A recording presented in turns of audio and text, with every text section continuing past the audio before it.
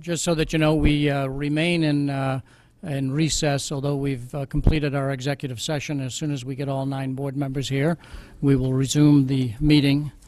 And we have already done a roll call and pledge, and so therefore, for those of you accustomed to coming to these meetings, there is no roll call and pledge because that occurred when we opened the session at 6:30.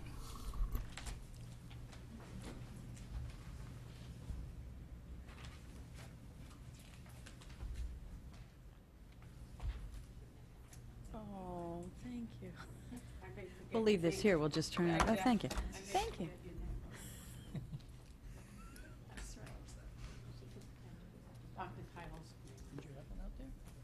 I didn't realize it was over there. Yeah, I've always had one, but I figured they just put Dave's out because I was on my way, or that he was coming later or whatever.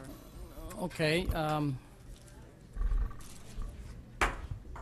We have held the executive session concerning the superintendent's evaluation and are resuming our special meeting of Thursday, July 9th. And our first business item is 3A, superintendent evaluation. The recommended motion is that point of order, Phil. Excuse me. approval of the superintendent of schools contract is the item 3A, number 1. Recommended motion that the Fairfield Board of Education into a contract of employment with David G. Title as superintendent of schools for the period 7/1/15 through 6/30/18 on the same terms as set forth in the 2014-17 contract, except the base salary for each year shall be as for the 2014-15 contract year unless otherwise negotiated between the parties, and that effective July 1, 2015, the 2014-17 contract be terminated and replaced by the 2015-18 contract. Do I have a motion? Point of order, Phil. Mrs. Gerber, seconded by Mrs. Kennelly. You had a point of order? I do. I believe that the discussion of this topic is not timely. The language in the contract clearly states that after the end of the first full year of this agreement, in June of 2015, the board, at the superintendent's request, may vote a new 3-year agreement, but shall be under no obligation to do so. We had 2 meetings during the month of June, and the chair did not put this item on the agenda, so I'm not sure how it can get onto this agenda without having reached a mutual agreement as a board as a whole through a public vote during a June meeting when it's called for in the contract. I'll read to you the message from our board attorney. You asked me to review the superintendent's 2014-17 contract of employment, the agreement, to determine whether the Board of Education, at the superintendent's request, can vote a new 3-year agreement for the superintendent at its meeting of July 9th, 2015, or whether any such board vote could occur at its June 23rd, 2015, only occur at its June 23rd, 2015 meeting. I understand that the superintendent's evaluation as required in Section 5 of the agreement has been completed. I also understand that the superintendent has requested, pursuant to Section 6D, that a new 3-year agreement be voted on the board and is agreeable that said vote be held at the board's July 9th, 2015 meeting.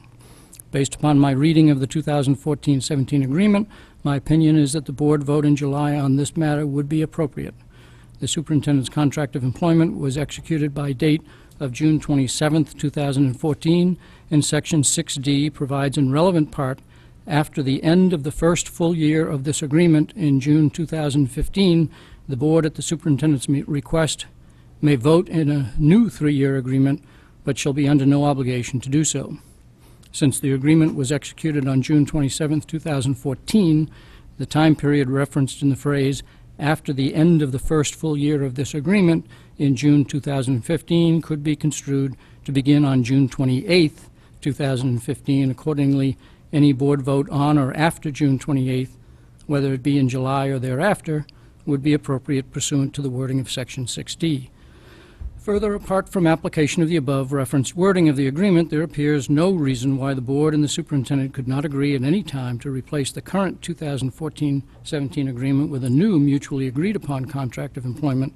Such would be consistent with the board's statutory rights and obligations under CGS Section 10-157 to enter into an employment agreement with the superintendent. This question was raised in an earlier executive session, was answered that our board attorney said that what we were doing was appropriate and legal, so that's And- why it's on tonight's agenda. And why was that memo not shared with the board? And I guess the question, another reading of that... Excuse me. May I finish? Another reading of that could be that it was executed on June 27th. It needs to be a year, and it has to happen in the month of June, so there are actually 3 days. The board attorney has issued an opinion that I shared with everybody in the room when we first discussed this matter. But in order to have kept this timely, why did you not bring it before the board for an extension at the last meeting? Because we would have extended it under the circumstances. The board was fully aware at the last meeting at the executive session discussing the evaluation that this was what was going to happen, so... But it wasn't placed on the So- agenda. So, with any further discussion on the motion in front of us? If not, all in favor of the motion, I won't read the whole thing, but to extend Dr. Title's contract for a 2015-18 period, please raise your hand. Mr. Patton, Mrs. Gerber, Phil Dwyer, Mr. Convertito, Mrs. Maxon Kennelly, opposed? Mrs. Lou McCormick, Ms. Carnell, Mr. Pat Fattabine, Mr. Llewellyn. The motion passes 5-4. The second action that is taken regarding the superintendent's contract is a recommended motion that the Fairfield Board of Education set the superintendent's base salary for 2015-16 at a 1.75% increase over the 2014-15 base salary. Do I have a motion? Mr. Convertito, seconded by Mrs. Maxon Kennelly. Comments from the board? Having no comments, all in favor of the motion that the Fairfield Board of Education set the superintendent's base salary for 2015-16 at a 1.75% increase over the 2014-15 base salary, please signify by raising your hand. Mr. Patton, Mrs. Gerber, Mr. Dwyer, Mr. Convertito, Mrs. Maxon Kennelly, opposed? Mrs. Lou McCormick, Ms. Carnell, Mr. Fattabine, Mr. Llewellyn. The motion passes 5-4. Thank you very much.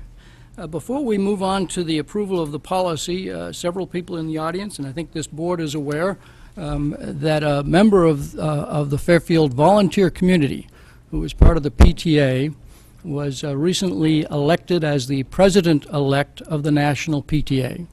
That is an honor to him as an individual, but it is especially an honor that the Fairfield PTA system would produce somebody who could be a national leader relative to students and teachers throughout the country. I wanted to ask Mr. Jim Arcomando if he'd come forward so that we can say thank you for that service that you're about to perform.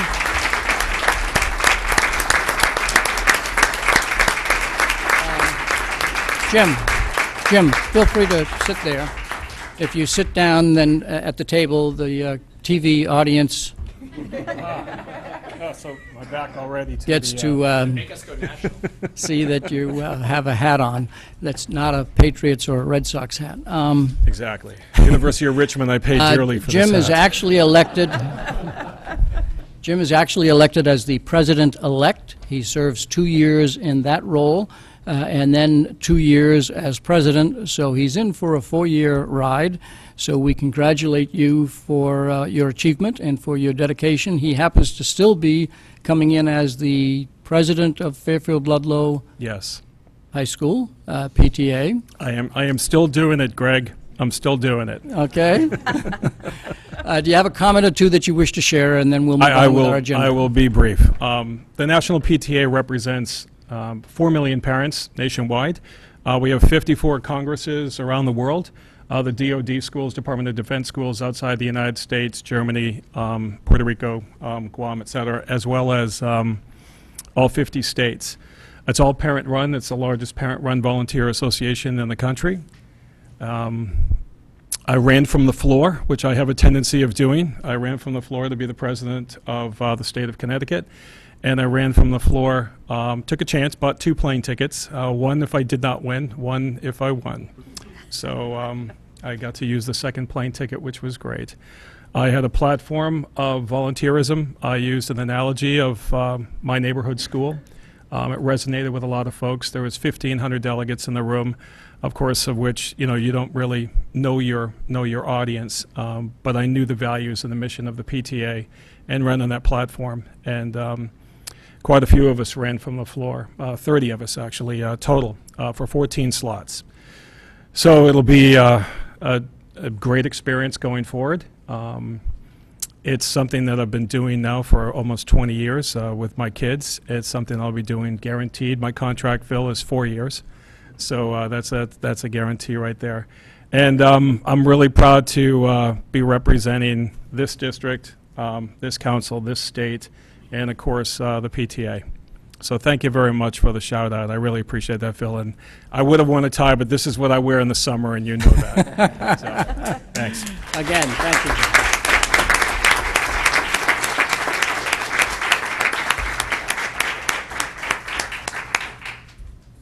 So we will move on to business item B, approval of policy 4217.5. The recommended motion is that the Board of Education approve policy 4217.5, personnel-staff/student non-fraternization. Does the chair wish to make the motion? Mrs. Maxon Kennelly.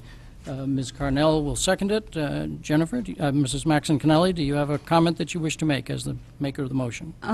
I would only say that I think similar to the smoking policy, to me, this is what I perceived as being a non-controversial policy. Again, just a way to be explicit about expectations, again, especially for new hires, but for current staff as well. And I didn't receive questions, so I don't know if there are any for this moment. Questions from the board? Well, first, Ms. Carnell is the seconder of the motion. Do you wish to make a comment? No, no, thank you. Okay. Questions from the board? If not, this is a voting item. We'll go to the public for any public comment on the motion in front of us, which is approval of policy 4217.5. Any member of the public wish to come forward? Seeing none, back to the board.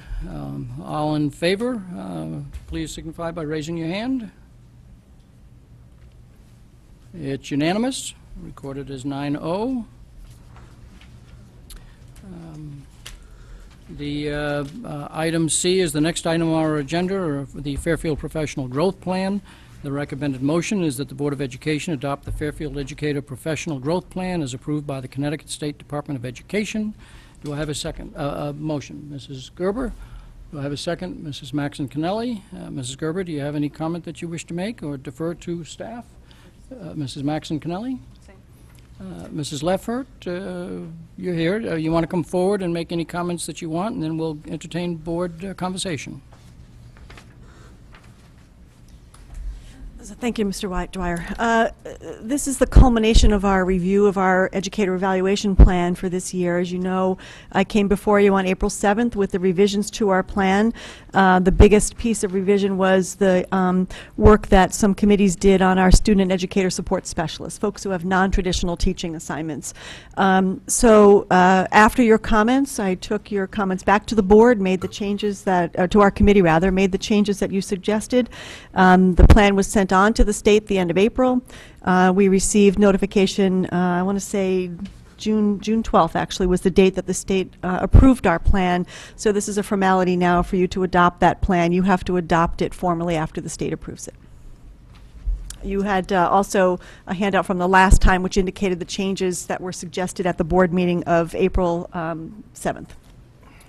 Where are we in the process of approval? So the last step tonight is just the adoption. You formally adopt the plan. The actual revision of the plan, that cycle is done. That was the April meeting where we could have the revision cycle. And once this is adopted, we can then get the information on to our data provider. We work with a data management system for our teachers. We can get that up to speed on the changes we made to the plan so that our plan is ready to go for the first of the school year. Questions from the board?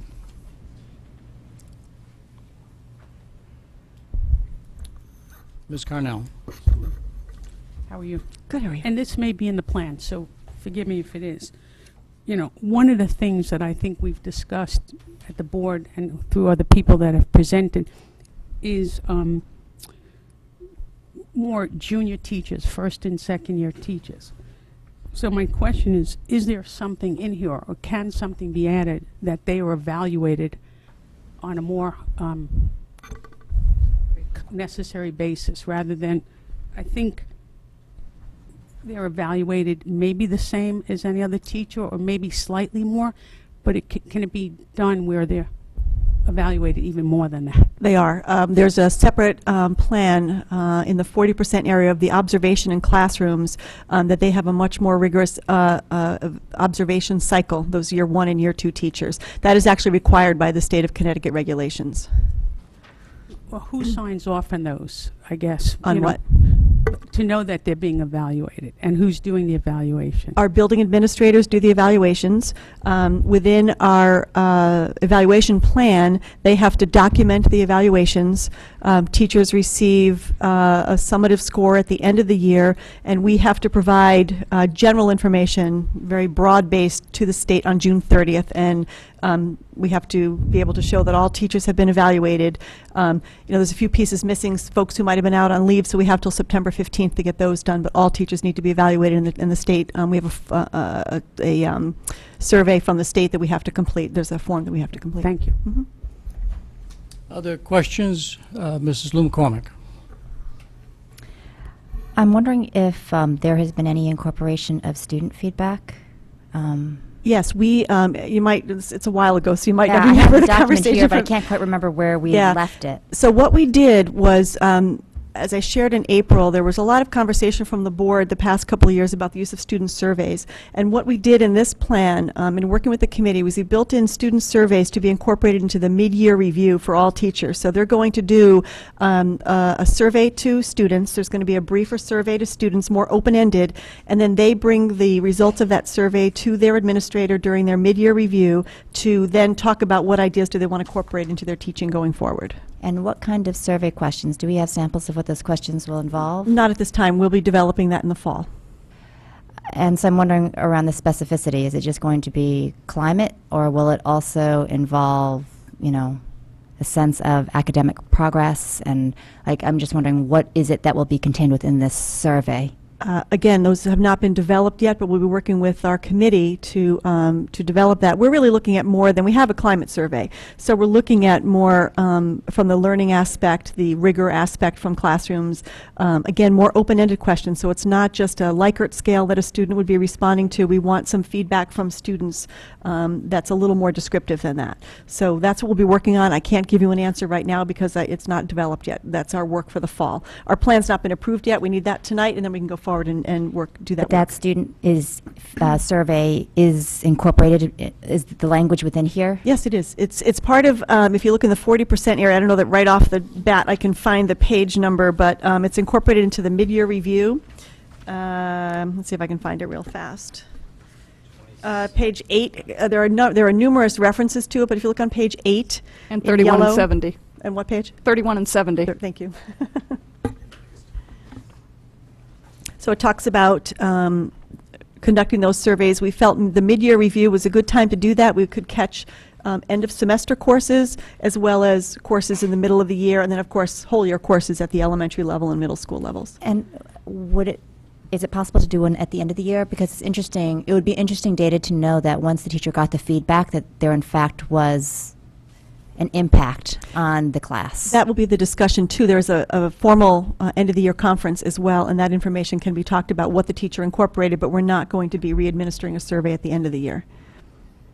So I'm just wondering how we know whether the survey and the delivery of whatever message is within there is actually effective. How will we even know? What's the point of it if we don't know? Again, the teachers will be identifying areas that they would like to incorporate into their teaching, or what they learned from the survey that, again, could be part of the conference at the end of the year evaluation. But what we built into the plan this year that the state has approved is for that conversation to happen at the mid-year review upon submission of those surveys. But we're not going to get the feedback from the students to know if Those it's are- been effective. That is feedback from students, at the end of correct. the year. That is in the mid-year, so that No, we I didn't know, want I to do, know. just a minute, we didn't want to do end of year, we wanted mid-year so that there can be some work towards between the middle of the year and the end of the year for any changes that a teacher might want to incorporate. And so that's what our plan says right now.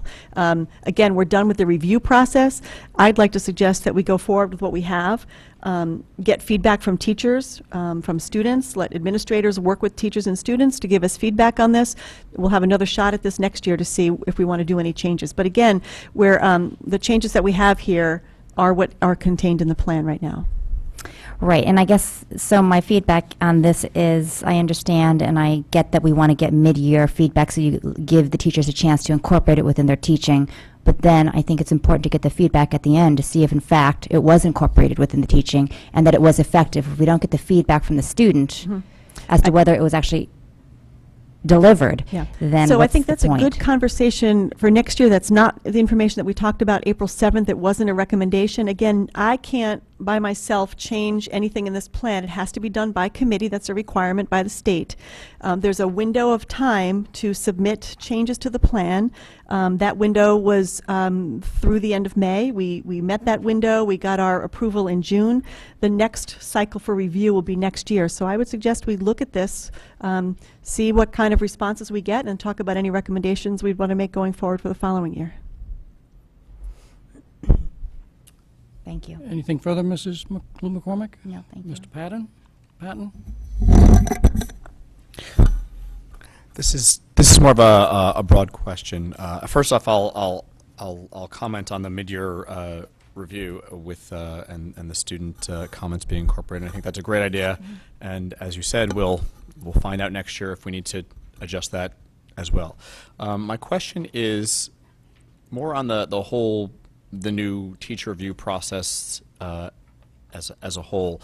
This is our second year because we piloted it last year on our own, correct? Yeah, this is our second year, but it is the first year that all of our teachers were included. We did not include the student and educator support specialists the first year that we did it, and then we included them this year, the 14-15 year. So we're going into our third cycle of this plan. So my question is, do you feel, between feedback from the teachers that did have to go through the evaluation the first time, so now this would be their second time, do you feel that piloting it was definitely beneficial or made no difference? Well, it wasn't really a pilot. It was a requirement that we had to do it that first year, and we had to have a minimum percentage of our teachers participate that first year, which we greatly exceeded what the minimum requirement was that first year. You know, it's still a work in progress. We're working very hard on our data management system. There's a lot contained in this plan, and there's forms that have to be done and go back and forth between the administrator and the teacher. So we're working to make that process as seamless as possible, and the administrators are very good about giving feedback to me. I can certainly work behind the scenes with our data management team. As far as the plan itself, there's not a whole lot we can do because we have to meet the requirements of the state. But our primary objective here is not to look at this as just evaluation to check off a box.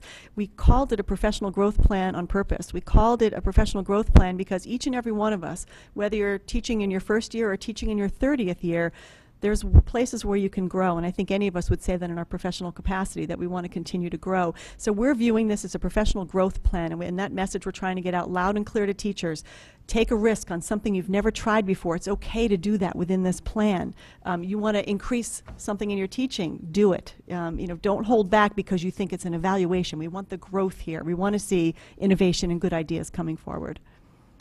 I suppose where I was going with this was more along the lines of, you know, we heard all sorts of comments in the beginning, you know, about how long and difficult these new processes would be, and just the fact that we've got to jump earlier than other towns on it. I was just hoping that maybe maybe teachers and staff would say, hey, you know, they're not so bad, and you know, we made adjustments from the first year to the second year and going forward, and there's lots of positive things that would, like you said, help us improve the way we instruct. It's definitely better, but you know, don't take my words to mean it's perfect. Our administrators are spending hours and hours and hours on this with their teachers. Our teachers are spending hours and hours. It's a very huge process, very different from how we used to work through our evaluation plan. Okay. Still a work in progress. Thanks. Ms. Patton, are you, any other questions or comments from board members? Mr. Fattabine. Hi. I just want to try and maybe get some procedural clarifications where we are and what draft is the last draft. You have the enclosure number 3 dated June 23rd, 2015 in our prior packet, and that's the draft where, You should see on the right-hand corner approved by the State Board of Ed, State Department of Ed June on June 12th. 12th. Yeah, Right, that's the that's plan the- we're that- working off of. right, that, Right. it says approved by CDE, State Department Correct. of Education, June 12th, 2015. The enclosure number for our packet is enclosure number 3, dated June 23rd, 2015. Yeah, this was to be scheduled for the June 23rd. Right, that's, I know, We didn't we get to it. we Yeah. slid, like a lot of things slide, but I just want to make sure I was, so the procedural way, you know, we had our original plan, which you mentioned the board previously adopted, and then it had to go to the state for their approval. No, the or board not didn't adopted, adopt but- it. You gave us permission to Send it send to it the on to the state, state right. with consideration of the changes that you asked for. We approved Right. submission. Correct. Right, we approved submission. I know it's Um, confusing. Well, so I understand that. Then the state had some comments, I imagine. Correct. Now, in this document dated June 20, or our document dated June 23rd, 2015, approved by the Connecticut State Department State of Ed, Department right. of Education, dated June 12th, there's yellow lining in this. Yes. Is this, I just want to understand what the yellow lining represents. Does that represent the language that the State Department of Education wanted to see versus the one we had not approved but had sent up? No. The yellow lines are the changes that we put forward. The state has, I'm giving you the copy that got sent to the state. The state asked us to yellow highlight everything that got changed. I had to submit a form that said Right. what pages there were substantive changes to. So what you're seeing in yellow were our recommendations for changes. We had one small correction back from the state. We had changed some language on the observation, and they wanted us to put back the old language. It was a sentence that we All just right. had to change. All right, so So then that was- they've all right. approved this Right, document. that's what I thought. I thought you said that at one time that the state had indicated some other things should have been included in the document, or had some comments or suggestions to, or required some inclusions. Every year But they will. they're not correct. highlighted. What those were, do we know, are they highlighted in here? There's only one, and I can tell you in Page just... 19. Mrs. Maxon Kennelly, would you like to... And those are in, Page 19 is correct. On the first and second year teachers, we had made one change to that first box on the right, the requirements, where we said 2 of the evaluations of first and second year teachers could be in-class observations, and the third one could be what's called a review of practice. A review of practice is still 30 minutes, could be an observation of a data team meeting, an observation of a PPT, an observation of a teacher's plan working with the administrator. The state told us the 3 have to be in-class observations, so Mrs. Carnell, this kind of goes to what you were talking about. So we changed that language back to 3 formal observations, all of which are in class. So that's the Right. change in language. And then the 2 must include a pre-conference, and all must include a post-conference. That Right. blue is the state correction for us. all right, that just clarified. I just wanted to clarify. That's the only that. correction the state sent back to us on Okay, this. all right, because with our other yellow corrections, we complied with what they requested or what they wanted. Yeah, the yellow are our changes. Right, and they were Yes. happy with those. They They were said fine those with are fine. Correct. All right, I just wanted to sort of clarify I know the that in my own process is a mind. little confusing. I get it. Oh. We're getting it now on the 3rd time, though. We're getting it. Is that Thank it, you. Mr. Fattabine? Any other questions from board members on the, Mr. Convertito? Just briefly, on page 72, I guess this is probably going to come back to the board again because that first highlighted paragraph has SBACs in there, and now we've gone to SATs. Well, it stays in there for now because actually the state gave us a waiver for the 15-16 school year. So for now, this language will stay in here. Once we know for sure where we're going, that language will change for the following year. Thank you. Any other comments? Ms. Carnell?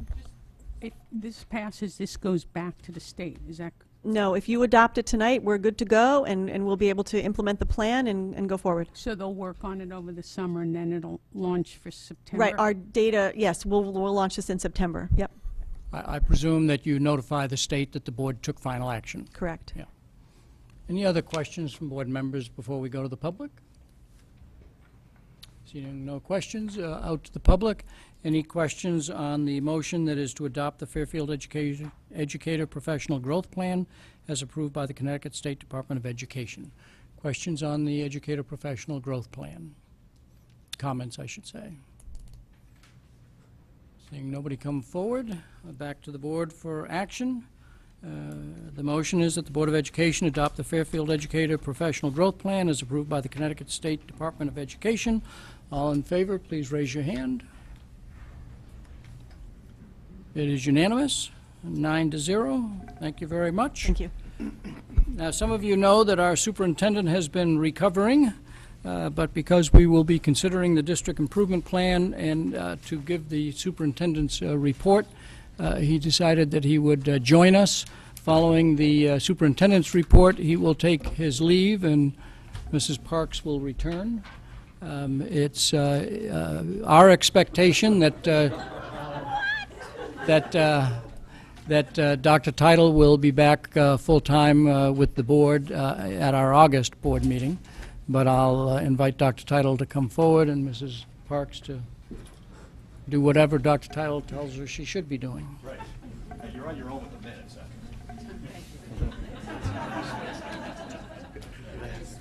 You guys discuss the minutes, the chair will be empty. Okay.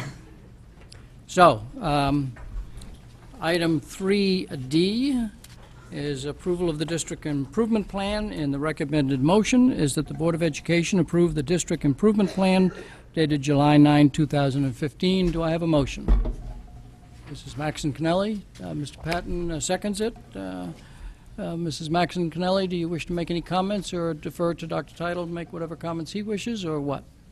You made the motion. Just one quick comment. I'm sure I'll have plenty more later.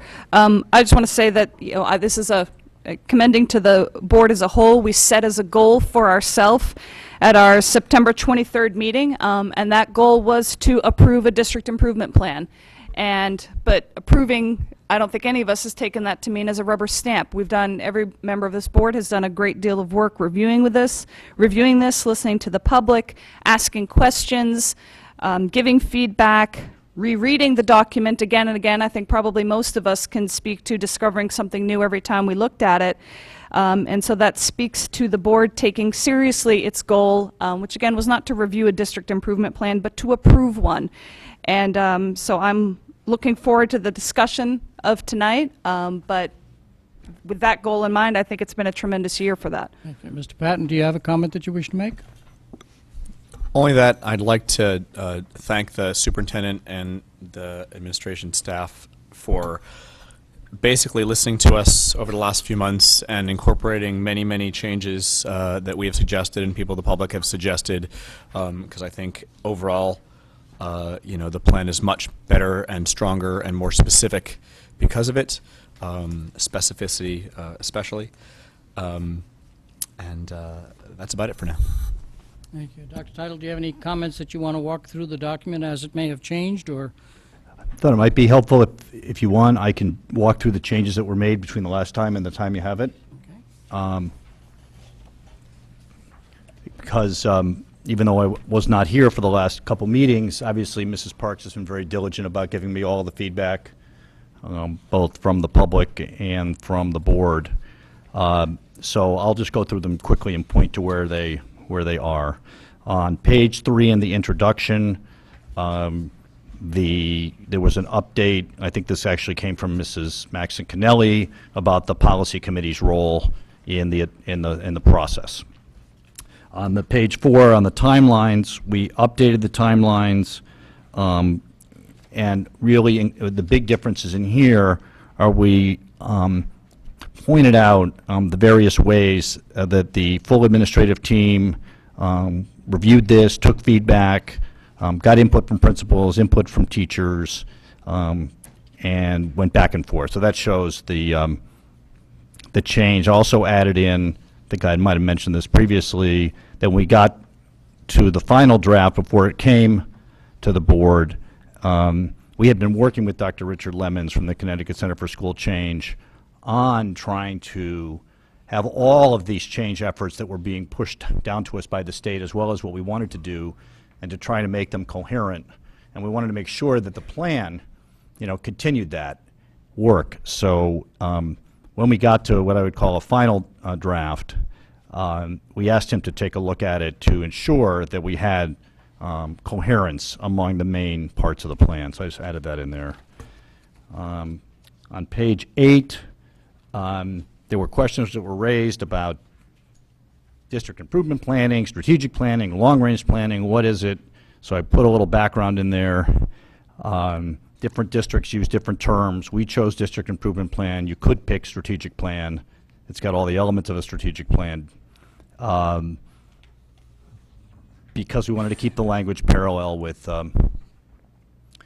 school improvement plans. So I looked at some other districts' plans. For example, West Hartford uses the term district development plan, and then their school plans are called school development plans. So everyone's got a little bit of different language, but the content is the critical part here. On page 10, this language, I think, was adopted by unanimous consent at the last meeting by the board, so it's in there. I believe that was Mr. Badabean's language, if I remember. On page 30, we changed the wording of 2-6. I believe that was also board change from the last meeting. Right? Is that a unanimous consent item also? Okay. On page 32, there had been some discussion. This came from a number of parents, I think, and some of the forums about sharing common assessments with parents and making a better effort with that. And so we clarified and were more specific. So 420 specifically references that issue as parent communication. And 421 then is the more general communication. So that we've essentially added another specific action in there. And that was based on feedback. And the last item that was changed was page 39, the school climate survey. That didn't clearly match up with the description of the school climate survey in the earlier part of the plan, and so we added in what the 3 domains were that we were counting and what the scale was for those. Those are the changes. This has gone through a lot of hands, and you work on this thing, and it's a little bit like in the old days what you used to call a term paper. At some point, you just want to turn it in and get a grade. So, in my view, this is the administration's, this is the leadership team's best effort. A little bit like when I turn a budget over to you guys. This is our best effort. This is what we think should be in there. At this point, if we thought other changes were warranted, we'd have put them in. So to some extent, it's in your hands. If you want to change it, it's your right to do so. And I'll try my best to be quiet, but I will answer questions if they're directed at me. But I will need some help from my team as well on some of the specifics. But I will say that, for all intents and purposes, this is the plan we're recommending. Should the board wish to change it, it's of course within your purview to do so. So why don't we take some questions and comments, and then at some point we'll go to the public for any comments that the public wish to make, and then back to the board. Any comments that people wish to make, questions, observations? Mr. Fattabine. Well, I think having reviewed this for some time now and gone through the iterative process of changes going back and forth, I think this is likely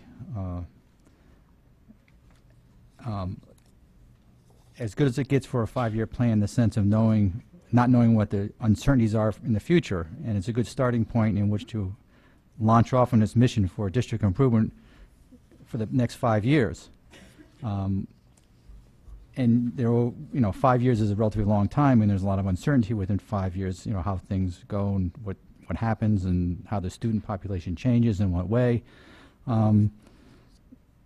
So that's the only reservation I have, in the sense that it appears to be, it's a good direction, I believe. I think it was well thought out, well laid out, received a lot of the input and made some changes that the board wanted, and at this point I have no real reservation of moving forward with it, except on the uncertainties that 5 years bring. Mm-hmm. And because of that, before everything's said and done, I will probably make an additional motion to only change or add, I believe it's 4 words. And that is So the... if you please be clear on the page Clear. and the It's sentence and all the it's rest. the last, on page 10, the last sentence. Basically says, during the 3rd year of implementation, a formal review of the plan will be undertaken to determine if specific actions need to be modified subtracted, or added to the plan for consideration and affirmance of the Board of Education. The only thing I'm thinking during the third year, that could be the last day in the third year, and you're 2/3 done with your 5-year, or 3/5 done with your 5-year plan. I got to take remedial math, I think, but in any event, so I would prefer it would be during the first half of the third year. So it's really pretty much midpoint of your plan. So or the first half of the third year. It could be in the last month of the third year. It could be year, whenever you implement it. So in other words, the idea being you're at about the midpoint when you get your assessment formally as to what's going on here. I thought that was a better point than, in essence, as it's worded, it can be 3/5 over, and you don't have a lot of room to make changes in the last 2 years. So you're sort of going in a direction that, in most likelihood, is a good direction, but yet in 2 years things change. You may have a reassessment as to how we can tweak it or how we can change, modify it, or change it slightly. You sort of want to know, I figured halfway through was a good point to do that rather than too far into the third year. So that's why I would recommend. Okay, can I ask one question while you're finishing that sentence? Well, I have to finish before you ask, but I finished. Halfway through happens to be January, which is our annual budget meeting cycle. Would you agree that maybe halfway could be February? Or December? Well, I just, halfway would put it right in the middle of our budget month, so I'd ask for I don't know when this is going to, it says year of implementation. When is this going to be, is this going to be implemented the day after we approve it? So if it's implemented the day after we approve it, you got 2.5 years out from there. I don't know, that's, So it depends on when you start. what sentence how do you want to change that sentence? During the first half of the third year of implementation. So if it's implemented, if we approve it tonight, it's implemented tonight, then go 2.5 years out, and that's when you do your formal review. I don't think that's that would be.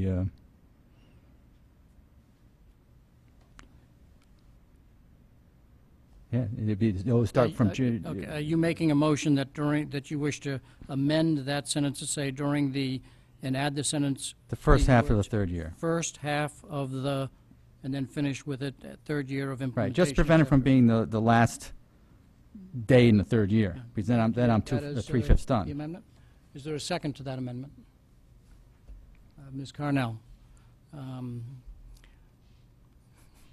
Frequently, you make the argument, then the motion, so do you have anything further that you wish to comment on that motion to amend? No. Okay. Ms. Carnell, do you have anything that you'd like to add as the seconder of the motion? No, just that I agree with Mr. Fattabine that if we wait till the end of the third year, that will, in the school year, that would, and then we have the summer, so anything really couldn't be incorporated to the start of the fourth year. So if we do it earlier, we would be ready, as opposed to just having the summer to make changes. Okay. Dr. Teitel, as the administrator of this, do you have a comment on that as an amendment? And then I'll go to Mrs. Maxon-Connelly. My only comment would be that whether you do the review in December or January or June, you'll be talking about year 4 of implementation, making changes there. Year 3 will be already underway. So from the perspective of that point, it won't really matter. That's my only comment. Mrs. Maxon-Connelly, and then Mr. Llewellyn. I appreciate Mr. Fattabine's point. However, if you look at the data metrics that we're collecting, a good number of them, CAPT isn't available until March. AP exams won't be available until May. So many of these tests, we need a full school year to do so. And since we are beginning the second year of the implementation with our first review, and then we'll have another chance at giving feedback.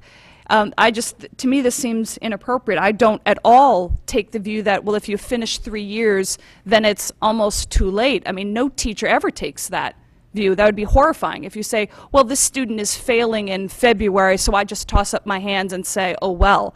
because I'm 3/5 of the way through my school year. 2 years is a significant amount of time to make significant adjustment, and I think that you also need to have time for measures to play out as the data teams, both at the school level and at the district level, work with this data, make adjustments, adjust strategies. It's, again, I hear Mr. Fadbian's point. I just think you need the 3 years to play out, and to have that 3 full years collection of data. Some of these might take that long to really be seeing their success.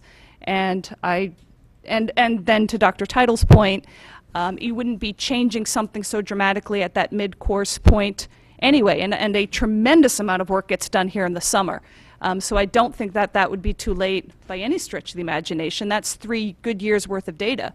I don't think there are too many decisions we want to make based on 1 year's worth. So that's why I would not be in favor of that amendment. Mr. Llewellyn. Thank you. I might almost suggest that we say, rather than during the first half of the third year, it would be at the conclusion of the second year. Dr. Title makes a very good point that if we wait until the third year, we actually can't implement anything till the fourth year. And to, kind of balance what Ms. Kennelly just said is that we're not saying that things are right or wrong. It's saying that it'll be undertaken to determine if specific action needs to be modified. So it's not saying things will be modified, but I understand that we need to have enough data upon which to make decisions, but at the same time, you want to make sure that you have time to make adjustments if necessary. So I almost think it should be at the conclusion of the second year. That gets us around also your other concern, which is you need to have all those test scores that come out in March and April. So, you're done the budget season, the fall is ramp up to budget, all winter's budget. So coming into the spring is when actually the administration will actually have time to focus on this. So I think with the conclusion of the second year. To move it to the third year means you can't move anything to the fifth year. Any other comments on the amendment and the amendment only? Mrs. Lou McCormick, followed by Mr. Patton. Just as a point of clarification, when we talk about the last sentence, I guess I'm wondering how that interacts with the first one, the new language that we included, which says that the superintendent shall present the implementation status of the DIP together with any recommended modifications for consideration and affirmance of the Board of Ed. So aren't we reviewing it every year anyways and looking for any recommended modifications, discussing it, and then affirming it? I guess I want to understand what the difference is between this formal review of the plan versus the presentation of the implementation status, because I would imagine that we're going to receive the statistics at the end of every year. Am I incorrect, or are we I'll going to ask have to Dr. wait for 2 Title years? to explain the difference between the annual review versus what he anticipates for the third year review. Okay. So the data points, generally the game plan would be to present those in the fall, because a number of the data points, some are available in March, some are available in April, some in May, but a lot of them aren't available till over the summer, because you're looking at credits earned by kids when they graduate. We'd have to, pull that off of the Infinite Campus system after graduation, looking at those kinds of data. So the idea was annually in the fall we would look at, we would at that point have each year an annual review of the progress on the student performance indicators. In my experience with strategic planning and long-range planning, which is lengthy, I think that it's important that there be a formal review mechanism of the effectiveness and the wisdom of staying the course exactly as is at about the midpoint of the 5-year plan. To make too many changes after, say, 1 year of implementation is really not, likely to be necessary. But the language that you put in there allows for that to happen in the event that, we've really missed the mark on something. In the formal review process, what we will ask staff to do is to look at all the remaining items that have not yet been implemented, and look at them and say, number one, do we want to keep them? Do we still want to head in this direction? And so some things could be eliminated. Do some need to be modified? And third, does something need to be added? Is there something in this area, this arena, that is proving to be a problem? Something's happened in the last couple of years, and we need to add, say, a couple specific actions under, say, communication that we didn't have there, before. And that's something that is really best done after you've had 2 full years of implementing 2 years' worth of plans, about 40% of it, and you're at the midpoint of the third. So that's the difference, is a much more formal review process for the people that are doing the implementing to come back and say, this is what's gone well, this is what hasn't gone well. You'll have 2 complete years' worth of data points by the fall of that year. I think if you do it at the conclusion of the second year, say if you did it in June of the second year, you wouldn't have all your data in for that second year at that point, because you wouldn't have all the end of year stuff that we need from folks. So that's how I envision it. I've not ever done one where every single year the board reviews the entire plan and makes adjustments to it. That was your language, not my language.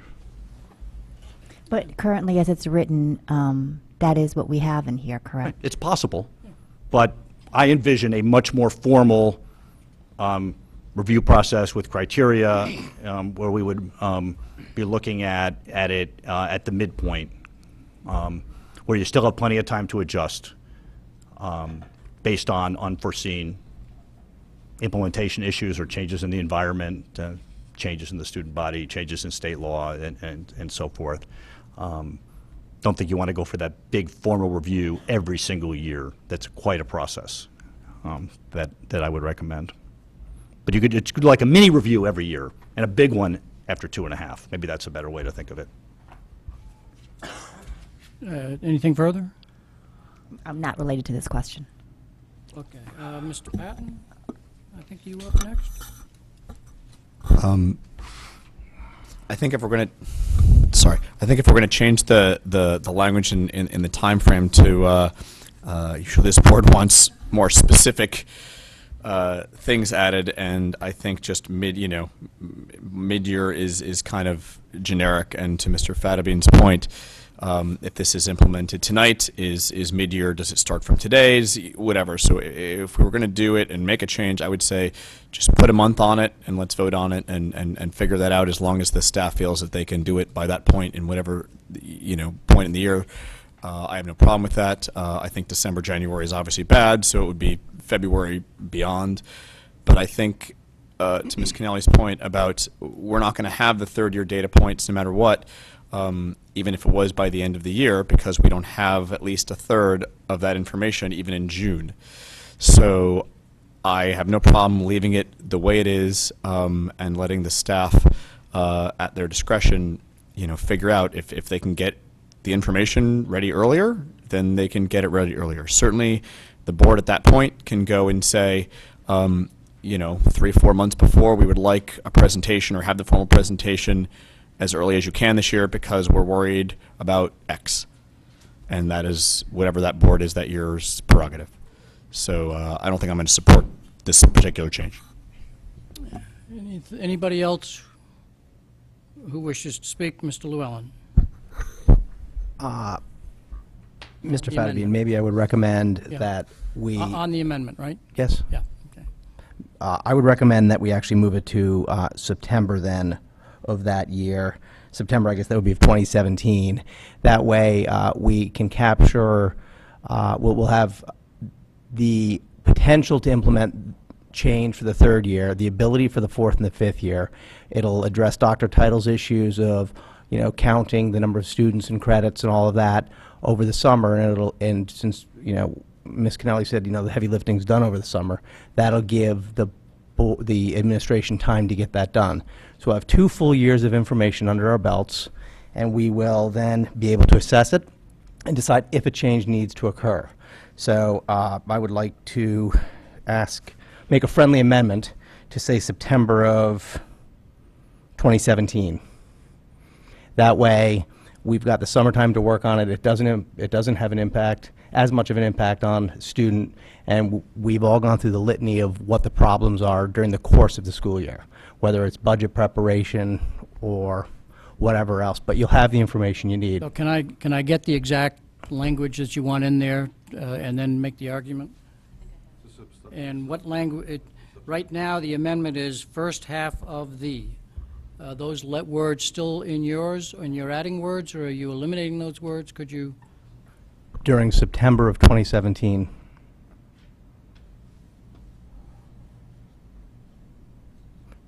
Strike the rest, would strike to the First comma, half of the.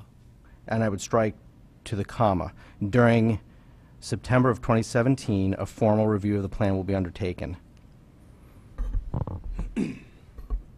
So you would strike Mr. Fatabean's amendment, first half of the, and also strike the main words, third year of implementation. I'm giving a date certain, correct? Right. Have you got that? Mr. Fatabean, the amendment belongs to the board, but our process has been to first ask if the maker and the seconder, and if there's unanimous consent, then it would replace it. First, Mr. Fatabean.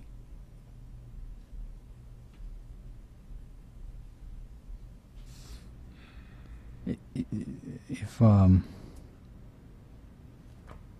understand that correctly, the date, and if I try and figure out what my dates would have had to be the first half of the third year, it would have been,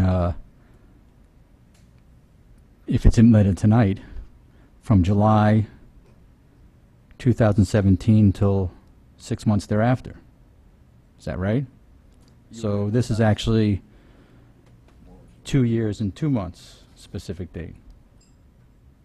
That's right, correct. This is quicker. Well, it would fall within the range of which I originally indicated, I think. Yes, correct. That's correct. So it's not really, I gave more flexibility in my original amendment to make it anywhere within that 6-month range. So Are you accepting Mr. Llewellyn's friendly amendment or not? I don't, in my opinion, it's more, it'd be more flexible if the administration had a range in which to work. But, you know, it's up, Dr. Tyler may comment. What does he prefer? Well, It doesn't make a difference first, if we it have falls a- within my range. Mr. Llewellyn, you've made a motion, I presume. I did. And so therefore, we have to deal with that motion, and if you are, Well, whether if as far as, look, it falls within the range I specified as when it would be nice, around the midpoint. That specific date's around the midpoint, and it fell within the range of my original motion. So if Dr. Title's okay with that amendment and saying, I can work with September 2017, okay, so. I'm fine with it too. So you're I don't asking care. Dr. Title's viewpoint on Mr. Llewellyn's friendly I amendment? don't, Okay. as long as Dr. Title. it doesn't go too My far. opinion is I like the language the way we wrote it originally. Oh, I'm looking for maximum flexibility. No one's trying to do any end runs here.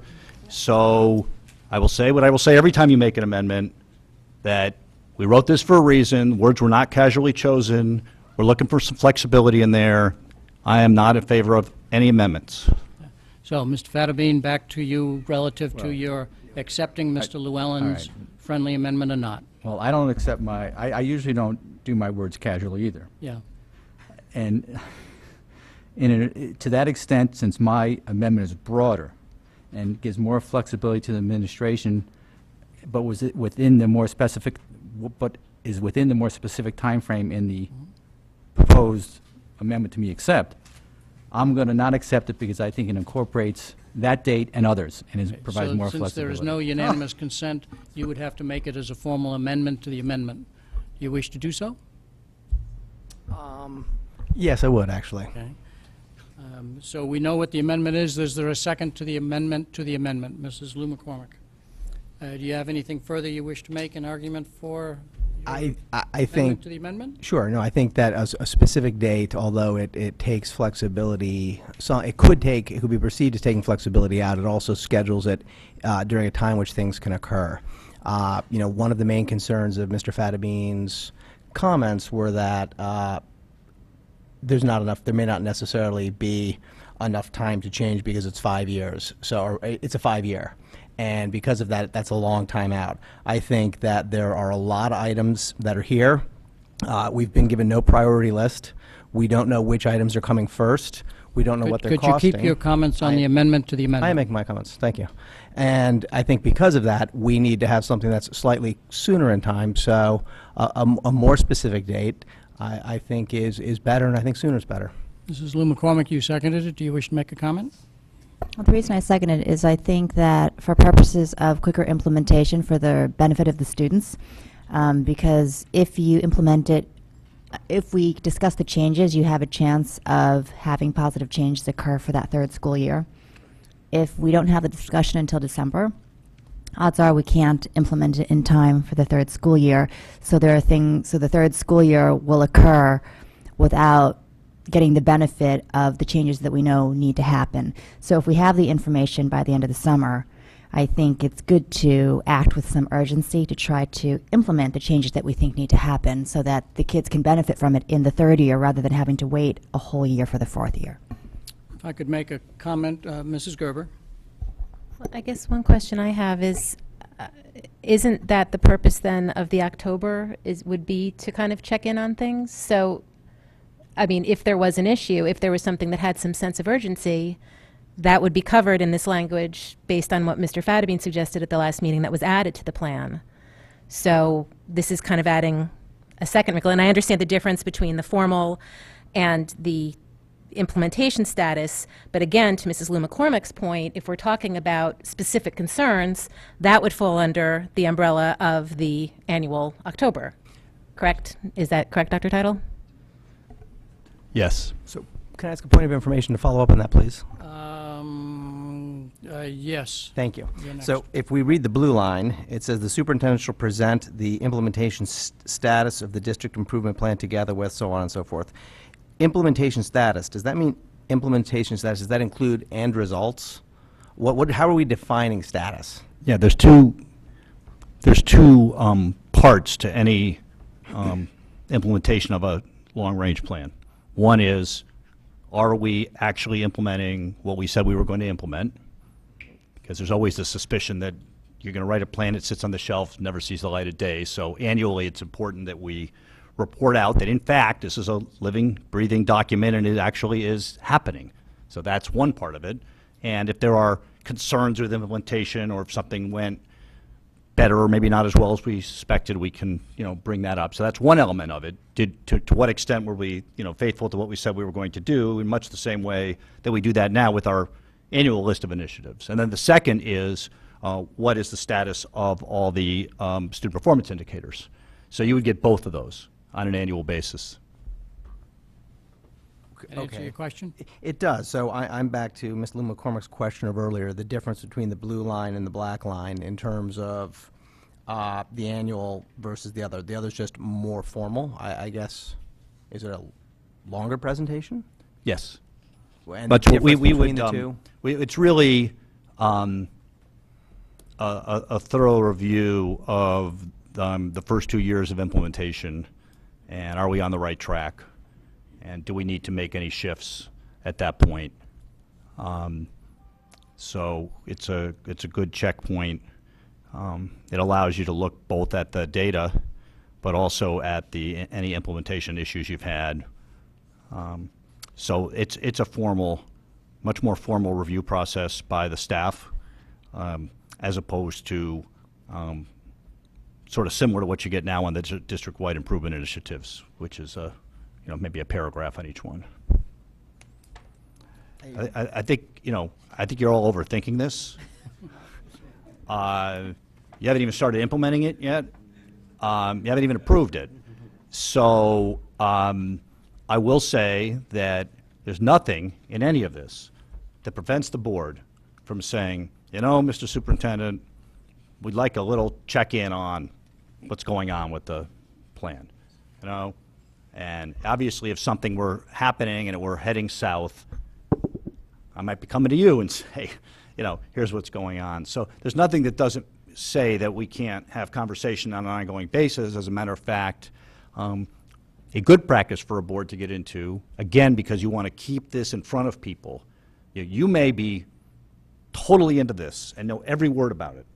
There's a lot of people out there who are saying, long-range plan, this plan, I mean, that's somewhere. I don't know what it is. So the more we can put it out in the public and have discussion about the different elements at the board table, it's actually a good thing for the district to do. So I'm not sure getting wrapped up in exactly the formal updating process is as important as sort of an ongoing discussion of the key points in the improvement plan. If I may make a comment, I think the document as it stands without amendment is very clear. The board wishes to review this annually, and we are committed to, at the end of the second year, quote, during the third year, to do a more formal review, a deeper review. And I think that flexibility is needed because you can't judge where we will be in the third year. So during the third year is, for me, sufficient specificity, if I said that correctly. Other comments from the board? So I won't be supporting the amendment to the amendment. Other comments from the board? Yeah, we're on the amendment to the amendment. Mrs. Lou McCormick. Just to clarify my understanding to make sure I'm clear on this. So my understanding is this October annual review will be a report of the status of how things are going. However, in this third year, you will actually proactively bring to us recommendations of actions that need to be taken, which wouldn't necessarily occur in the interim years. You would Correct. just tell us how things are going. Right. But I you mean, won't have a if- recommendation. Well, let's put it this way. The opportunity is there after a year to recommend changes to you, but I would not anticipate that occurring because after 1 year, you really don't want to jump to too many judgments. And so you would have potentially a number of recommendations in the middle of the third year if they're warranted. So it would be much more thorough review as opposed to just a check-in kind of a thing. Yes. Right. So then, based on that understanding of what the difference is, I would again say that I think having a specific date like September is good because then we don't lose the third year. Again, if we do it, say, in May, we're not going to capture the third year's statistics to benefit from the third year statistics yet. And neither will we be able to implement in time for students in the third year.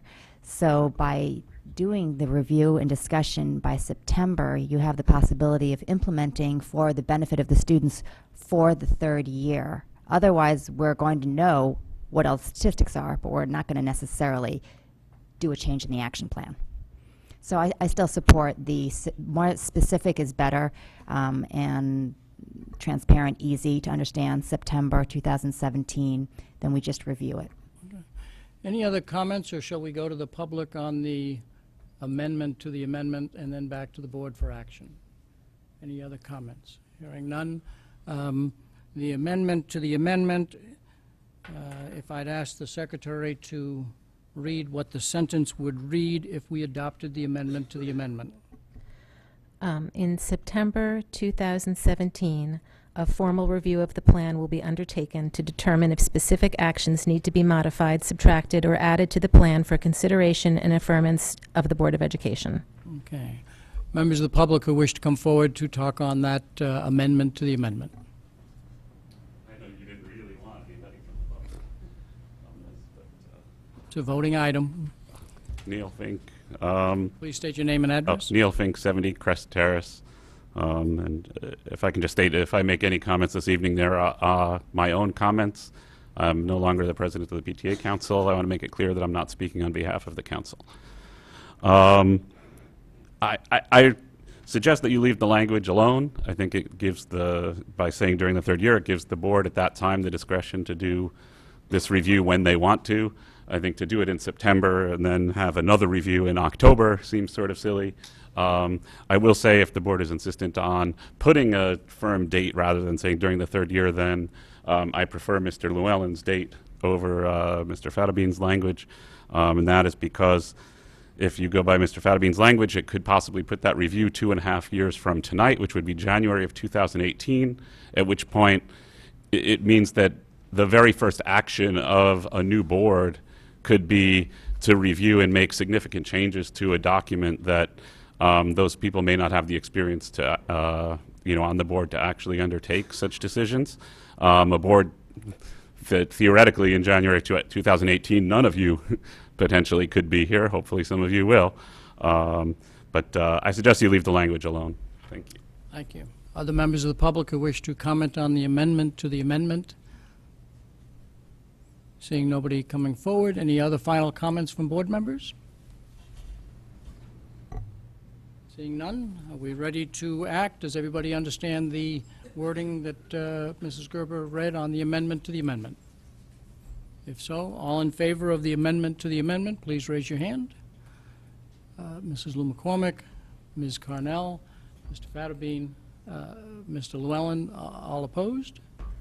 Mr. Patton, Mrs. Gerber, Mr. Dwyer, Mr. Constantino, Mrs. Maxon Kennelly. We're back to the original amendment, which I believe reads that during the first half of the third year of implementation, if I'm correct.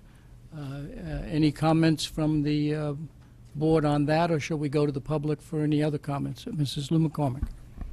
I'll just say that I think that that's better than just giving full leeway for the third year. If not, we'll go to the public. Similar issue, but nonetheless, it is a different amendment, so please step forward, state your name and address.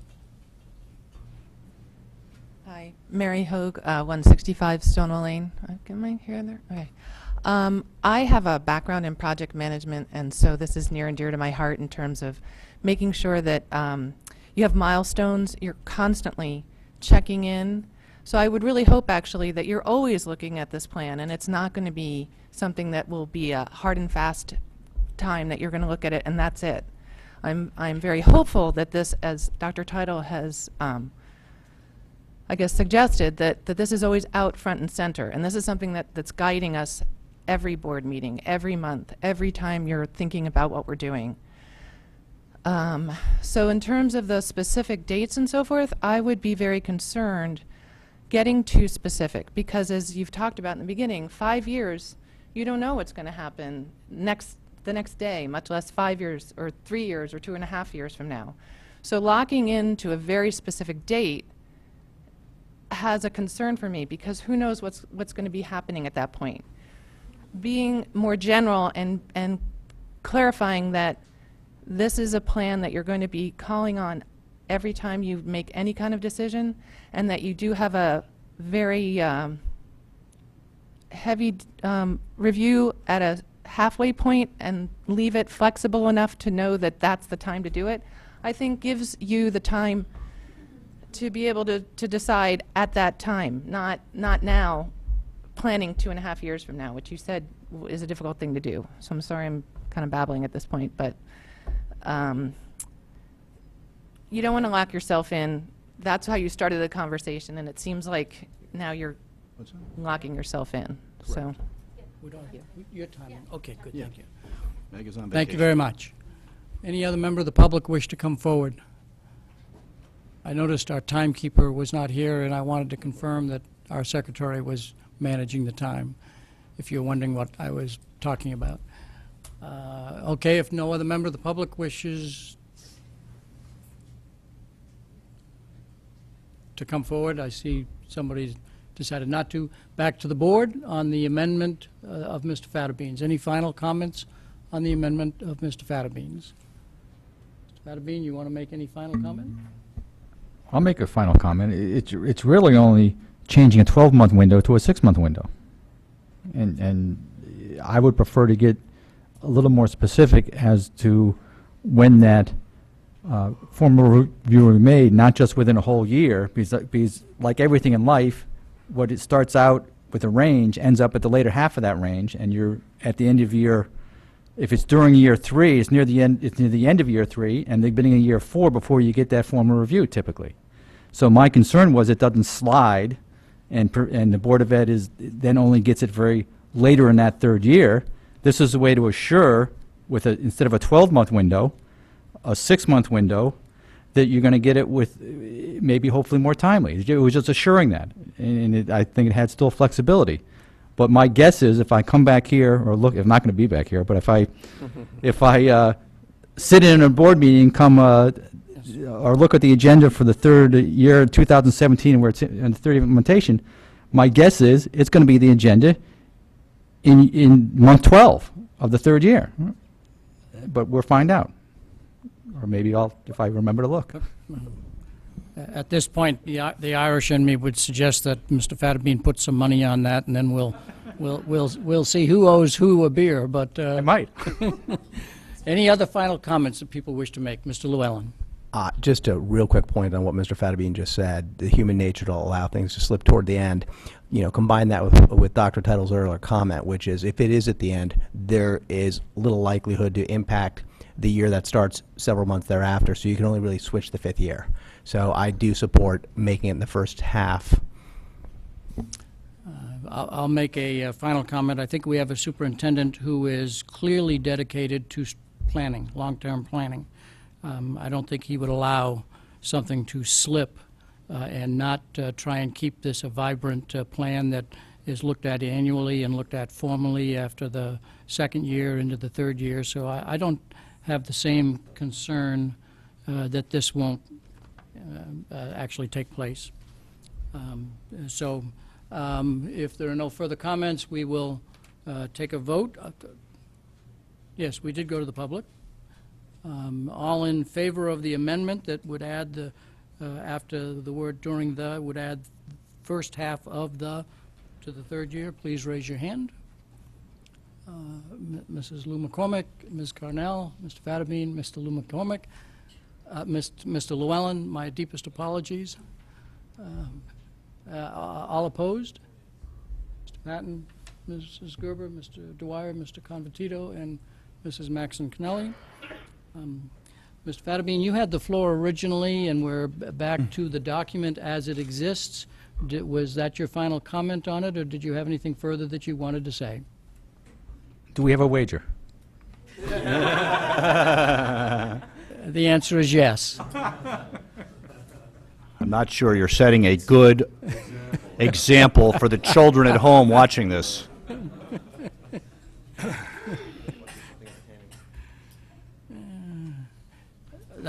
Any other board members who wish to make a comment on the plan as it's currently presented? Mrs. Maxon Connelly. I have a few questions and then, dare I say, a couple of language suggestions. But I'll make it fast. People either like them or they won't. First of all, on page 5, you referenced this when you were doing the overview of the changes. And if I could just ask you to clarify when you're asking questions of clarification, yep, and will when do. you I'm going will to do all be- the questions first. Okay, thank you. On page 5, again, this is going back to point number, number 9, in reference to Dr. Richard Lemons, because I've heard comments from the public, engaged in conversations regarding the sense of a coherent framework to this. And so I was wondering if you could just, because I was not familiar with this group, the Connecticut Center for School Change, and so I recognize that you have the word coherence in here, so if you could just clarify who he is and exactly what his role was. Sure. He didn't really have a major role in this development. It really was developed both conceptually and substantively by the staff here. But we had engaged the Connecticut Center for School Change. It's an organization that actually sponsors the superintendent's network that I belong to, that you've heard I go annually to a conference at Harvard, and we do the instructional rounds, and 2 professors from Harvard are part of that, and he's part of that group. He used to be a professor at UConn. He worked for a foundation. He's a very, very well-respected individual. And when we got hit with all of these change initiatives from the state a couple years ago, people were really overwhelmed by them. And we had Common Core. You know the drill, right? I'm preaching to the choir, right? I mean, we were overwhelmed by it because we already had initiatives going on. And we looked at this as an administrative team and said, we can either say, woe is me, all this stuff is happening, it's all terrible, or we can say, look, how can we make all of these change initiatives, plus what we want to do, work together and see connections between them so that there's actually more power and we can use some of the mandates from the state to our advantage. And we really didn't feel we had the expertise in-house to do that, and so he worked with us for a year to sort of look at what are all the initiatives you have, how close are these to the instructional core, really improving instruction, and how can all of this fit together. So when we developed the plan, we brought him in for one day to just look at the conceptual development of the plan, because this is a bit of a hybrid model, combines several different planning models into one. And just as like a double check to say, do we have something way out of whack here? And he was very pleased with it. His biggest questions actually revolved around implementation, which we were just discussing. And what are the roles of the school, and how do we set up structures once we go to implement this to ensure that there's alignment. And so that led us to the development of, and we'll share with you in the fall, the new model of school improvement planning and the new data that we'll get from school improvement plans, which will align perfectly to this. So that came out of that discussion. But he did not, he was not a consultant in the sense that he had the answers and we put them into the document. He was there really as a check on the internal coherence and really to push us on, so how are you really going to operationalize this? Okay, thank you. Yeah. My second question is that there were multiple references in the document to this district improvement plan being a mix of continuing initiatives and efforts and new ideas. One thing that I did appreciate, having looked at several of the school improvement plans, was the consistency of the language. I mean, that communicates a very clear message to staff as well. But regarding that idea of continuing initiatives that they are already doing, I was wondering if you could give me examples. Well, there's quite a bit here that really tries to build on what we were doing and make it better. You know that school-wide data teams, school improvement planning, instructional rounds are something that have been in the system for a while, and we're continuing to deepen our focus on that. Another example of one we I would call it a midway one, where we've just sort of started doing it and we really want to accelerate it, is the concept of teacher leadership. We really just formally made a big move on that in the last year or so. We're training facilitators to do rounds in their schools as a way to really accelerating that particular practice. And that's something that's worked really well. And so that's sort of like we really want to build on that for other initiatives. So that's one where we hadn't done a lot with it. We just took baby steps on it, and now we really want to accelerate. And if you look at some of these performance indicators and data measures, this is, one of the things we really wanted to do with this was really break the mold from simply looking at a lot of test score data. I mean, there's plenty of it in here. You can't get away from it. But looking at extracurricular activities, participation as a sign of the connectedness of students to schools, and really putting forth an effort to getting more kids involved in the life of school after school. And that's shown to be positively correlated with student engagement and buy-in.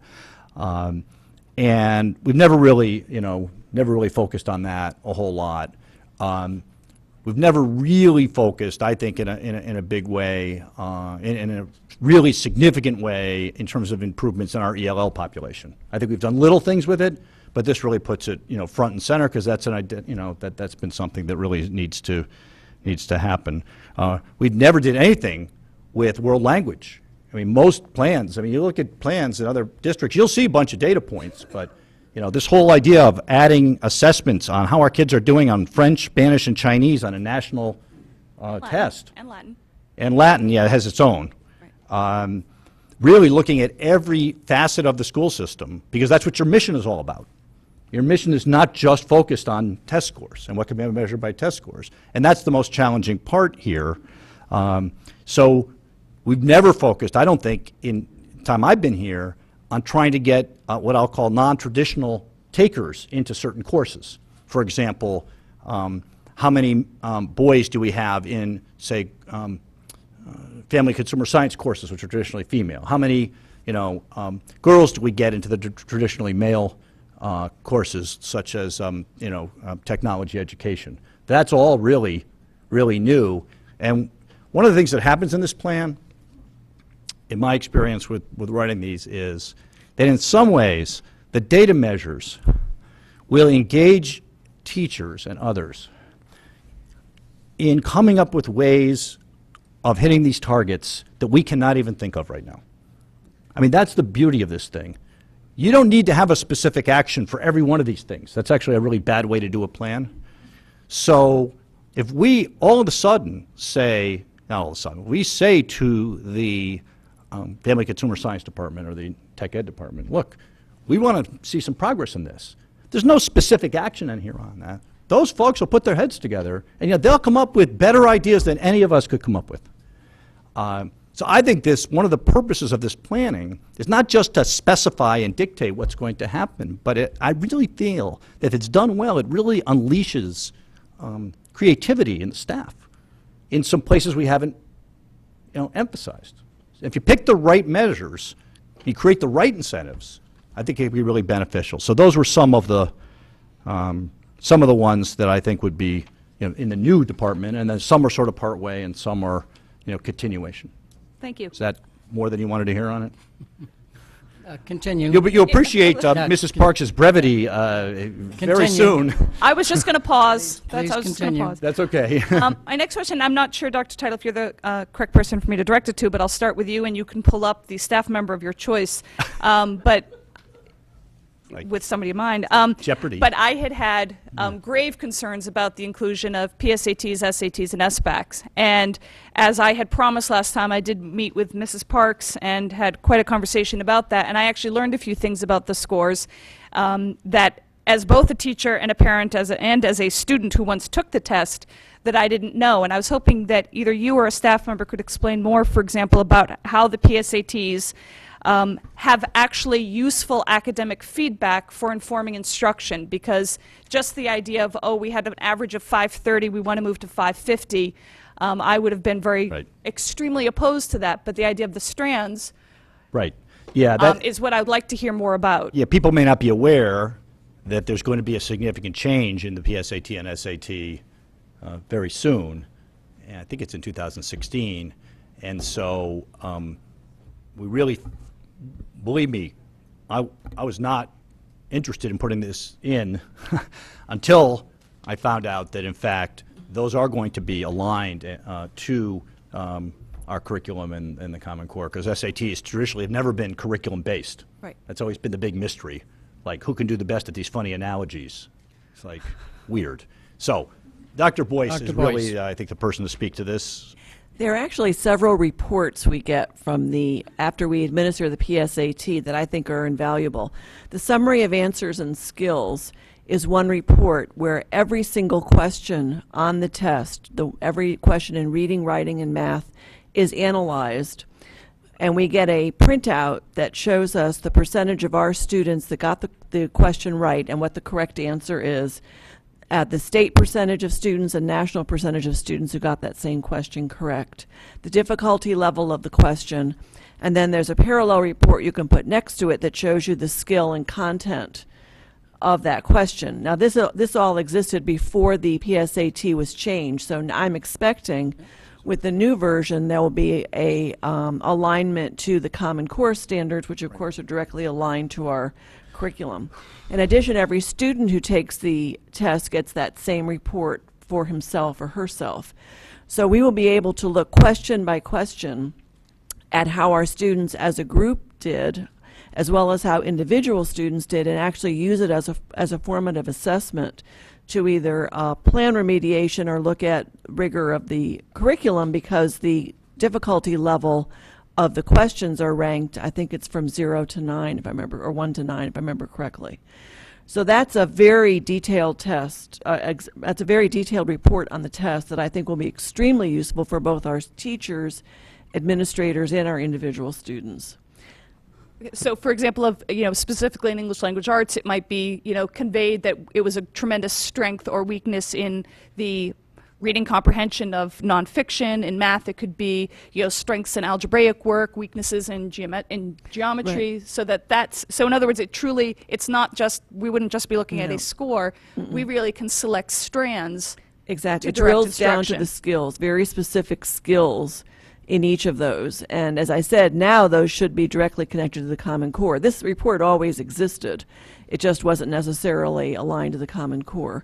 But it's very specific in terms of skill level. So, but the other report that I also think is very interesting is called AP Potential. The College Board did an extensive research project, and they actually found there was a correlation between how students do on the PSAT and how they do on the AP exam. So they are able to generate a roster of students and say, for this, based on how they did on the PSAT, these students would most likely get a 3 or higher on a given AP exam. And I think we'll be able to look at many of our students who might be either reluctant or not thinking about AP to really encourage them and say that you've got strengths in this area, and our counselors and teachers can really encourage these students to pursue some higher level courses as a result. Okay, thank you.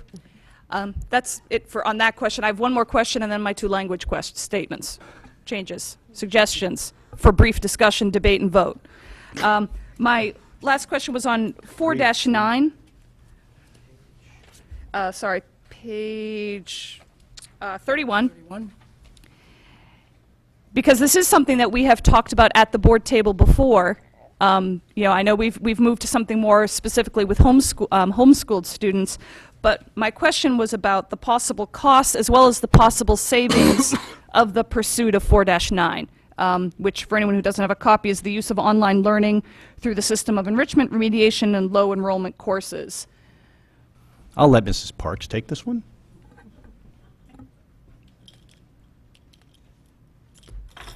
And I will be very brief. Briefer than I would be.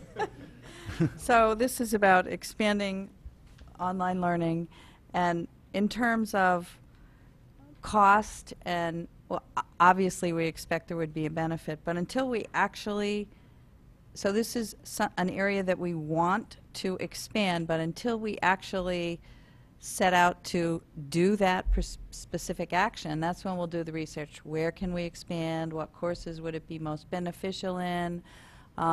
Do we have courses in maybe one high school where there's very low enrollment and another high school there's higher enrollment, so that we could not use an online learning system, but we could share learning across both high schools. So, but until we actually start working on that specific action, we won't, part of what we do will be cost benefit. And so we haven't done it yet.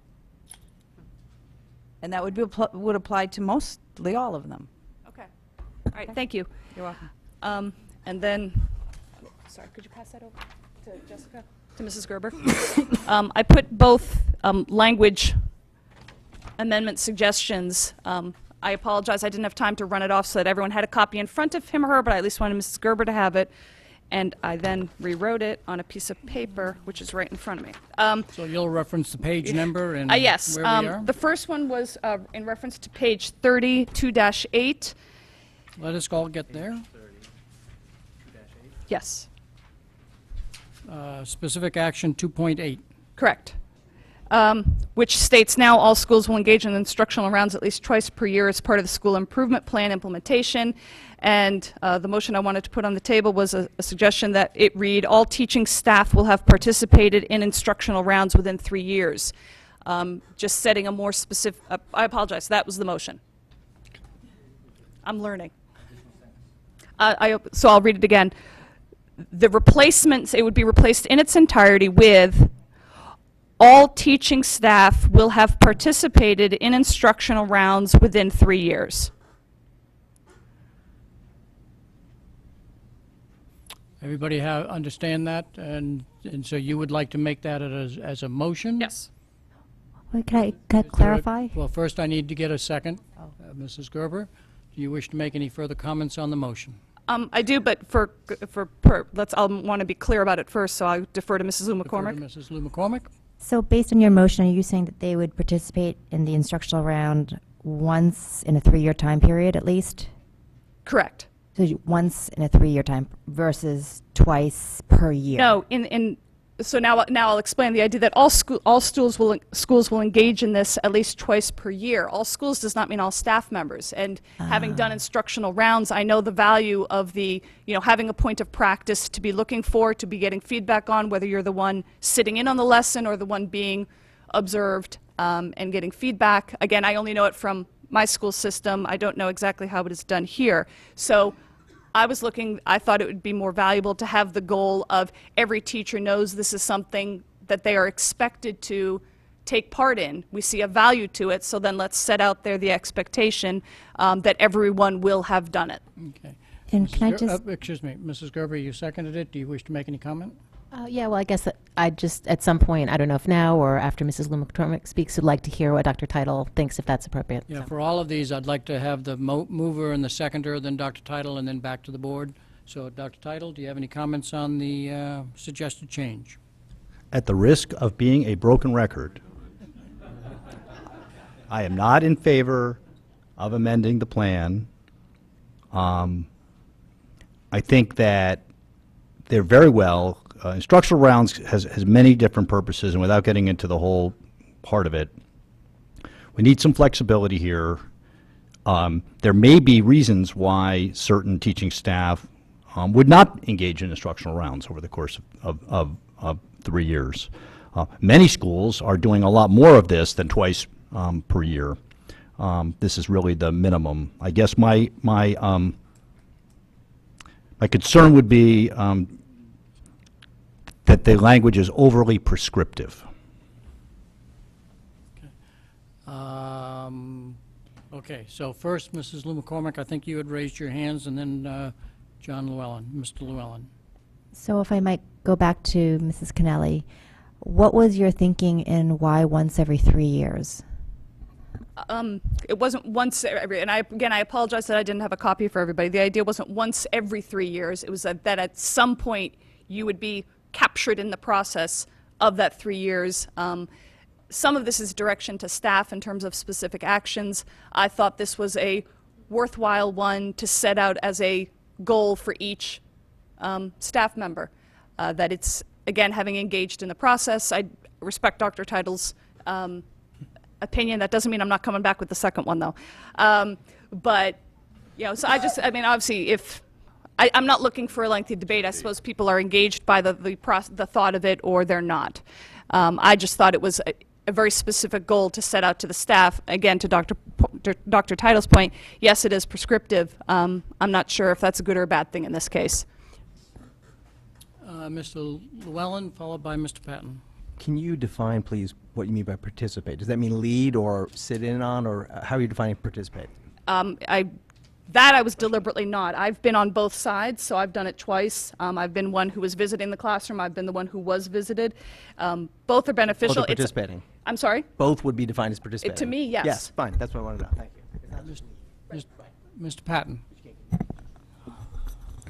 Through the chair to Dr. Title, at the risk of extending this, could you, and you can choose not to, give us an example? You mentioned there might be reasons for certain instructors to not need to do or instruction rounds. Well, there's certain people whose jobs don't really lend themselves to instructional rounds, so might not be appropriate, for example, for people who teach in the speech language pathologists, social workers, guidance counselors. They're all part of the teaching staff. Perhaps people that are in the complex learner cohort. We wouldn't want to have visitors in there or be able to pull people out of there. I think I want to leave this up to the leaders in the schools and the central office folks to set the standard. Again, it's just, I just don't want to get trapped into something we can't deliver on. There's a huge commitment in this district to carrying this out. And to some extent, if it becomes a teacher mandate, what I'm afraid is that sometimes you'll get people participating as an act of compliance as opposed to an act of commitment.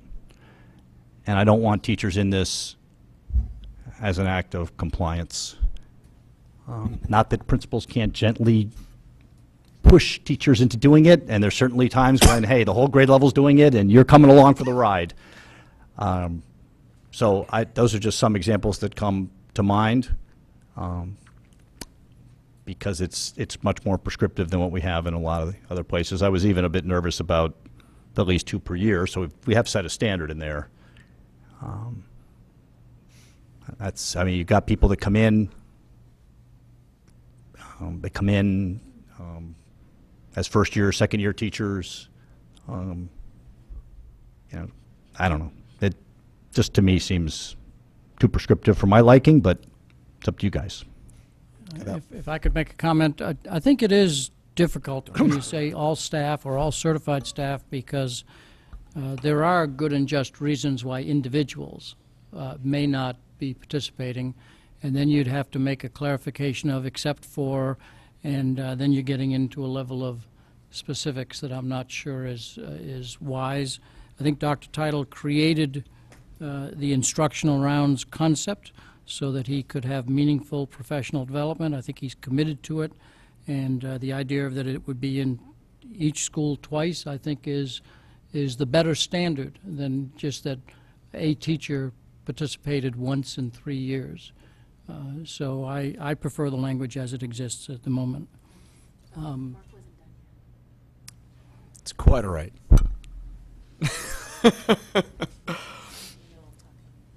Because I did ask You the asked question. Dr. Title a question. I did, and you commented on the question, so. My apologies for It is interrupting you. totally Thank fine.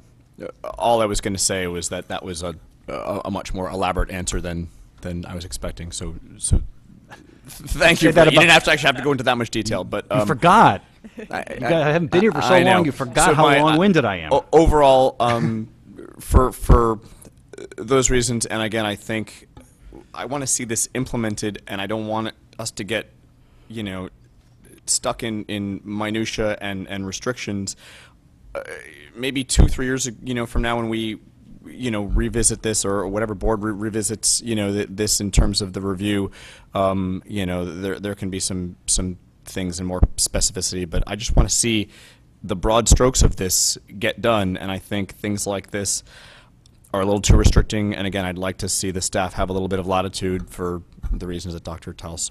To the chair, may I withdraw the motion? The motion belongs to the That's what I board, was but if wondering. you wish to withdraw it, and if the seconder, who seconded it? If Mrs. Gerber wishes to say it, then if by unanimous consent, then yes, you could withdraw it. What do you wish to do?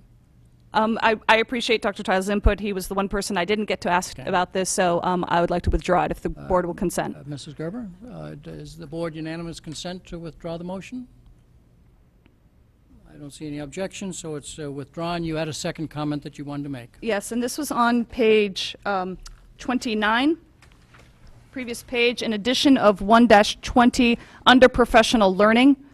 So this is not replacing the 1-20 of program improvement.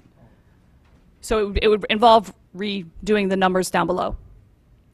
So that 1-20 under the heading of professional learning would be to add this phrase. Excuse me, 1-20 is So- under program improvement. So I'm adding a number under that section. After 1.19, adding it up above. Okay, thank you. Okay.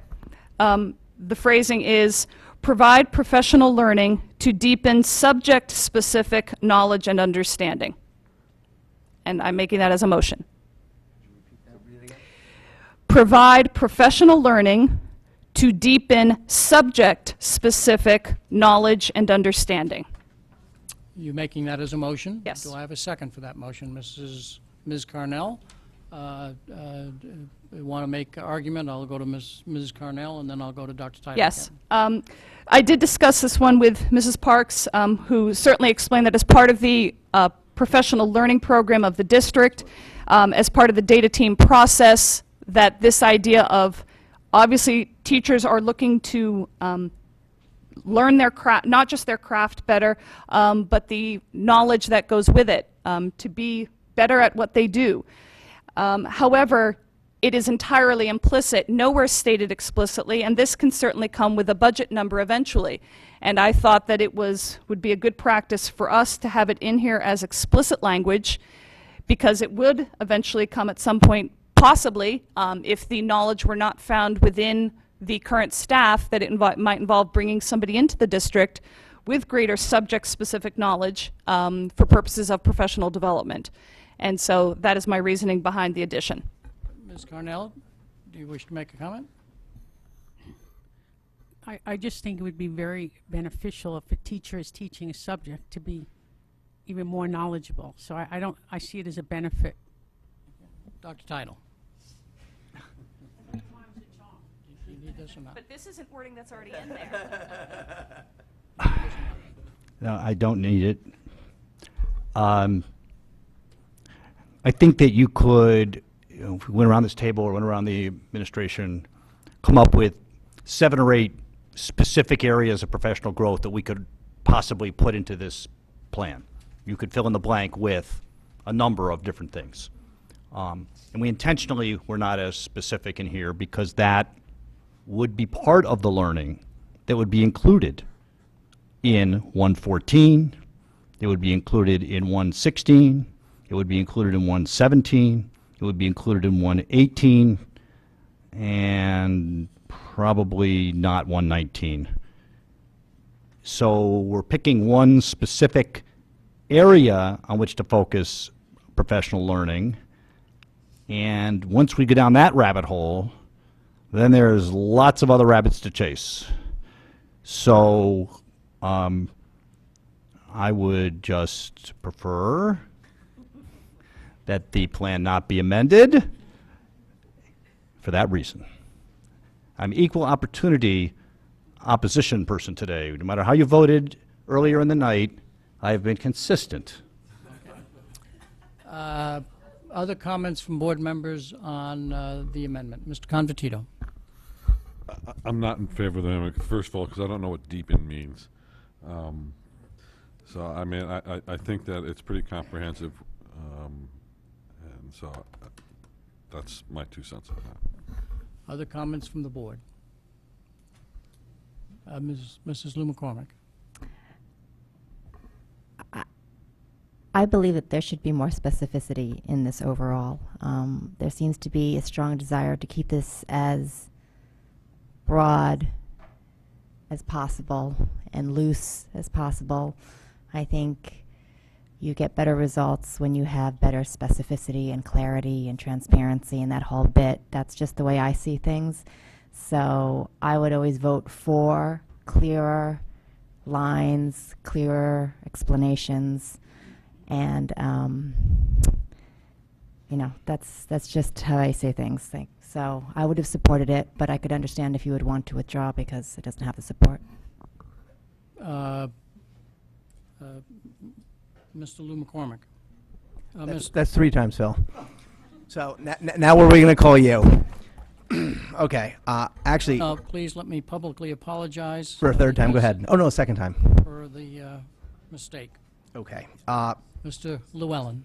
Actually, I think if we were to strike the word deepen and to say to provide professional learning on subject-specific knowledge and understanding, I think it's a fabulous idea. Because as I do look up at the rest of the professional learning, it's in teaching, which is great because that's what our teachers do is teach. But you got to understand the knowledge, keep up with the knowledge, and you can always sharpen the knowledge. So, you know, I would propose that we strike the word deepen to address Mr. Convertito's issue. But I think it's a great idea, so I would support it. Yeah. Mrs. Maxon Kennelly, do you have any final comment? And then we'll go to the public, should they wish to comment. I guess my comment would simply be that this is something in particular where there's plenty of research behind it. That yes, there are skills to be worked on, there are behaviors to model, but there is nothing quite like knowing your stuff in the classroom. So that's why I completely respected in my conversation with Mrs. Parks and to Dr. Title's point. This is absolutely, I see how it is embedded, but this has such tangible value that is why I thought it was worth the explicit mention, and not because I didn't think that it wasn't being done at all. We do have lots of stuff that happens outside of the district improvement plan. We have a program development program that happens even though it may not be listed here, but nonetheless, let's go to the public on the amendment, and I'll ask Mrs. Gerber to read the amendment, which would be striking all of, would be adding 1.20 and then changing all of the ones under program improvement to 21 through 27. If you'd read the amendment. It would be to provide professional learning to deepen subject-specific knowledge and understanding. Members of the public that wish to comment on the amendment as proposed. Seeing somebody come forward, please state your name and address. Tricia Donovan, Fairfield. I would just support this because with the new schedule in the middle schools and the 6th grade teachers going to single subject, maybe it's obvious that they would have some more content learning going on, but I think in some of the 5th grade classes as well, they're going to single subject. So it seems sort of a natural part, and being explicit is, I don't think in this terms, bad in any way. Thank you. Thank you very much. Anybody else wish to come forward? Seeing nobody walking forward, back to the board. Before we take a vote, are there any final comments? Ms. Fattabine? The only thing that sort of strikes me a little bit is a lot of these other professional learning initiatives are sort of district specific. They're to accomplish things in which the district sets out as its goals or initiatives. This very broadly determined could be a teacher that may want to deepen their knowledge in areas that may or not necessarily be part of their job duties in the district. You would presumably want them to deepen their knowledge in the areas in which they're assigned to teach. So I would say implicitly it means that it's going to deepen their knowledge in areas in which they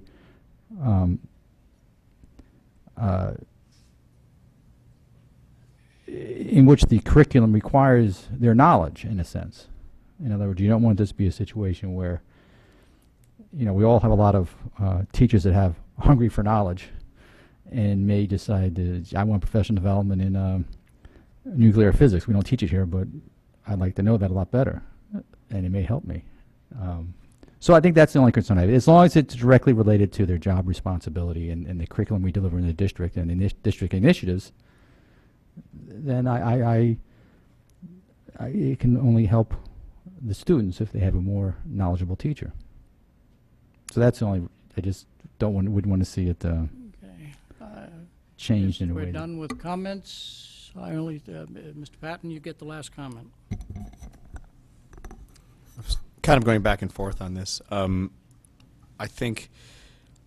guess what I would say is that just lost my train of thought for a second. If we had $5 million more in the budget, I would have no problem literally putting it all toward professional development. I think it's one of the most, not necessarily needed here, but just one of the most beneficial things that you can do with teachers in a school system. That said, budgetary concerns aside, I think this is kind of implied, and we hope that our teachers are doing this anyways.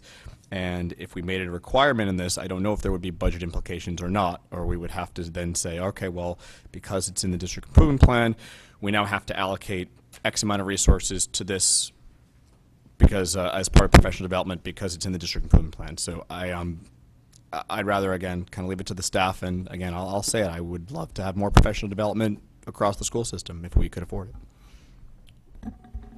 Mrs. Gerber wishes to make the last comment.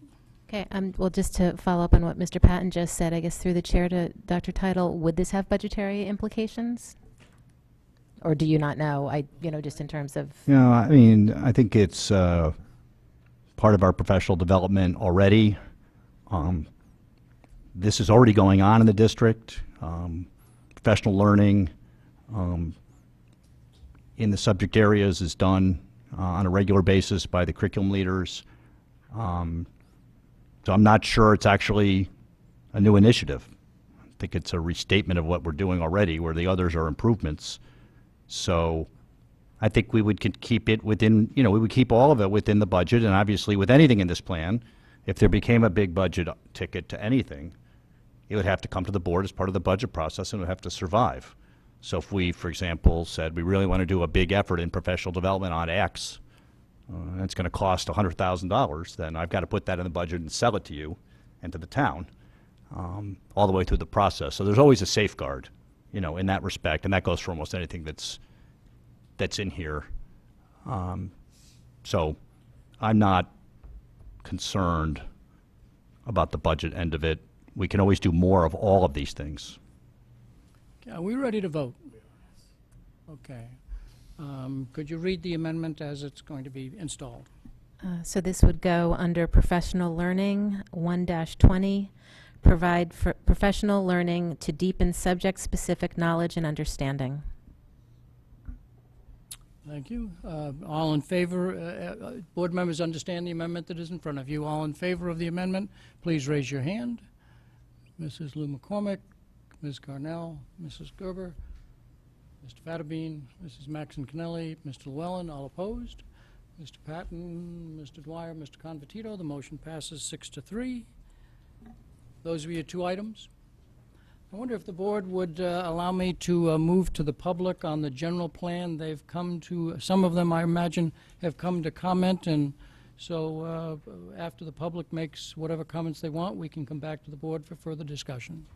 Is that acceptable to the board? Just point of question, will the public then have a chance to come back again if they want to comment on further things? On any amendment that is made, yes, But not on general topics? but not on general topics, right? But if there's any amendment made, then it's another voting item, yes. So, to the public, on the motion that reads at the moment is the plan that's in front of us as amended to add the 1.2 that you just heard the discussion on. Any member of the public wish to come forward and present to the board? Okay. Having, okay. So now there are two. Mr. Fink will defer. Yes, on the district improvement plan as a whole or any particular part of it. Okay. Don't start my time. And state your name and address, please. Kelly Jacobson, Fairfield resident. Okay, so can you bear with me 1 second? First off, I ask that you consider the recommendations that I co-authored and submitted to the on the district improvement plan on July 7th. The introduction of the district improvement plan as it's written on page 3 says it's designed to define the indicators which would represent the attainment of the missions and goals of Fairfield Public Schools. And further along in the plan on page 6, it says the mission of Fairfield Public Schools is defined as in partnership with families and community to ensure that every student acquires the knowledge and skills needed to be a lifelong learner, and so on. And so, so again, I submitted a 6-page document a few days ago, and I hope you received it. But a lot of those points, I just want you to step back and consider that so many of them are really meant to help improve this partnership with families and community to better support our children. And that should be reason enough to step back and consider these as important initiatives for this 5-year plan.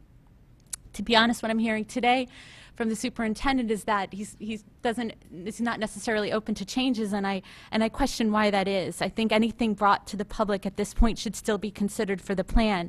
So items such as building parents' capacity to be better advocates for their kids, setting up parent universities to guide parents through curriculum or other district changes, asking for the progress report rubric to be finalized and published so parents understand it, providing better tools for parents to assist their children with learning at home, and sharing test data and other student performance data with parents in an effective way to improve the partnership with families and benefit our kids.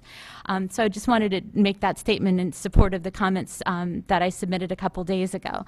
And I just want to switch gears and follow up on a couple points I've raised with you over the previous meetings regarding sharing of data with parents on their students' performance. And I sincerely appreciate the update you made to the latest draft in 4-20, enhancing communication efforts with parents with a focus at the elementary school level. But I have to say it's still not very clear to me. And I have concerns when in the superintendent memo it states that student assessments such as STAR reading, iReady Math, and District Common Writing assessments are shared and discussed with parents during teacher conferences. A couple things there. They're not shared and not in any consistent way, and all you need to do is ask a bunch of people in the district what they've received in their conferences, and you'll get much varied answers. Another thing is that test data shouldn't be shared with parents at conferences, especially if the district considers it difficult to understand. Parents should be afforded the opportunity to look at test results on their own time and at their own pace in order to think about the questions they should ask the teacher during conferences. Conferences at the elementary school level are 2 times a year, 15 minutes each, and this is sacred time that should not be monopolized with showing parents test data for the first time, especially if the district considers these results difficult to understand. I did a little homework before I came. I printed out copies of the iReady report, both at a district level and a student level, and I'd love to pass it out to show to you how useful they could be for parents and for the Board of Ed. At the Board of Ed level, you'll be able to see very quickly how different schools are performing on different metrics as it relates Jacobson, to math. Your 3 minutes is up. So if you don't mind, I'll Please just do. have these and pass them around. Yeah. Thank you. Mr. Fink, were you coming forward or not? You'll pass. Please come forward, state your name. Please state your name and address.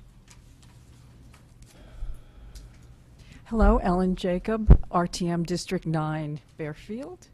I have a letter that I'm going to read. It's a brief one signed by 6 members of the RTM, and I will submit it for all of you, hard copies and one for the record. Dear members of the Fairfield Board of Education, as elected officials of the RTM charged with representing the interests of our constituents, we ask you to carefully consider and respond in writing to the attached document entitled Response to the District Improvement Plan Draft, dated 7/9/15 and submitted to you on 7/7. We understand from the authors, who are our constituents, that they have submitted several prior written comments and suggestions pertaining to the 5-year district improvement plan, which remain unacknowledged since June. They have put much time and effort into research and identification of key issues concerning the proposed plan. If their feedback is not incorporated into the plan, we request a written explanation, such as that provided in the superintendent's memo of June 19th, 2015. Since the district improvement plan is an ongoing process, we ask that you keep the public informed and able to provide ongoing feedback by posting a link highlighted and prominently displayed on the district homepage, along with a public comment dialog box, and that comments are addressed in a timely fashion. These communication tools were apparently requested of Deputy Superintendent Karen Parks in June, but are not yet available. As the town body charged with final approval of all budgets, capital spending, and union contracts, of equal concern to us is the lack of any budget attached to your district improvement plan. In effect, it creates a blueprint and establishes need without defined fiscal bounds and without, in our opinion, sufficient public input and understanding of its widespread implications. We request that final approval of the plan be withheld until a reliable budget for its recommendations is made available to you. Thank you for your consideration. And you have a copy of And that statement you wish to leave with us? I do, and it's signed myself, Carol Poncherelli. We're both District 9 representing Kelly Jacobson, Herb Leemkuhler, Jan Reber, and our constituents, Gaylord Meyer representing Tricia Donovan and her constituents in District 1, Catherine Braun, District 8, Jeffrey Millerano, District 8, David McKenzie, RTM District 3. Thank you. Thank you. You have one copy or multiple? I've got for each of you. Yes, thank you. One for the record. Other members that wish to come forward?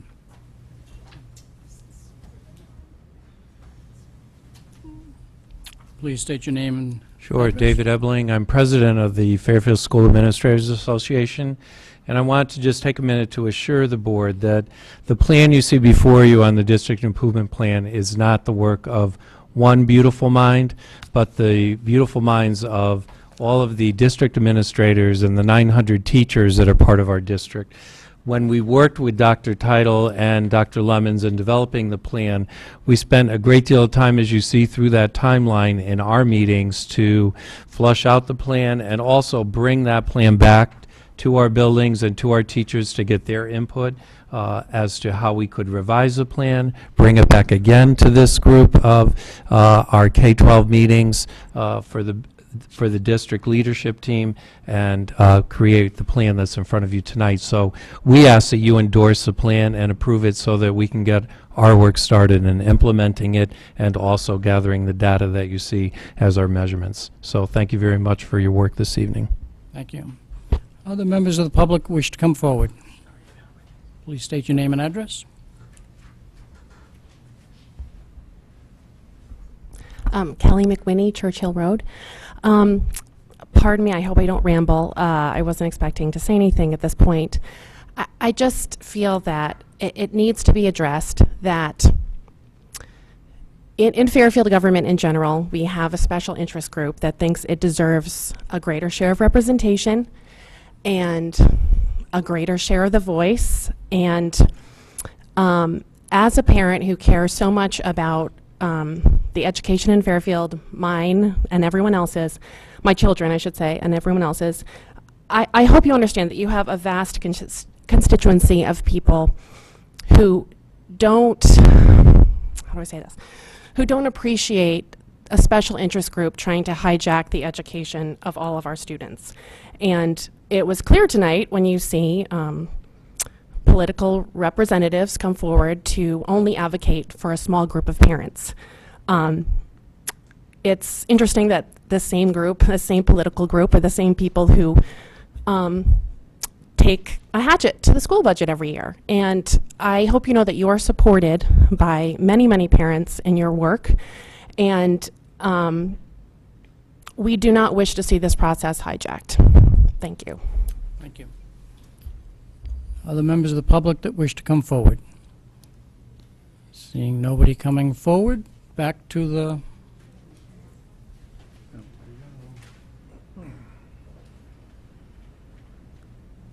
Please state your name and address. Lauren O'Brien, Fairfield. Lauren O'Brien, Fairfield. I, too, did not plan to speak this evening, so I hope I don't ramble. I'm the parent of 2 children that went through the Fairfield Public Schools. September 2015 will be the first year I will not have children in school in 14 years. For the record, I'm all for the district improvement plan. I think it is fabulous that we are looking to move in this direction. There are some wonderful caveats in this plan. I'm a non-traditional taker. I was the first girl to lobby with my parents' full support to take shop in lieu of home ec in junior high at the time. Years later, that district went on to require all girls take shop and all boys take home ec. That was improvement. Life of a school after school is shown to be correlated to student engagement. Imagine my disappointment upon learning that teachers contractually were only required to stay a very short amount of time in middle school. I believe it was 10 minutes after the student. That does not encourage engagement. The plan, I was disappointed, not surprised, that on page 6, there's a list, and it's comprehensive, listing things like responsible citizens, ethical behavior, diversity, develop healthy personal identity and self-reliance, develop strong motivational persistence to learning, on.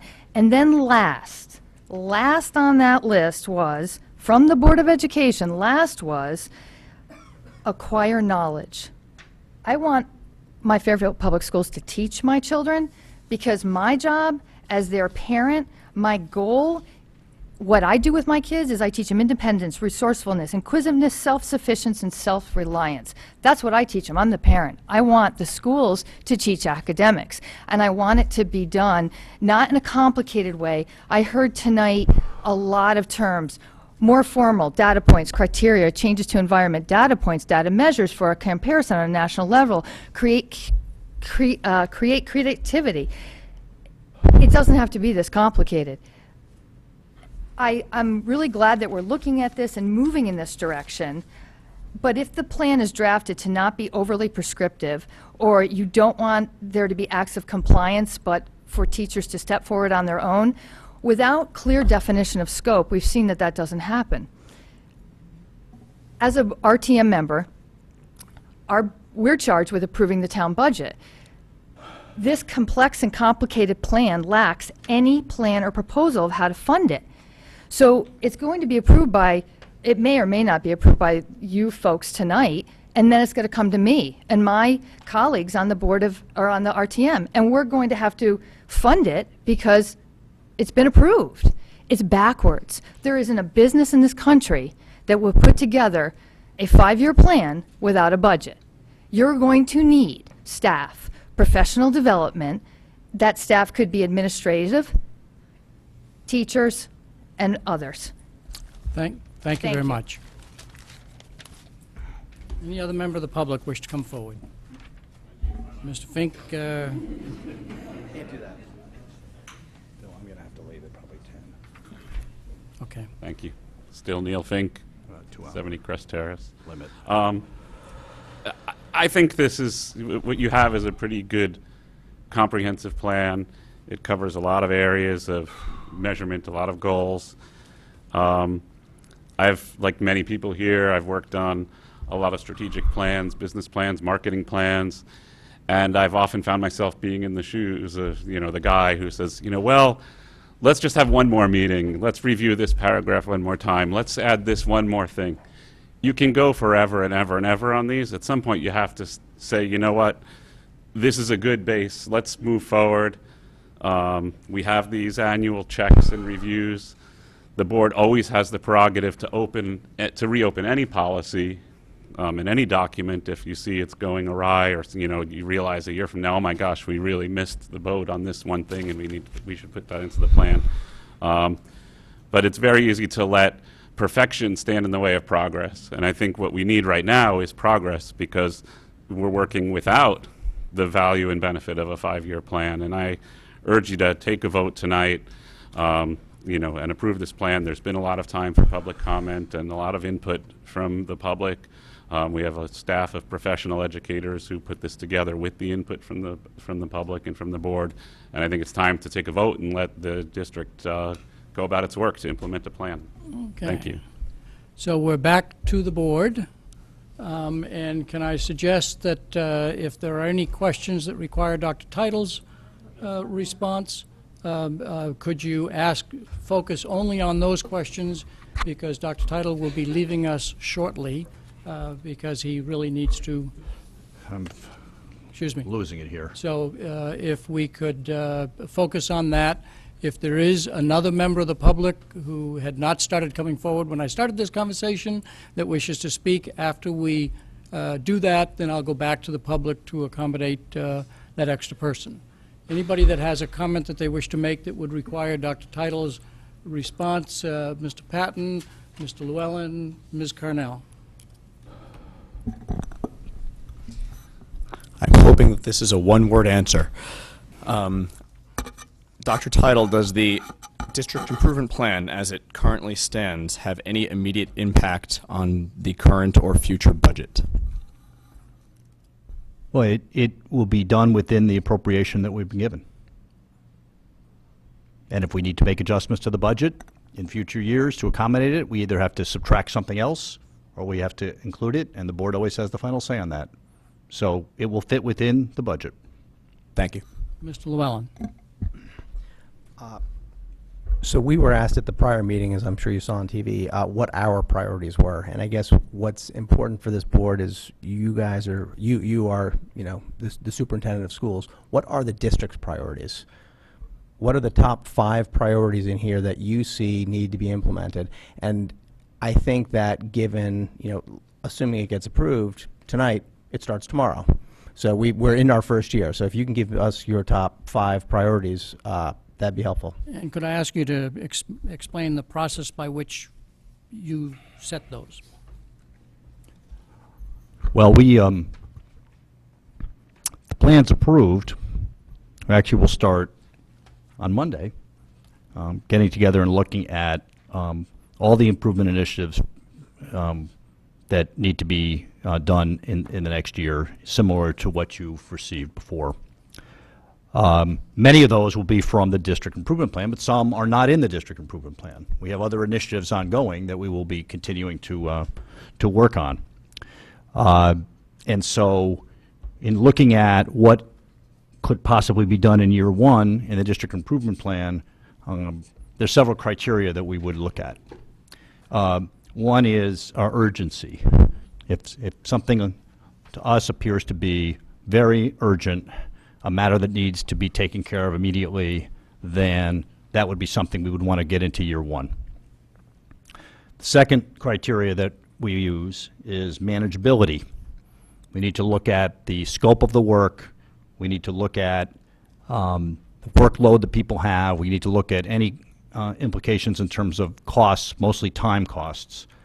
But we would be looking to continue existing initiatives. You can count on those carrying forward. So you would expect that you will see in here continuation of a number of the initiatives that are already extensions of what we're doing, because those are reasonably manageable. We want to keep the motion going forward on those.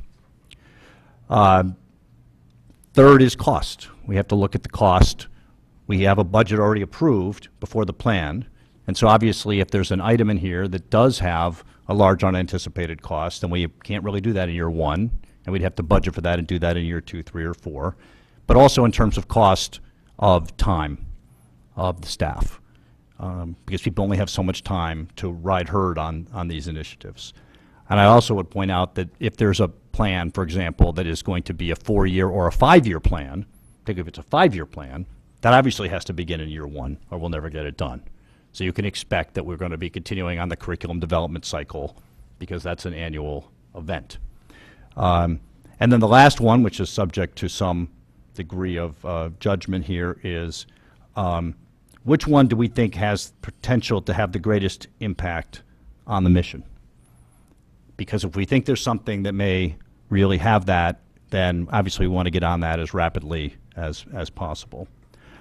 It's not a decision I'll make by myself. As I have with all of these, you bring these to the central office leadership team in conjunction with the principals and decide what we're going to do. I would also say that you want to try to spread these out among the 4 big core strategies. You wouldn't want to have something completely omitted. You wouldn't want to do only, say, core strategies 1, 2, and 3 and do nothing with year 4 in the first year. So I think there's going to be room for a lot more than 5, for one thing. Actually, if you do the math on it, if you take the number of specific actions, and there's actually 62, there's 63 now. Some of them go over a period of years. So in other words, if it's, say, it's 4 years, that specific action is going to occur on our initiatives list 4 times. If you count that as 4 and add them all up, it comes out to 106. It sounds overwhelming, but it's actually in the ballpark. You could do about 20 a year for 5 years, round numbers, 21, with 1 left over. I was good at long division one time. So, and we've been typically handling about 30 to 32 initiatives a year. So again, there'll be some additional ones. So we're not limited to 5. I don't know that I want to get into a box on just 5. There's actually going to be room to do more than 5. And I also wanted to get the input of the board on that. And some people have sent in, and I would offer, if anybody hasn't sent in their priorities, to do so, because obviously if it's something that 9 board members send in and said, I really want to see you make progress on, I don't know, pick one, then I'm going to bring that to the table on Monday and say, you know, the board really wants this done. We better have a good reason why we're not doing it. So I really don't want to be pinned down to 5. I think we've got room for more than 5. Many of them are continuations. And those are the criteria by which we will make that decision. So, I'm sorry, Phil had interjected on top of my question how the decision was made. Right. My question is, what are your top priorities? And I won't limit you to 5. I was thinking about your time, so I didn't want to ask you your top 20. Right, right. So I think if you look at ones in here that are continuations of existing practice and deepening, how's that? Existing practice, you'll see a lot of those are going to be naturals to move forward. The ones that are sort of continuous work, I think you'll find that we want to keep moving on those. So My take would be, 1-4 is going to happen, right? 1-6 has got to happen. I think we have to decide on 1-1. I think we need to develop the program. Whether we can implement it in year 1 is another matter. So 1-1 would probably be something, because that's a continuation of something we started, previously. That's the world language. 1-10, 1-11, 1-12 are all continuations of a lot of what we're doing. Obviously, the professional learning on teaching in the block is critical. That would be in the category of urgent, because we're implementing that new schedule. So that would be an example of urgent. I would say that another example of very important to get done in year 1 is 2-1, aligning the school improvement plans to the district improvement plan, because we want to make sure that the schools are carrying out at their levels what the district wants to do. Some of these are just going to continue. 2-7, 2-8 will continue. 3-1 is a continuation. I would say that there's certainly been plenty of discussion. I think there's a real commitment on 4-20 in terms of communicating better about all the assessments with parents, whether it's through Infinite Campus or another way. And I think 4-14 would be up there in the critical list. I think the student access to assistance for emotional and mental health needs is important. So that gives you a lay of the land, so a little bit of everything. And I don't want to be limited there, because I could be missing something really important. Hopefully I didn't say something that people are cringing out there about, oh my God, we have to do that. But I hope, does that give you a flavor of it? That's exactly what I was looking So for. can I go to Mr. Patton, or do you want to have a follow-up? No, that's fine. Okay, Mr. Patton. No, Ms. Carnell. Oh, perfect. He asked the question. I like that. Okay. Anybody else that has a question for Dr. Title that would benefit from his response? Ms. Lou McCormick in place of Ms. Carnell. So I noticed that some of them have timestamps on them and some of them don't. Years after them? Yeah. Yeah. Does that mean that if it has a timestamp, then that is certain to occur and the other one is questionable as to whether it can occur within the 5 years? No, they're all going to happen within the 5 years. Everything? Everything. That's the plan. However, some of them are written that we think we can get this work done in 1 year. If we can get it done in 1 year, we don't put any year after it. So it's assumed to be a 1-year project unless it's noted otherwise. So everything without a year is 1 year? 1 year's work, right.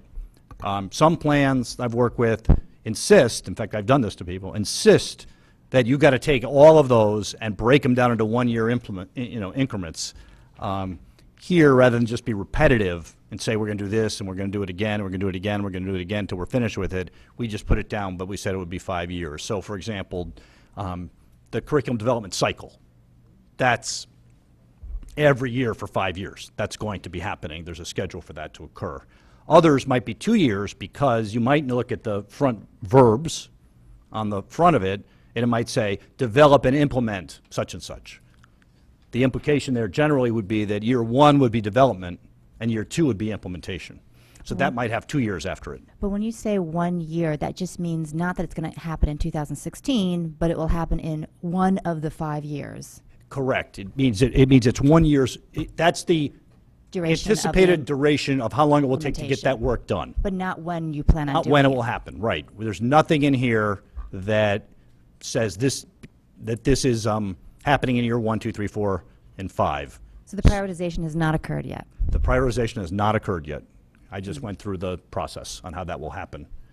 So it just really gives you an idea of the, what's the scope of work and is it manageable?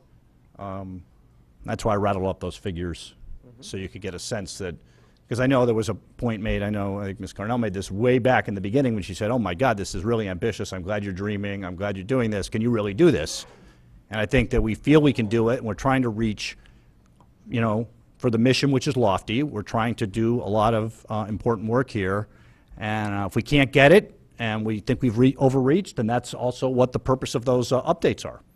To say, look, we thought we could really get all this done, but you know what? We're 2 years into it, and we don't think we can get as far as we think, and here's why.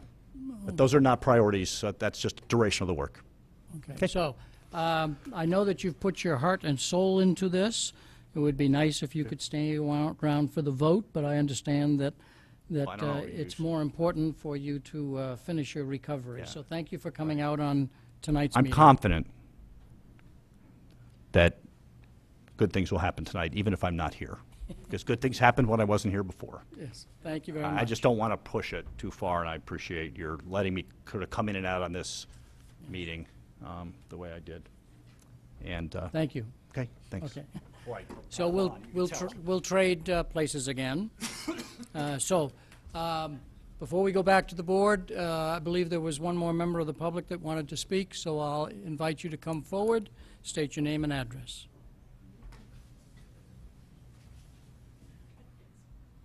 Oh. Thank you very much. Nancy, Okay, so now state your name and address, please. Nancy Haberly, Fairfield resident. I think people come here to, about this district improvement plan.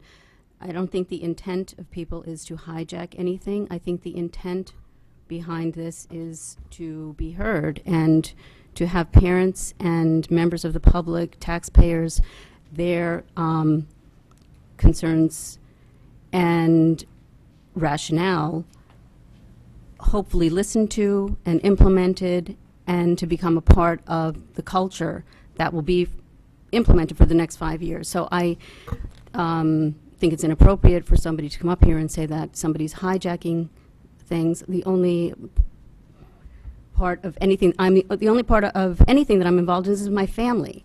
So I take it very seriously when somebody accuses people of things that are not true. So I don't understand where that mentality is coming from. This is about the district improvement plan, and I think that that's what this should be discussed.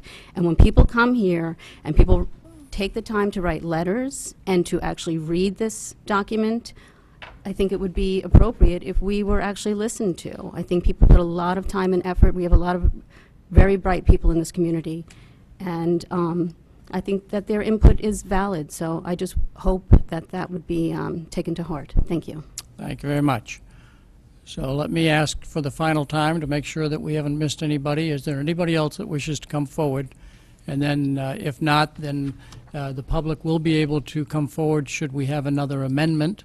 If not, then this will be the last opportunity on the main motion of the plan. Seeing nobody come forward, back to the board. Mrs. Gerber. Yeah, one thing I think is important to clarify, because I know I've had a couple of people ask me about this, page 6, the mission, long-term goal, educational goals. These are the mission and goals that this board unanimously approved, 9-0 vote, in March of 2014, correct? These have not been changed at all by anyone doing the district improvement plan. This was something that the previous board voted to have as a goal. There was an advisory committee that was formed in January of 2013. From February 2013 until the fall of 2013, that advisory committee met. Then they reported to the policy committee, who then brought it to the full board in January of 2014. We voted on it in March of 2014. So this isn't anything new. This is the board's mission and goals as approved by this board in a unanimous vote. That is correct. Right? I just want to make sure everyone's aware of that. Yes. Okay, thanks. Some members of the audience participated in that committee, and some members of this board participated in the policy committee discussion, in which many hours were spent discussing individual words. And so it was a long process, and that's what led to the unanimous vote. Other members that wish to speak? Mr. Fatterbean. Yeah, no, I'll just speak hopefully briefly. This plan is certainly comprehensive. There's a lot in this plan. I might say most of this plan I may agree with. There are some aspects of Plan A I may not agree with. So perhaps in the future, if I vote to approve this plan, there may be areas I may object to in the future, but that's not to say it could be indicated that since I voted for it, that I can no longer object now. Overall, I think it is a good, comprehensive plan. The problem I see with this plan is the comprehensiveness of it and the possibility that much of it may not actually be able to be accomplished to the extent envisioned right now because of budgetary constraints, time constraints, and numerous factors. It's very comprehensive. My hope is that a lot of it is accomplished, but inevitably choices will have to be made. And the concern I have is that while I agree with a majority of it, I'd say, and credit a lot of it, what might be problematic is some of the prioritization of some of the things, and some of the things that are prioritized that I may not agree with, but yet we're only a small fraction of this plan. So, and the things that I did agree with are not implemented for time or budgetary constraints and so forth. That's the risk, I think, in approving a very comprehensive plan, and as it moves forward, whether or not the things in which you were supportive of are actually getting done, or whether the things you weren't supportive of are getting done. That's why I was very adamant about getting a review process whereby we can go along and have some input as to whether or not the things that, the majority of the stuff that were good were actually getting done, and the few little things you didn't like were maybe not emphasized as much. But that's so that's the risk when you have a very comprehensive plan. Is it going to be cherry-picked which ones actually get done and which ones don't? And to say that, well, just because we're getting all the things done you didn't like, don't complain now because you voted for it, is a very shallow and unrealistic basis to argue that you shouldn't disagree with something you voted for in the past, to the extent this is very comprehensive. I just want to, that's the only point I wanted to make. Certainly to the extent that this plan has annual budget implications, the board will be engaged in discussing and approving that, and then that won't be the final story because, of course, the Board of Selectmen, Board of Finance, and RTM will also be engaged in that process as well. Mr. Llewellyn, you had a comment? I do, thank you. And given the time, I think short answers would be good here. So, a couple quick questions. AP Math in the back, or it's not AP Math any longer, my apologies. Want to reference a page? I am going there right now. Page 34, number 10. Calculus multivariable participation.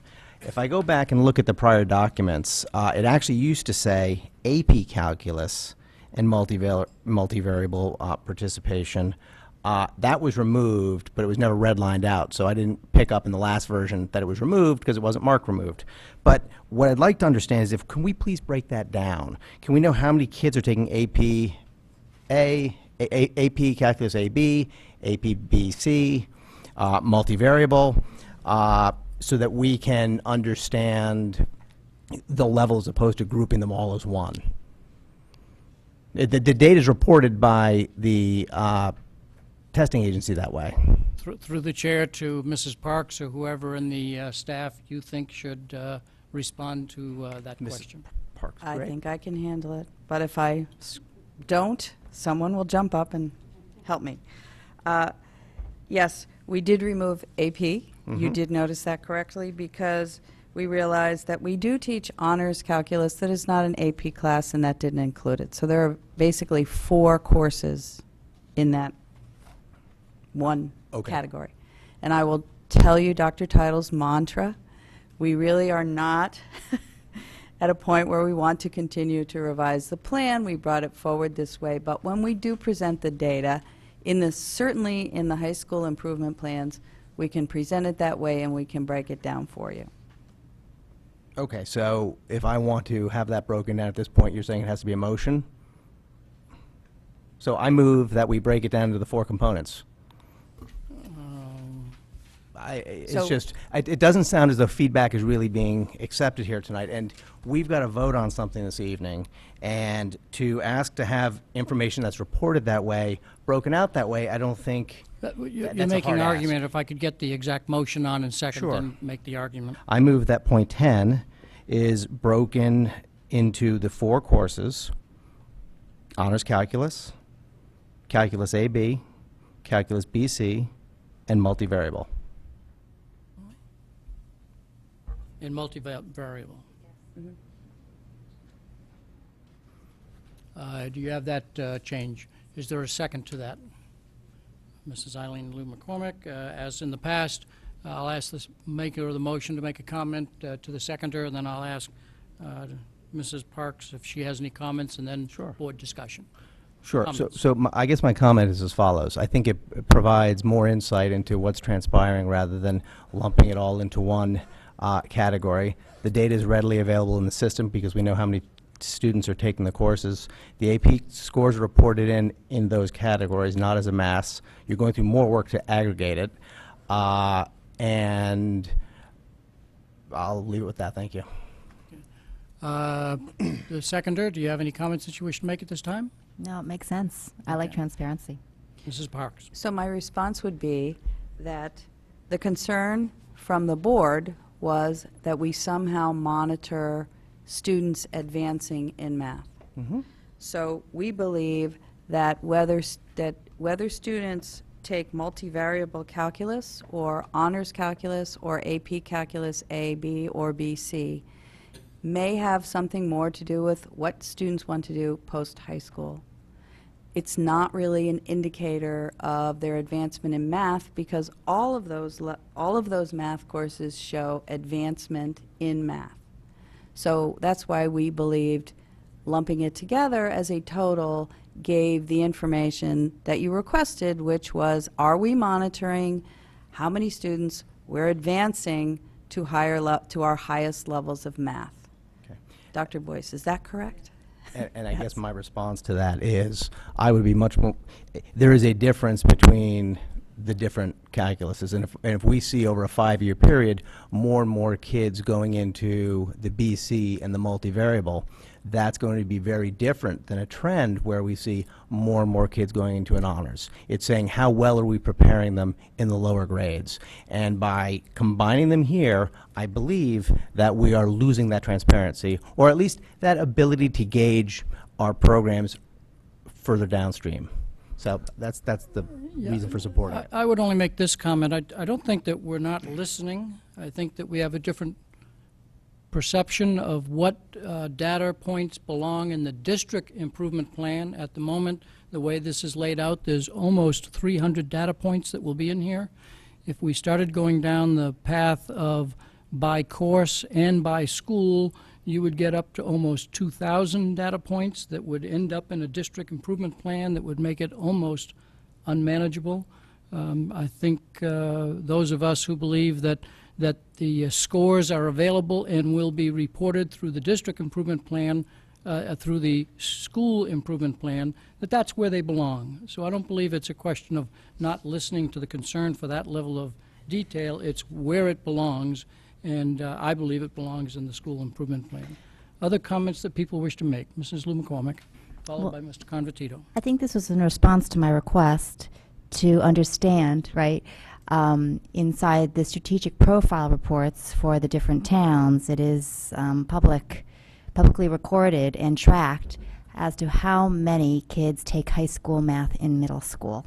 It is a statistic that everybody in Connecticut has, and something that I thought that because we seem to avoid doing a strategic profile every year, that it could then be captured in here, that statistic, because I think it's a very interesting and telling statistic as to how many kids, what percentage of kids are we promoting to the higher levels of math, which I think many people understand is super important given the emphasis on STEM.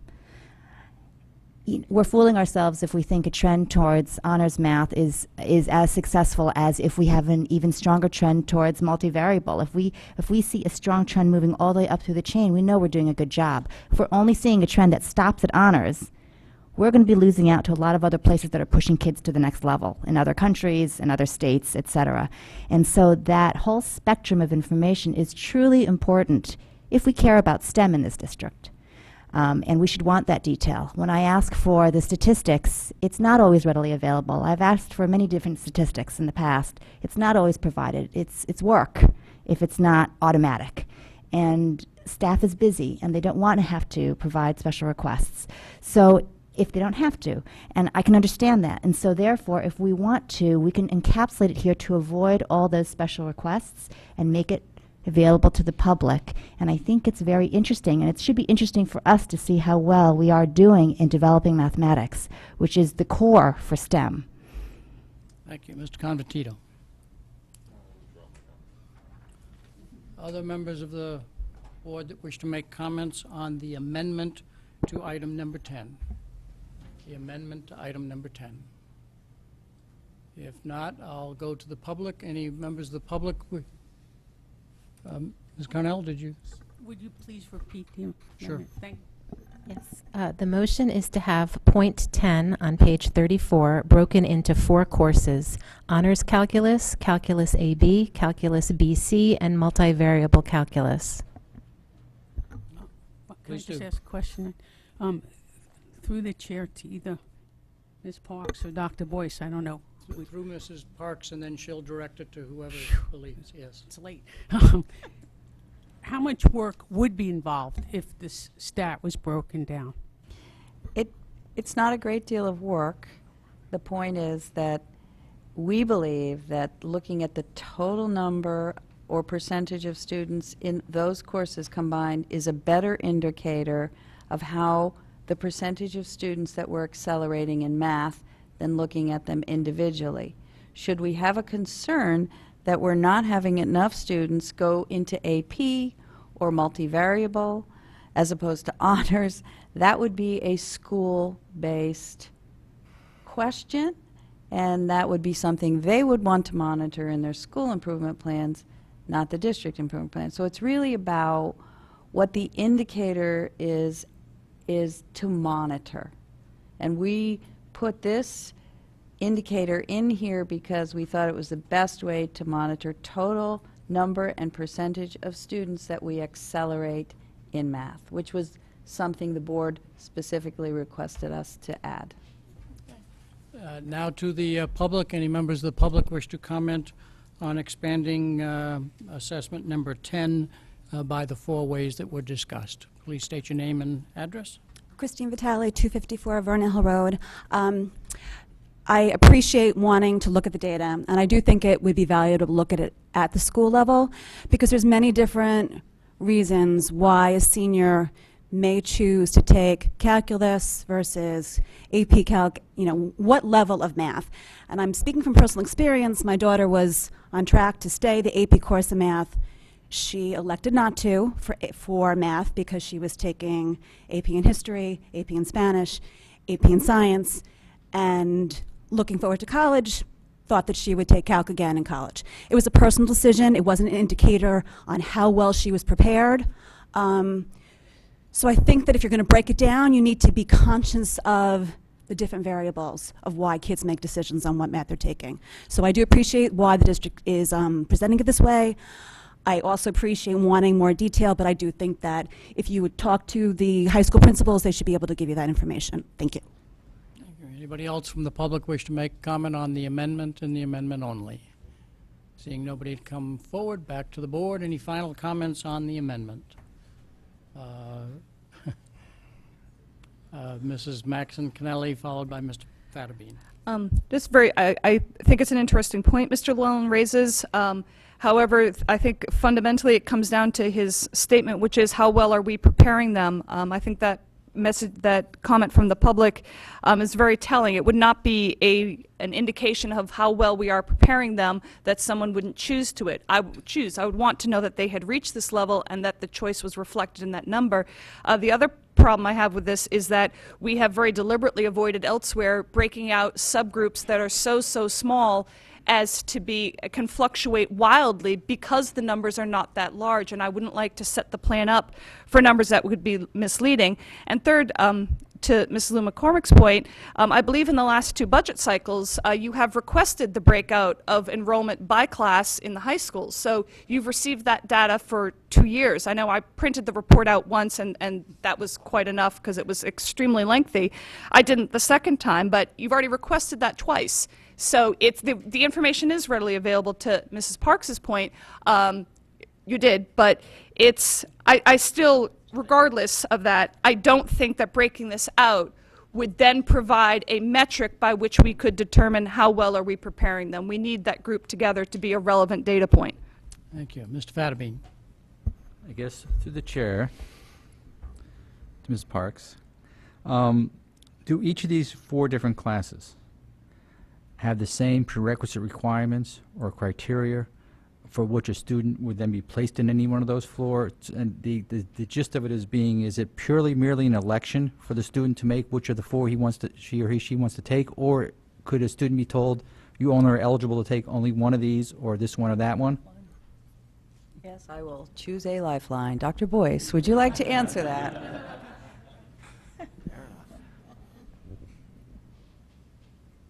And for the audience, please state your name and position. Dr. Boyce, Director of Secondary Ed. The prerequisites vary. Differential, is it differential multivariate, which is on that list? Differential? Follows Multivariable. calculus. Yeah.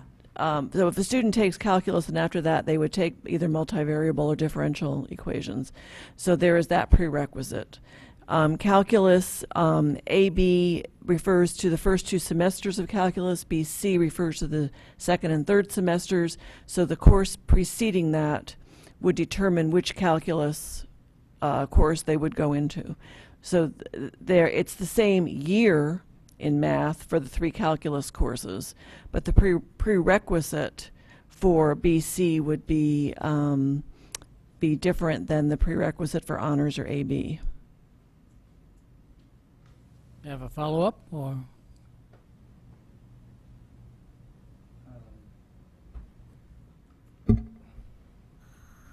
So I guess the answer then it's not just a question of just timing which course the student may take, but it's also a question of whether or not the student in some situations, the prerequisite required to take that other advanced course or other qualifications in which they could elect to take it. In other words, there may be a situation where a student, even though couldn't take one of the 4 courses because they may not qualify, but can only take one of those 4 courses. In that case, you have a situation where it's just not a mere election of the student which one they desire to take based on their college aspirations or what course of study they're going to pursue later.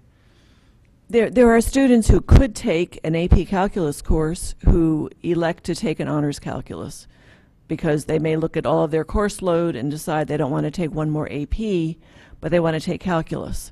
And so they would take honors calculus instead. Right. But if you have a student that in this instance, you have a number of students that would take honors, and they take honors because they don't necessarily qualify or able to take AP.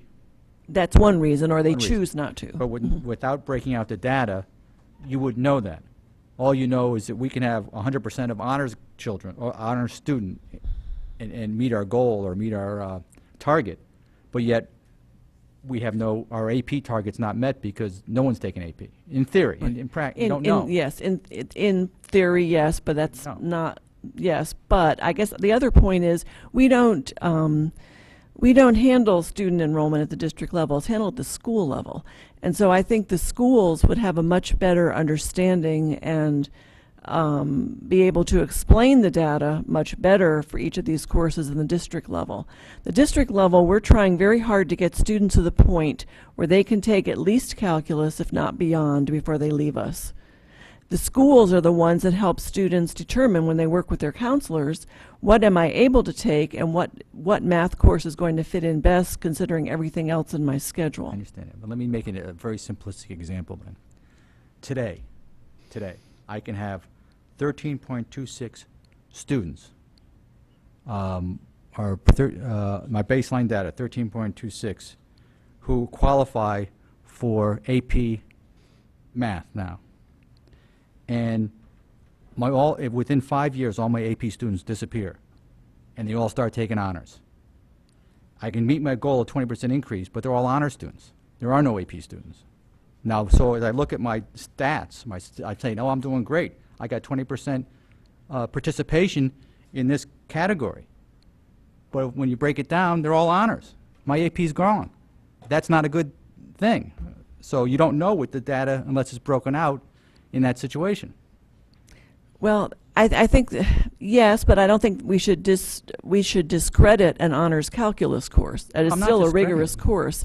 I think the alternative might be to remove honors calculus from that list and look at if you want to just limit it to AP because you feel that AP is a more rigorous course, then that might be the way to do it. Honors calculus is still a very difficult course. They don't happen to take the AP exam at the end of it. I'm not discounting honors calculus. I'm saying that if I'm going to improve, my improvement may be measured in how I advance each student in those 4 categories of classes, not whether I have I'm not discounting any one of those courses. They're all rigorous courses, but they're all different courses, have different criteria. And because I advance in one and not advance another, that may be indicative, and I won't know that from this data point. But That's my as point. Mrs. Parks said, our goal was to measure how many students we were bringing to the point of being ready for calculus before they graduated from our high schools. So that was what drove this. If a student takes certain courses in the middle school and they are able to get to calculus before they graduate, that's what we were attempting to measure, calculus or beyond. That was what we were attempting to measure. I appreciate it. So Mrs. Parks would like to comment on that dialogue? Yes, I just wanted to add that, so again, it's based on what were we looking to find out. We're looking to find out how many kids we advance as far as calculus before they graduate high school. We also have in the plan, it wasn't about AP. We have in the plan another indicator is what is the percentage of our students who are taking AP courses, and what is the percentage of our students who are scoring at a 3 or above in AP courses. So we also have that as an indicator. So if that number drops, that might be an indicator that we're losing AP somewhere, and that's the indicator we would look at. And at the school level, if we find out, I mean, it's not like we're not going to be looking at these things. At the school level, if one of our high schools finds out that there are just not enough, that we see this trend where more kids are going into honors calculus than AP, then that will be something that the schools will look at in their school improvement plan that will be aligned with numbers of students enrolled in AP, numbers of students scoring at a 3 or above in AP, because those are also AP classes. So we can monitor through 2 different methods. Are we ready for a vote? I have one last comment, please. Any other comments? You've got the last comment. Thank you. I guess the difference is, yes, I have no doubt that you can monitor at a school level. What putting it on here broken out does is it allows the public to monitor as well. Yes, we can reach out to the high schools, and yes, we can go through the 380 pages that were provided to us to count how many students were there. That's a lot of work when it can just get pumped out of a system. So that's my final comment. Thank you. Thank you. We are ready for a vote. The amendment, if you would read it. Okay, the motion is to have point 10 on page 34 to be broken into 4 courses: honors calculus, calculus AB, calculus BC, and multivariable calculus. Thank you. All in favor of the motion, please raise your hand. Mrs. Lou McCormick, Ms. Carnell, Mr. Fatterbean, Mr. Llewellyn. All opposed? Mr. Patton, Mrs. Gerber, Mr. Dwyer, Mr. Convertito, Mrs. Maxon Cannelli. The motion fails 4 to 5. Okay. I think you had the floor. I do, thank you. So on page 33, please, we received an email from a member of the public pointing out in the AP scores that the actual folks that are, it's at 3% and above, free and reduced, is actually higher than the general population. Do you know what the size, the question that was posed to the administration was, what's the size of the sample? The numbers, I don't have that in front of me, but I can certainly get that to you. Okay, and you can reply to the email to whomever sent it as well? If I have it, yes. Thank you. If I don't, you can. How's Yeah, that? please forward it to Mrs. Parks, because when things come to the BOE members, not every staff person gets it. And I presume that the email references items 3 and 4 on that page? It references, there's a picture there. Right. It circles it. It's right here. Yep, I've got it. And there are several number 3s, 1, 2, 3, 4, 5. The 5 items number 3? 4. It was 4 also items number 3. It was pointing out the disparity that the free and reduced lunch percentage was higher than the total population percentage. So it was those 4. So clarification on that question. Correct. And you'll forward the email. She's got it, she Mrs. said. Parks. Ms. Parks says she has it. Okay. Anything else? Yeah, oh yes, thank you. So I'd sent out actually an email to the board yesterday as it relates to the school climate, and I'm looking for the number here. We had talked about adding school climate as... Page? I'm looking for it.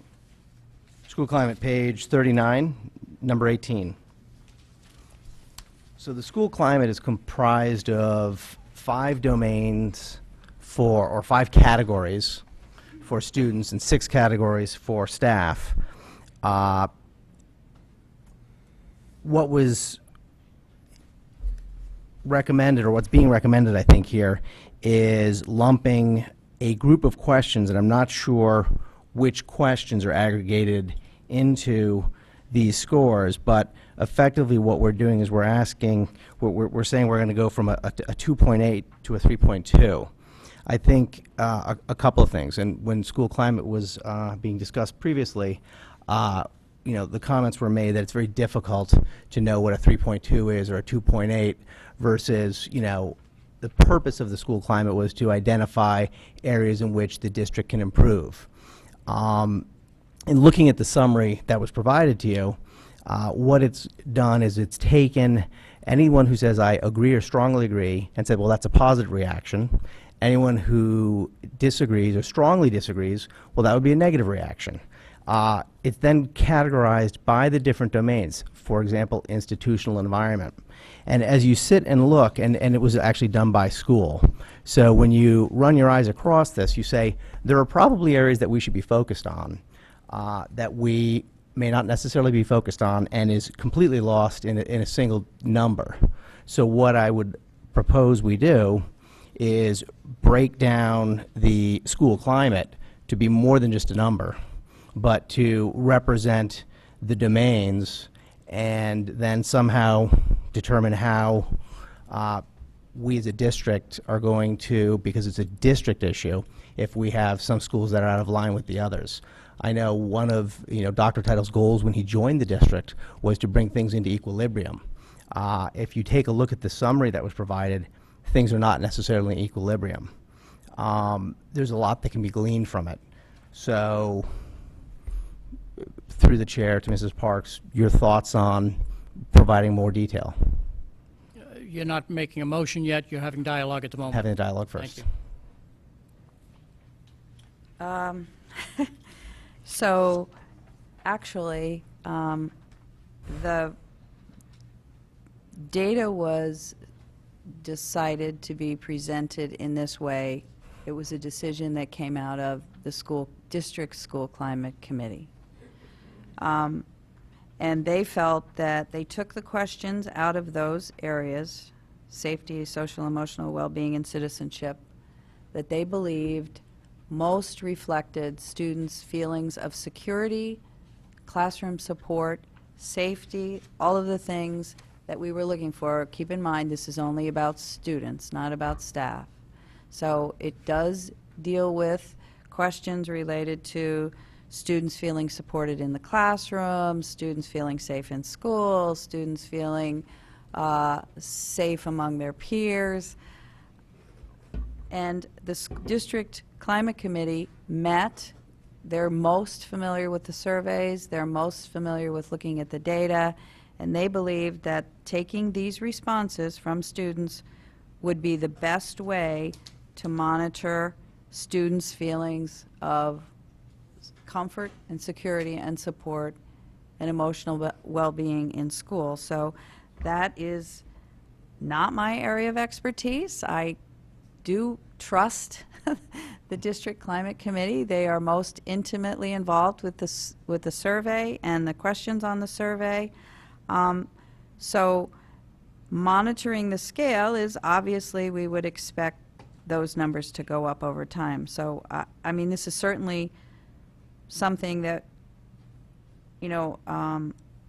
could go back to the district climate committee for reconsideration, but again, they won't be meeting until school starts. So I do think that this is, by combining the questions that all relate to those areas, I think it does give us a good way to monitor. And again, each school has they use responses from the school climate survey to monitor their own individual school climate. And those school climates, the responses to the questions vary from school to school. So they select areas in their own school that they think, based on student responses to questions, need work, need improvement, and then they basically create a plan. All teachers have to buy into the plan and report how they're going to contribute to improving the climate in those areas. So I think what you're asking for is, again, probably more school-based.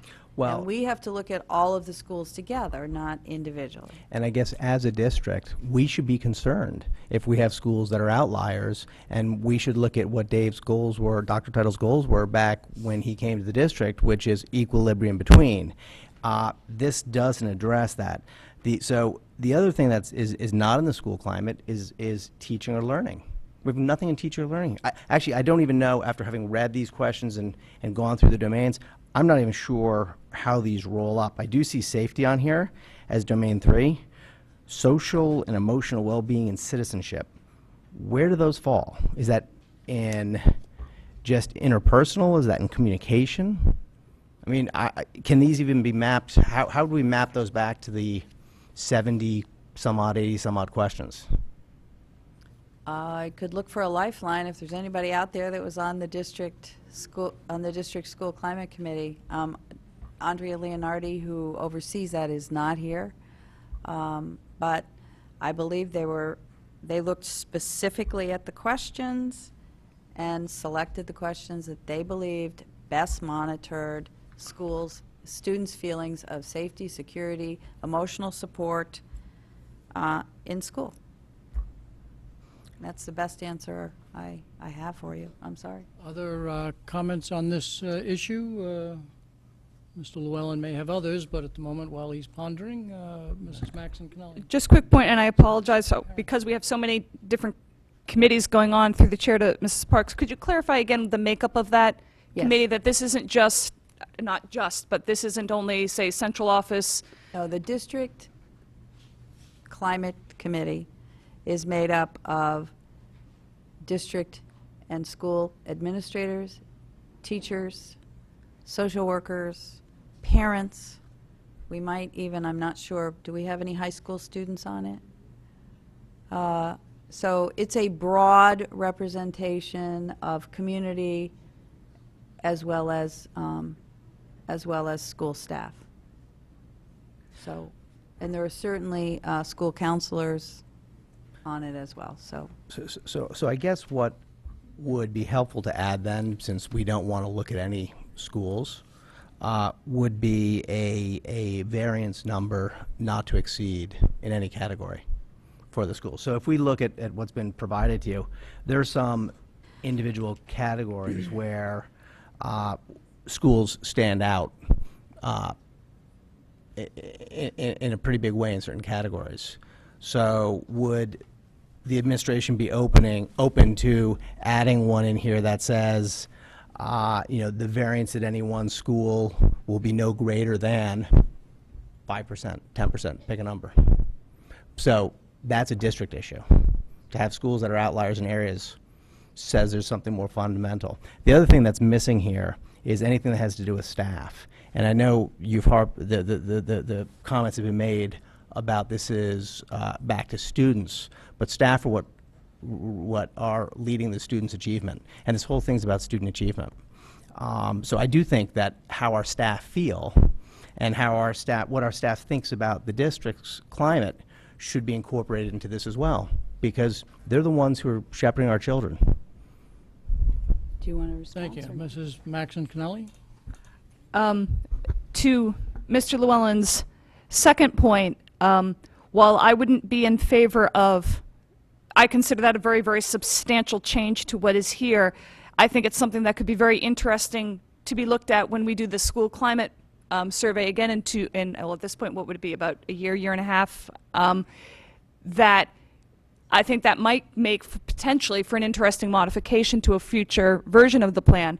I do find Mr. Llewellyn's first point interesting. I wish you had an actual number ready for that, because that idea that someone could not be so wild, no single school could be so wildly or any question off the mark of the goal.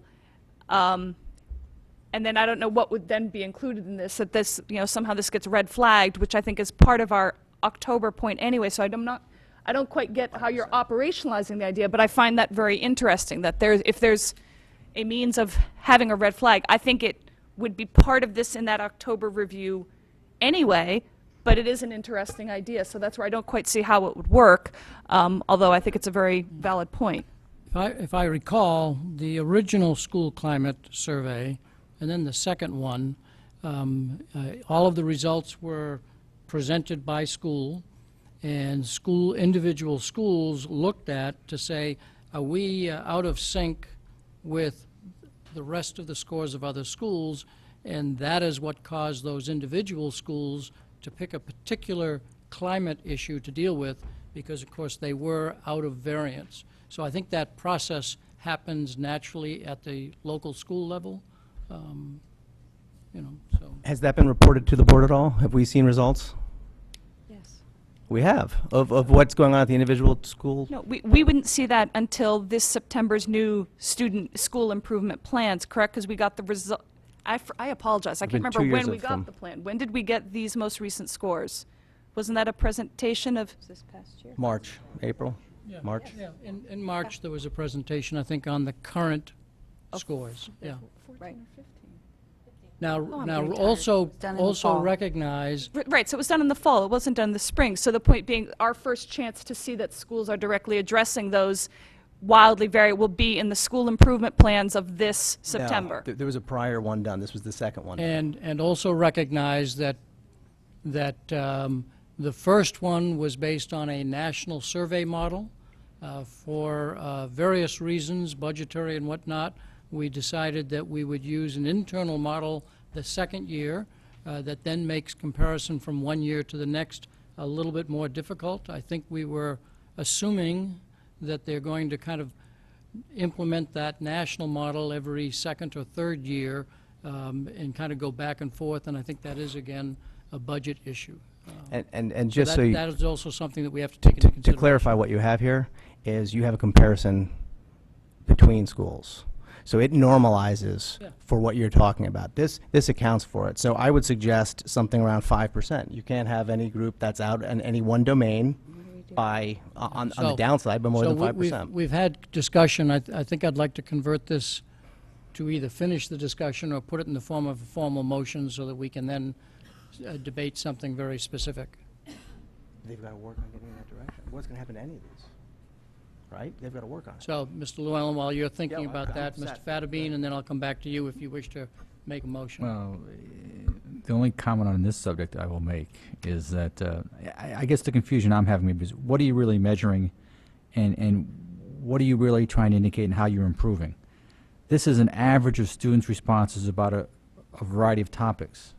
So I'm commingling all these responses and getting an average, which tells me very little, and my average is going to improve, and that tells me that doesn't necessarily mean I'm improving, because any one of those could be falling out of line. They could all be the same. I can be doing terribly in one of them, but better in another, and my average is the same. So I don't really know what I'm really, that's my problem. I don't know what it measures, what the real benefit of, if it goes up or down. How can I say I met my target and I'm improving when all the kids can say, yeah, I feel safe, but I'm emotionally a wreck? That doesn't help me in knowing where we're going in the district and whether we're improving or not improving. And when you take an average of responses like agree or strongly disagree, strongly agree or strongly disagree, I can have a polarized school where everyone strongly agrees or everyone strongly disagrees, average out to a midpoint, and I don't have a good assessment as to where I really am in the school. Or I can have everyone just mediocre and saying we don't really care about school, we're just here, and it's average. And that doesn't tell me anything either. So in this situation, when you have these type of responses, taking an average in a commingled group, I'm not sure what it's going to tell me anything useful. That's my problem with it. So I don't even know if I'm improving or not improving. That's my comment. So I'm not So, Mr. Convertito, if you would Do you mind if Mr. Convertito please, makes go a ahead. final comment, then I'll come back to you if you wish to make a motion. I might have a way to get us around this, and hopefully it may work. Through the chair to Mr. Llewellyn, if, under the measures column, we said to be reported by school, okay, that would give the board the report, okay? Although the number may not move, we would be able to see the variance from year to year and know if we're actually making, progress in some areas and losing ground in other areas. And would you consider breaking it down by domain so we actually have insight? Sure, the report is the report. I don't have a problem with that. Because it then gives you those strands that you're looking at. So we may be going up in one area and going down in the other, but the average is staying the same. Well, and That's as to Mr. Fadabean's Correct. point. So as opposed to an average, you'll say percent favorable? Well, I would just think you'd have to report it by school and by domain. But let's say I've got a domain that has 20 questions, of which, if we go by domain, it's going to help negate that somewhat. Right. And I would ask, Mr. Convertito, if you mean, because it is broken down in the school climate report by domain and by school, and the question, I think, is whether you take these two data points and make them 17 schools times 5 domains. and No, make- what I'm and- trying to and do put it is. in this page. Is that when it's reported to us, Yeah. okay, that the average may go up 0.1, but that doesn't tell us if kids at Ward feel any better about their school than the kids at Ludlow, okay? Or, so I'm trying to figure out a way in which, averages are averages, and when you got 10,000 students in a school, it's very difficult to move an average, okay? So it seems to be a meaningless number to me. It is meaningless, because it takes the highs and the lows. But that breakdown is included in the full school climate survey. I mean, it's not that we don't have the information. But It's a document it goes in. what the average ignores, okay, again, to Mr. Fadabean's point, is that kids may no longer feel safe in the school, okay, but they're happy, okay? So you could have one indicator go way up and one go down, and your average stay the same. So we don't know if we're making progress overall. Okay, so So I'd like to make a motion. let me have the motion made, Mrs. Maxon Kennelly, so that we can get it on the table. One first thing first. But First, my motion is to suspend the rules.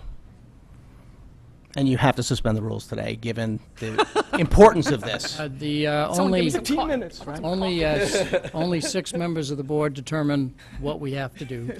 ahead, Phil, do It does 15 take 6 votes. Mr. Llewellyn has put a motion on the table to suspend the rules, which means an unlimited timeframe. Is there a second to that motion?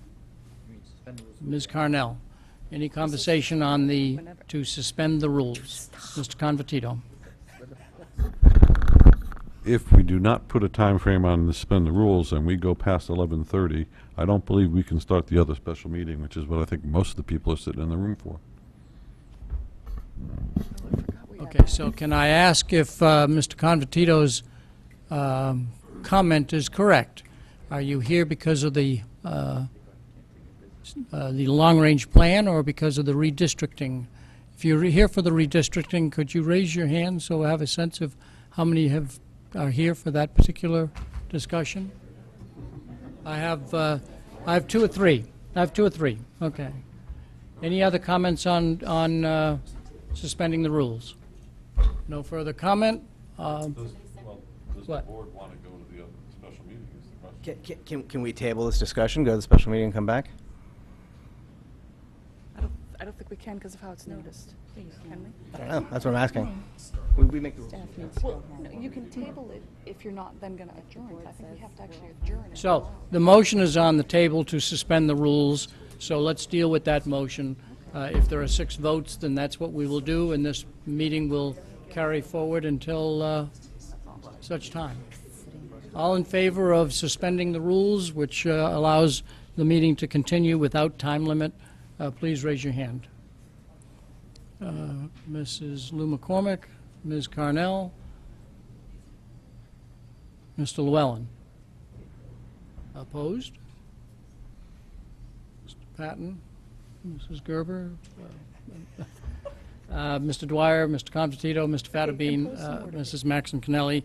The motion loses 6-3. We have 3 minutes left, and so therefore we need some time frame so that we can get this action done. Motion to extend the meeting until 11:29.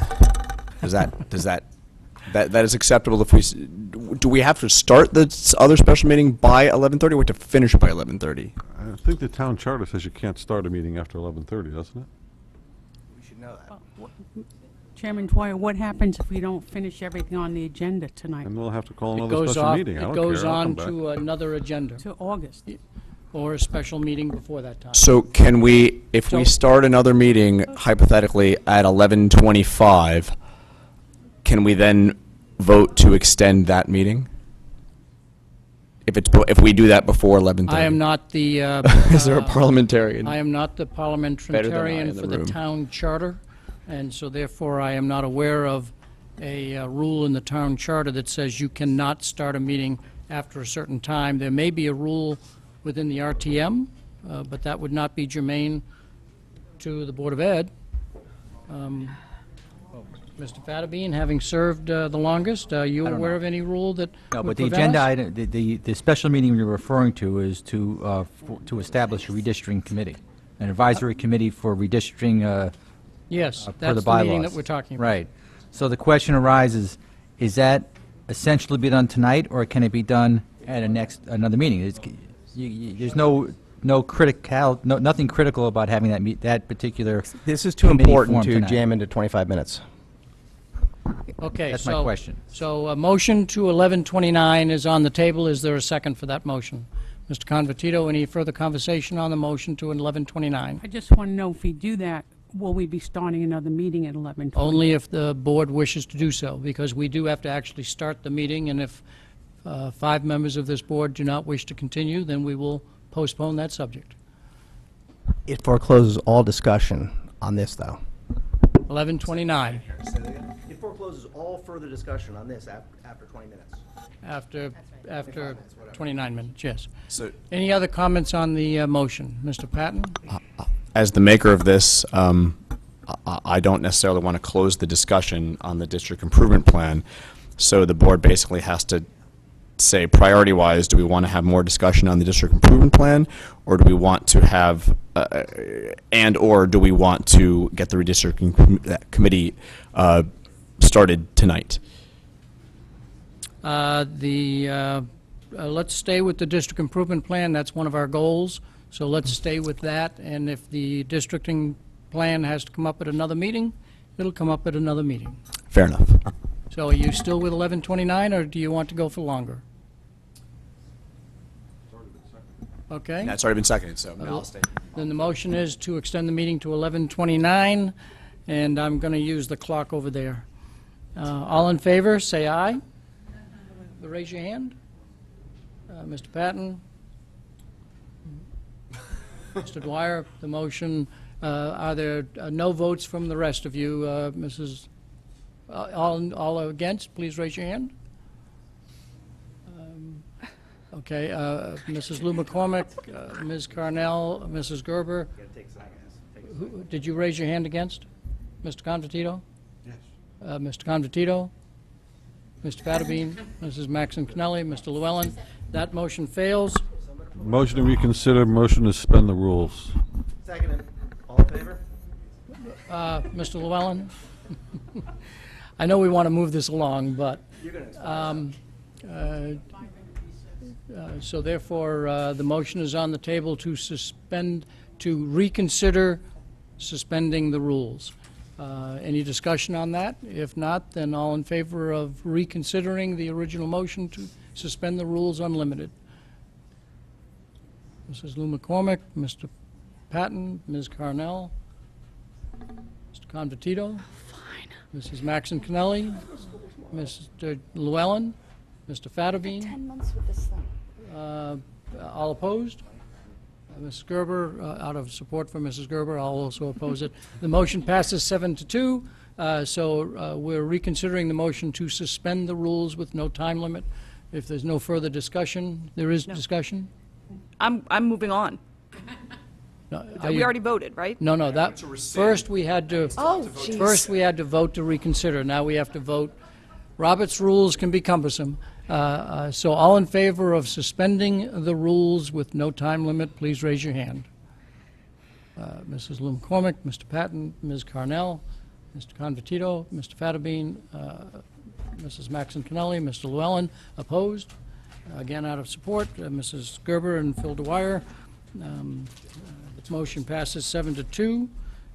We are back to the district improvement plan discussion. Mrs. Maxon Kennelly. I don't know if this will help the discussion. I thought I would just make a statement before Mr. Llewellyn makes any motion. Sorry. I would not in any way be in favor of breaking this out by school as part of the district improvement plan, because that's something we've come back to again and again and again. This is the district improvement plan. This does not mean that this is all the work of all the district. Schools need their point of focus. On the other hand, I do find his point to be very interesting, and if this is where his motion is heading, if it's headed toward the schools, I would oppose it. But just ahead of time, I think breaking out the domains could be valuable. The problem, of course, would then be we'd have to do that with the assumption that the baseline data and 2020 target would then therefore have to be made blank, because the committee would have to re-examine the data in order to fill in those metrics. So I think we're back to Mr. Llewellyn, who had not yet, no, Mr. Llewellyn had fashioned or not had fashioned?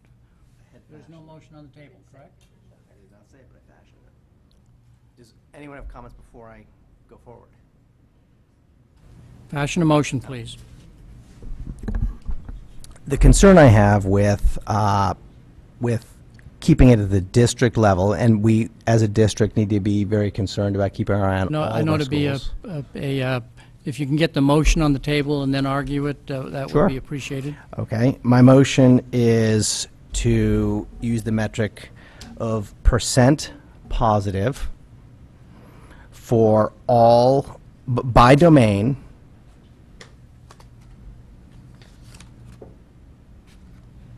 by school. And so that's my motion. And I'll explain what that means, and then we can clarify the Have a language. second. Mrs. Lou McCormick, you wish to argue the motion? Yes. So the reason it's important by school is, and first of all, I'll do percent positive versus a numeric scale here. Percent positive is going to give us a better indication. So positive will be defined as those who agree or strongly agree to those questions that are going to be answered in the affirmative versus not on those questions that are going to be in the negative. The nice part about doing a percent positive is the fact that it allows you to see the movement and it doesn't get as compressed in. The problem with doing it on a district-only level is that you are unable to see schools will counterbalance. So you can have one school that is just has the best communication, and you can have another school that has the worst communication, and you have no change at all. So it actually obfuscates the ability to see communication. Again, staying with the process of the maker, the seconder, Mrs. Parks, and then I'll go to Mr. Convertito. So, you've spoken, right? Yes. And you seconded it, so Mrs. Lou McCormick, any comments that you want to make on the motion? I think this is a question, or this is something that I had suggested earlier, which is having the ability to see the detail by school is actually very important for the very reasons, because we're talking about averages across the district, and averages across the district aren't necessarily telling of what's going on within the district. Because as we've mentioned several times now, you can have highs and you can have lows, and it all appears to be the same average, but actually very, very different things are happening in different places. And again, that transparency should be made available to the board, it should be made available to the public, and it should be easy to look at it and analyze it. And since it's probably available anyways, it's just a matter of automating it, and maybe it's a little extra paperwork. And maybe we want to show it summarized, but I would say that having that transparency and detail, again, I move towards a little more detail rather than staying so broad, because I think we're losing. We're going to get lost and not see the details within our forest. All we'll see is the top canopy, and that's it. And I think that's a mistake. So if we have the ability to move a little bit further down so that we can actually get some good insight, I would recommend that we consider adding a little more detail here. Thank you. Mr. Convertito.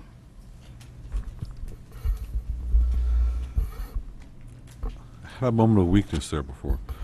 Under Mr. Llewellyn's argument, then we would have to break down every single one of these assessments by school, by level. Okay? And if you read the beginning of the plan, starting at 14, it starts out with the school system and school improvement plans, which are going to drive those numbers either up or low, higher or lower. So the method by which those assessments are recorded on a district level are appropriate and not to be divided by school and so forth, because the school improvement plans are what are going to drive those numbers one way or the other. So I would be against this motion. So just to respond.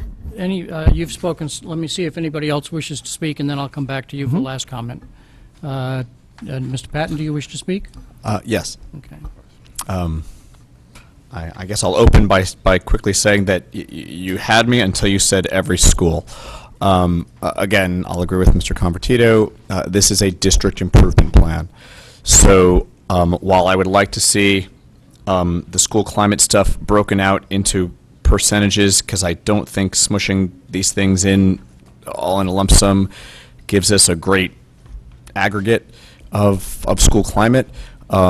Certainly, I'm not in favor of doing any breakdown by school. That is what these school improvement plans are for, and I have utter confidence in in our administrators and our headmasters and principals that the data will be there, as we've all said, it will exist, and that will be given to each of the schools, and that those schools will incorporate that information into their school improvement plans, because why would you not? You have the data, and I know that they will do that.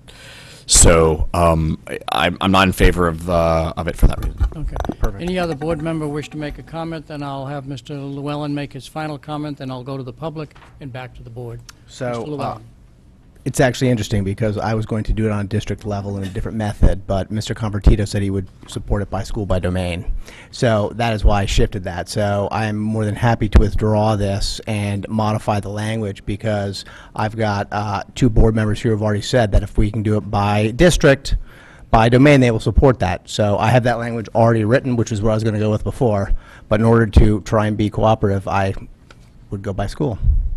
So if I could be allowed to withdraw that and resubmit the language. I know it belongs to the board, that's what I'm asking. You're suggesting that it would say percent positive by domain and then eliminate those two words? It would be, yes, that's correct. Percent positive respondents by domain, and then I would add. Okay, and then you want to change it further?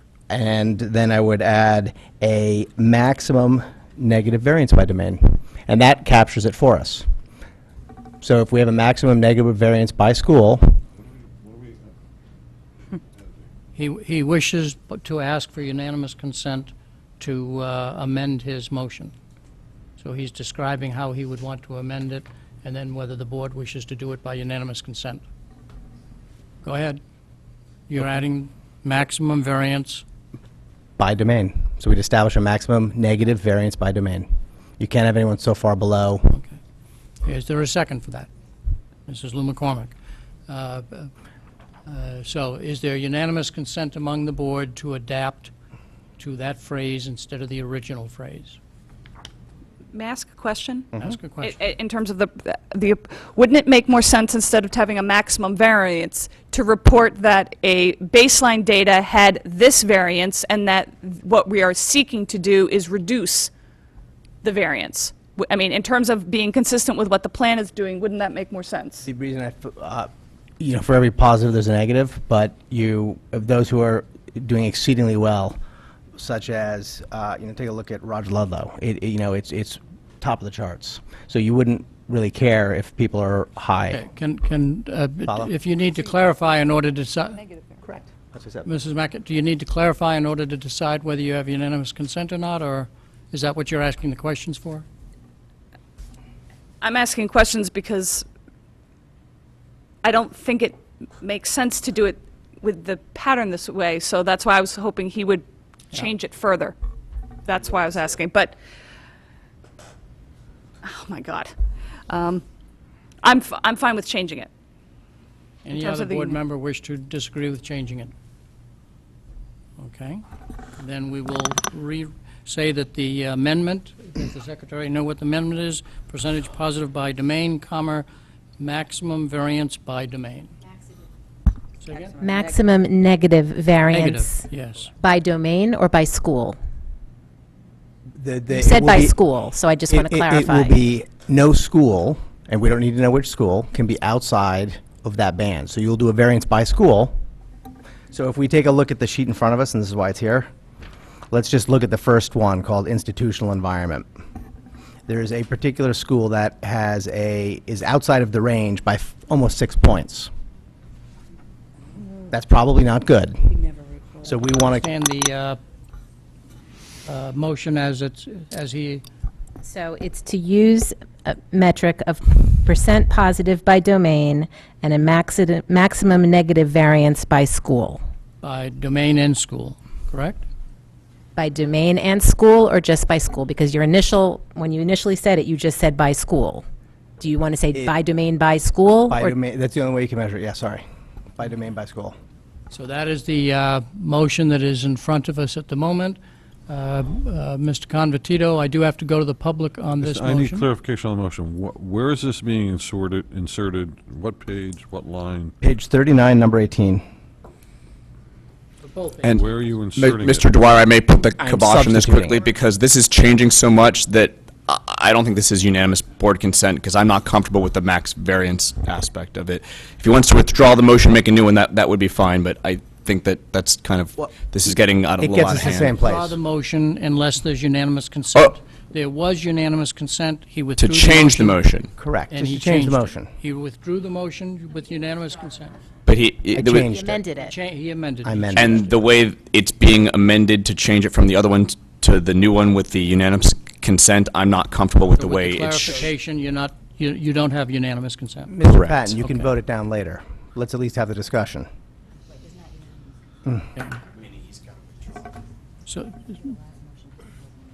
So there is a motion, since there's not unanimous consent, there's a motion on the table, percent positive by domain and by school. That's the motion that's on the table. Correct? Because there's not unanimous consent to withdraw it. I'm going to withdraw that. You're going to withdraw the entire thing? I'm withdrawing that, and then I'm going to come Okay. back with another Is there motion. unanimous I mean, consent to withdraw the entire it's taking a motion? two-step here. Is there unanimous consent to withdraw the entire motion? Fair enough. So, start again. Again. Well, that was productive, thank you. Do you have the language I said before? So, I'd like to make a motion to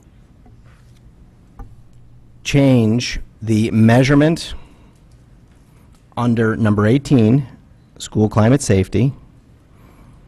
Survey, but yeah. Yep, sorry, school climate survey.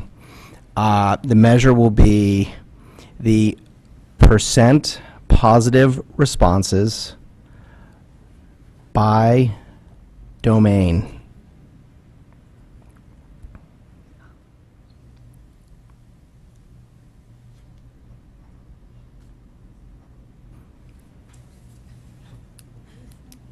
And then we will have the second measurement, which will be to establish a maximum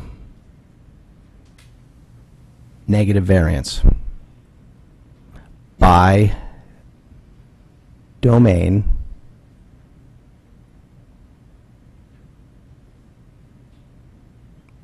and it will as measured by school.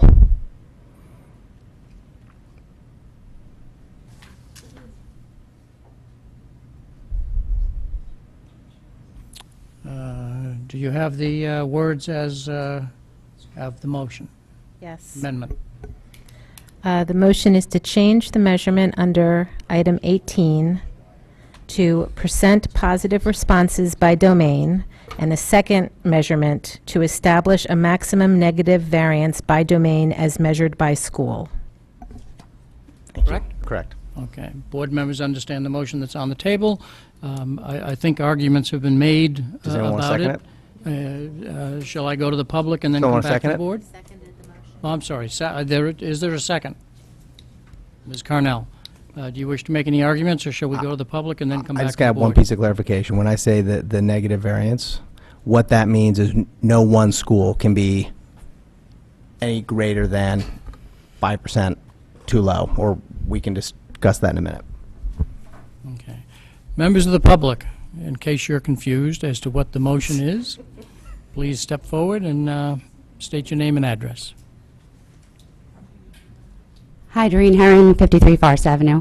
I just think since Andrea Leonardi's not here, and since the late hour, that I don't know that we should be making these type of changes right now, especially since we're not going to administer the next survey for, I think, a year and a half. So since this is like a fluid document, I think these are questions that can be asked to her and the team to see if they think it's the best way to go about it. So while I still think those questions are valid, I think it's information you can still obtain without putting in this document right now. Thank you. Thank you. Any other members of the public wish to come forward? If not, back to the board. Any other comments on the amendment? I don't know who came first, but Mr. Fattabine, followed by Mrs. Maxon Connelly. I can understand the benefit of a % positive by domain, and tracking that so that you have your baseline, which is an arbitrary number, 75% are positive, and you have a target of 80% being positive. I can understand that, and that may be desirable to do. So you have some indication that the positive climate in the school district is increasing, and that's valuable information. So I understand that by domain. I'm not quite sure I understand the negative variance aspect by school. I can understand that as a district, what you may want to measure is that no one school deviates from a certain, well, that'd be the deviation in general. I'm not sure what the negative deviation is, but no school is going to have a deviation greater than a certain %, or that's your target. We want all schools to be within 5%. So we start out at maybe 10% deviation between schools, and we end up at a target of 5% between schools. But that's, I'm a little more leery of the deviation aspect, and it depends how that's calculated and how you determine that. So it's, I agree, it's hard to do at the table, and that's my concern. Okay, Mrs. Maxon Connelly. And I apologize for my ignorance of the rules. Can this be divided? Let's divide it. Can we divide the motion? Any motion can be divided. Well, I'd like to make a motion to divide the motion. Second it. Make your argument for dividing motion. I'm in favor of the first, I'm not in favor of the second. That's my argument. I already made the other argument earlier. Mr. Llewellyn, you have a comment? I would be happy to divide it. Any discussion on the board? It's a voting item out to the public. Any member of the public wish to make a comment on dividing the motion? Back to the board. All in favor of dividing the question, please raise your hand. Mrs. Lou McCormick, Mr. Patton, Ms. Carnell, Mr. Convertito, Mr. Fattabine, Mrs. Maxon Connelly, Mr. Llewellyn, all opposed? Mrs. Gerber, Mr. Dwyer, the motion passes 2-7. So we have... 7-2. Right? 7-2. 7-2, yeah, I'm sorry. 7-2. So we have two motions. We'll act on the first one first, which is the first item metric, which is percentage positive responses by domain, correct? Mr. Llewellyn, correct? That's correct. Okay, Mr. Convertito. Just to make sure our housekeeping is in order, propose a friendly amendment that page 2018.1 be changed to the same language. Page 20? 18. 18. Thank you. Yeah, that's where they're described. Makes sense. Can you repeat that, please? And so the Page 39 has the assessments and the measures. Page 20 has the performance indicators and the data measures. So 18, school climate survey, grades 3 to 12, climate. 18.1 would have to be changed to percentage of positive responses by domain, because that's the data measure, just to make the document consistent. And so the amendment would kind of say percentage positive responses by domain and conform the description on page 20 accordingly. Fair enough? Okay. Is that unanimous consent to do it that way? Understand? Does the secretary have the unanimous consent? Okay, so with that motion. We changed it slightly, so back to the public. Anybody wish to comment on the slightly changed amendment? Any final comment that Mr. Llewellyn wishes to make, and then we'll vote on it? And so that there's clarity, I'll ask the secretary to read the first motion of the divided motion. Okay, it is to change the measurement under 18, page 39. Wait, I'm just wondering if I should add the language about page 20, or, all right, never mind, okay. It's okay. Okay, to change the measurement under 18, page 39, to percent positive responses by domain to conform to the description on page 20, 18.1. Board members understand the motion? To conform, can you read the last And part? conform, I think. Thank you. And conform. Yeah, and conform. And to It's not conform. for one to conform to the other, but and conform. I think our staff know that they need to conform the document to any change. So I think that sends direction without being too specific. We don't want to put page 20 and page 39 in the same. I think the message is clear. Just a minor clarification, if I could. Please. Just to be certain what percent positive means, the numbers are from 1 to 4. That won't be My- used. I know, well, it's, the answers are given 1 to 4, whether you strongly disagree or strongly agree within a range. Down here is not what 2 and 3 are. I assume they're more neutral. The extremes are 1 and the extremes are 4. So a positive response means I assume it means that you agree, either strongly or by some degree. So, but a positive response it depends on how you interpret what is a positive response. It could be, I answered the question, I gave a positive response, it's strongly disagree, that's positive. So I just wanted to clarify, the intention, as I understand it, is that it's a agreement, it's a statement of agreement in the response. So, You want to respond to Mr. I'll Fatabean's respond. comment? I don't think they're Question? actually 1 to 4. I think it's agree. It's strongly agree, disagree, strongly disagree. They assign numbers in order to do a percent. Right. So if you agree or you strongly agree, and the question is, I like my school, and I agree, that's a positive response. And if you then go further down and it says, there's one here about like violence. You know, I've been, what is it, let's see. I just don't know the questions. I worry about crime in my school, number 92. For me to disagree with that, so I'm not worried, that's a positive response, not a negative response, right? I disagree with it because worrying about crime is a bad thing. So what he's asking is that... Does that answer your question, Mr. Fatabean? Not necessarily. I Okay, don't know so how they're scored. They're scored if numerically, I may aren't make they? a comment, and then Mrs. Maxon Kennelly wishes to make a comment. I think one of the difficulties, if I may, Sometimes it flips, you can't use Sometimes it flips though. yeah. That's what I If thought. I may, one of the difficulties in the student climate survey is that questions do go back and forth between 1 and 4 or 4 and 1, and et cetera. And the school climate team, which looked at this quite a lot, came up with this approach. I have no doubt in my mind, the reason I'm not going to vote for this is that I have no doubt in my mind that trying to create a phrase that could be clearly understood, that the school climate team will have to institute, that whatever we pass tonight that is a change, my guess is it's going to come back to us asking for clarification. So I would more subscribe to the keep it the way it is and let the climate team, when the next survey comes out, show us the variance, because it will be in the school reports, and so keep it the way it is.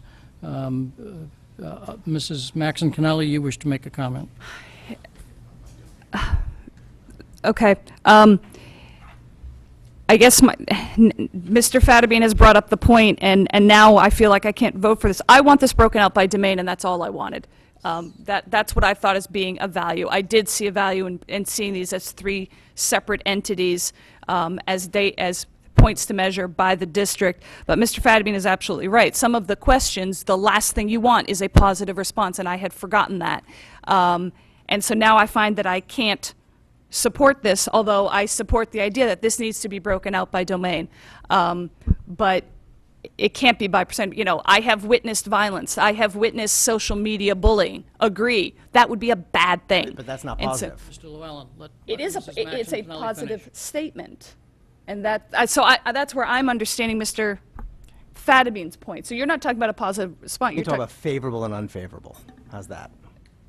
It's, look, Mr. Llewellyn, if you could address the whole board Well, so that people will... it's favorable versus unfavorable.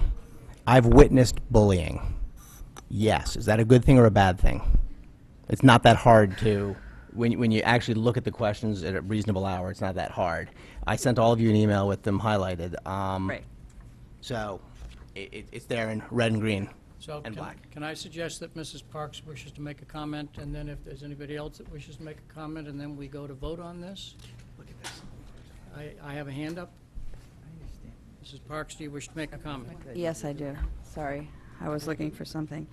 I understand, I believe I completely understand your concerns. However, I was not a member of the group that made these decisions, and I don't believe there's anyone here who can speak to that. So you have all expressed different opinions about how would that strongly agree, be counted as a positive, would be counted as a negative. I believe that the School Climate Committee picked questions from those domains that they thought would be most clear about student safety and feeling supported in the schools, where a 4 would, I don't know the answer. Did they sort out by question? Or what you asking them to do now is look at every single question and redetermine, does it count as a +4 or a -4? I don't know. I can't answer that question. So you're having a dialogue debating how you think it works may not actually be the way it works, and there's no one here to speak to it. So that is my concern in your discussion. And the time it took to allocate those to positive and negative was moments, not hours. There is an awful lot of data here, Mr. Llewellyn. I went through it all. That's how I got that. Yeah. I went through every bit of it. So it was accessible to you? Yes, PDFs. yes. Any other final comments, and then we will vote on the amendment? Mrs. Lou McCormick wishes to make a final comment. So that those favorable, unfavorable issues are in these averages as well, right? It's the same issue he's going to have in his versus this is going to have in these averages, because we don't know if a 1 or a 4 is Over 10 grand. Okay. We're done with that. Now, because the balance of our agenda is minutes, I have indicated that Mrs. Parks and whoever is riding in her car is welcome to take off. Thank you very much, Mr. Dwyer. So, having said that, we are now at business item 3F, approval. approval of the minutes of April 7th, 2015 regular meeting. Okay, so can we proceed through these minutes? And so the recommended motion is that the Board of Education approve the minutes of the regular meeting of April 7th, 2015. Do I have a motion? Mrs. Maxon Cannelli and Mrs. Gerber is the Do they seconder. include the amendments? I'm sorry. Well, we first have to put the recommended motion on, and then you would put your amendment on. Do you wish to pursue your amendment? Well, I do, and I apologize. Is there a copy that I can borrow, because it is not in this one or this one, and it's been on for so long?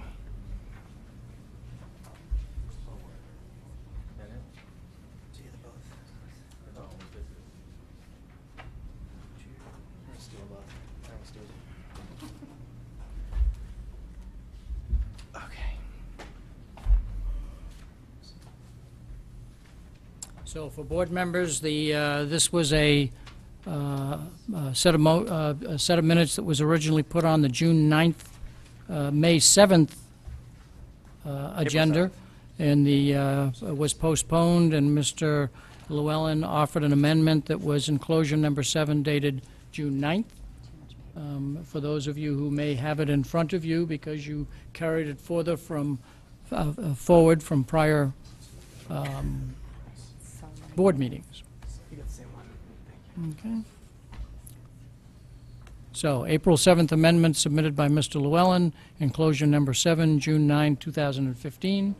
Do you wish to put this forward as an official motion? I do. I have one point of order first, though. Are we going to go to public comment? Well, nobody's asked for public comment yet, so let's get the motion and see if people ask for public comment. So you're not going to do it before section? Got it. Okay. On this just set checking. of minutes. Okay, Yes. that's fine. To my knowledge, it's only the May 19th minutes that a member of the public asked to comment on. I believe that there will be a process that will allow him to do so, but let's take one set of minutes at a time, if I might. Okay.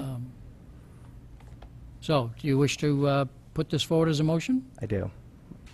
So moved. Is there a second? You want to speak to the motion? Sure. I've inserted language here that I believe more fully reflects the conversation that occurred. It adds some detail that is, I think, important to capture what was stated at the table and what was eliminated. So I'm asking that the red line be inserted, and this red line ties back to the audio. Does the seconder have a comment that they wish to make? And for any of these amendments, after the motion maker and the seconder, I'll go to the secretary to see if she has any comments, and then we'll open it to board discussion. Does the seconder have a comment that she wishes to make? No. Does the secretary have a comment wishes to make? No. Comments from the board? This may sound like a broken record over the last 4 years, but it is my understanding that Robert's rules clearly say that the minutes should contain mainly a record of what was done at the meeting, not what was said by the members. And if we go down a path that we add substantial commentary that each board member makes, and then that gets multiplied by 9 different people who say, well, then I want my words in, we will have very, very lengthy minutes. And so I believe our secretary does a good job of capturing the essence of the conversation. And so that has been my consistent stance regardless of the proposal. Mrs. Maxon Cannelli. And I guess I'd like to repeat what I have tried to state to as my consistent stance, which is I'm very much opposed to anything that is now becoming a transcript. I mean, when I think of the, what was it, 10 to 15 minute opening I gave for the food allergy policy, I mean, in no way was I looking for a transcript of that to be put in, even though there were many important ideas. The point is I advanced the policy. And I looked over this language when we got it, and I believed that the essence of Mr. Llewellyn's position was very clear to me upon reading it. I certainly understand that when something is important to someone, that sometimes your words you'd like to be recorded, but in point of fact, there was nothing inaccurate about the essence, and that's why for neither this nor the 21st would I be supporting it in the level of detail that it is. Other comments from the board members? Let me, before I see if there's any other comments from the board members. If not, I'll go back to Mr. Llewellyn for a final comment. Sure. I think the essence is actually different by omitting certain language. The data would have to be reviewed and redacted. Was not what she said. She said that she believed it would have to be redacted. I disagree. Mr. Llewellyn hoped that Ms. Munsell would somehow document the fact. There's no comment in here on the FOI piece. We disagreed that she needed to redact it based on what the district was allowed to redact at a prior FOI hearing. I think the fact that a statement is made, a definitive statement is made based on a past being eliminated changes the essence as well as the meaning of what's there. Mr. Llewellyn asked for confirmation that the tax-exempt status was used and that no tax was charged.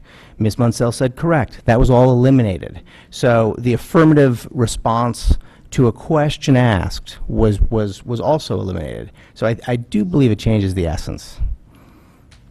Any other final comments from board members? If not, are we ready to vote? This is on the amendment, submitted by Mr. Llewellyn, April 7th. All in favor of the amendment, please raise your hand. Mrs. Lou McCormick? Mr. Fattabine? Mr. Llewellyn? All opposed? Mr. Patton, Ms. Carnell, Mrs. Gerber, Mr. Dwyer, Mr. Convertito, Mrs. Maxon Cannelli. The motion fails 3-6. We're back to the main motion, which is to, that the Board of Education approve the minutes of the regular meeting of April 7th. Can I get a raise of hands? All in favor of approving the minutes? Please raise your hand. Mr. Patton, Ms. Carnell, Mrs. Gerber, Mr. Dwyer, Mr. Convertito, Mrs. Maxon Cannelli. Opposed? Mrs. Lou McCormick, Mr. Fattabine, Mr. Llewellyn. The motion passes 6-3. On to the meeting of April 21st. Recommended motion is that the Board of Education approve the minutes of the special meeting of April 21st, 2015. Do I have a motion? Mrs. Maxon Cannelli, seconded by Mrs. Gerber. And Mr. Llewellyn, you have an amendment for April 21st as well. This was shown as enclosure number 8. The minutes were presented first on May 7th, postponed, and then the enclosure that was listed number 8, June 9, 2015, titled April 21st Amendment, submitted by Mr. Llewellyn. Mr. Llewellyn? Sure, thank you. I do wish to submit it. Yep. Is there a second? This is Eileen Lou McCormick. Mr. Llewellyn. These particular minutes relate to the conversation around Walter Fitzgerald, and you may recall from the last board meeting the inter-exchange, which is also eliminated from the last minutes. I had specifically asked, what is the cost? What are the business plans? What are the alternatives? What's the building capacity? Have we done an analysis, or is it premature to add this to the strategic plan? That was eliminated. Those were all questions. Those were all requests for information that a board member made, and that was eliminated from the minutes. So the minutes do not reflect that I asked any of those questions, which I believe are pertinent. The other piece that was left was I asked Dr. Title, is the school meeting all of our expectations, educating the kids that are there? Dr. Title's response was that it was not, and that it can be improved. Mr. Llewellyn expressed his concern that the district is going to be investing to bring kids in from other districts to a school that does not meet our expectations. Mr. Llewellyn stated he supports expanding the learning that is going on there, but doesn't believe we need to run there before we can block and tackle. So, what's been eliminated here is formal questions that I made, to which I've not received responses, the question I asked about our performance there and the response. So these minutes are materially different from what actually happened. Mrs. Lou McCormick, do you wish to make a comment? I mean, I guess this is a continuing trend, so these, I think, requests for FOI is important. They should make the minutes, and if these statements belong in there, I don't know why this board would prevent it. That board members don't ask to put comments in all the time, so of course I'm going to support this. Other comments from the board? Hearing no comments, are we ready to vote on the amendment as presented on enclosure number 8? All in favor, please raise your hand. Mrs. Lou McCormick, Ms. Carnell, Mr. Fattabine, Mr. Llewellyn. All opposed? Mr. Patton, Mrs. Gerber, Mr. Dwyer, Mr. Convertito, Mrs. Maxon Kennelly. The motion fails 4-5. We're back to the main motion that I'll read. Number G, that the Board of Education approve the minutes of the regular meeting of April 21st, 2015. All in favor, please raise your hand. Mr. Patton, Ms. Carnell? Okay. Mrs. Gerber, Mr. Dwyer, Mr. Convertito, Mr. Fattabine, Mrs. Maxon Kennelly. Opposed? Mrs. Lou McCormick? And Mr. Llewellyn. The motion passes 7-2. So now let me get to the motion for the approval of the minutes of May 19th.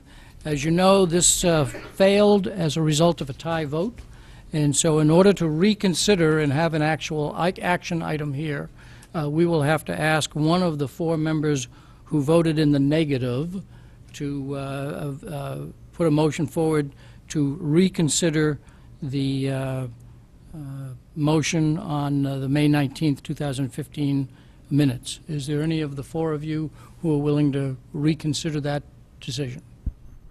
I'll make a motion For to the purpose of reconsider the discussion, thank you, decision. Ms. Carnell. Is there a second? Mr. Convertito is a second. It's been moved and seconded to reconsider. Any discussion? Hearing not, all in favor to reconsider, please raise your hand. Mr. Patton, Ms. Carnell, Mr. Gerber, Mr. Dwyer, Mr. Convertito, Mrs. Maxon Kennelly, all opposed. Mrs. Lou McCormick, Mr. Fattabine, Mr. Llewellyn. Okay, so we now have the recommended motion that I'll put on the floor now that we have voted to reconsider, that the Board of Education approve the minutes of the regular meeting of May 19th, 2015. Do I have a motion? Mrs. Maxon Kennelly, a second, Mrs. Gerber. So now let me explain. There is a provision of Robert's Rules that, let me find it here for a moment. When it talks about various standing rules and bylaws and whatnot, on page 19, custom. In some organization, a particular practice may sometimes come to be followed as a matter of established custom. I use the phrase past practice, established custom, so that it is treated practically as if it were prescribed by a rule. Now, on that page further on, so I guess I could say, I think Robert's Rule says that past practice and custom can be followed. But it says further, if a customary practice is or becomes in conflict with the parliamentary authority or any written rule, and a point of order citing the conflict is raised at any time, that custom falls to the ground. Means it shouldn't be clarified. So it shouldn't be allowed. So therefore, in order for a member of the public to come forward to speak on these particular minutes, I will ask somebody to ask for a point of order, to allow, to say custom should not follow bylaws. Point of order. Point of order. Is there any member of the public that wishes to step forward and speak on the May 19th minutes?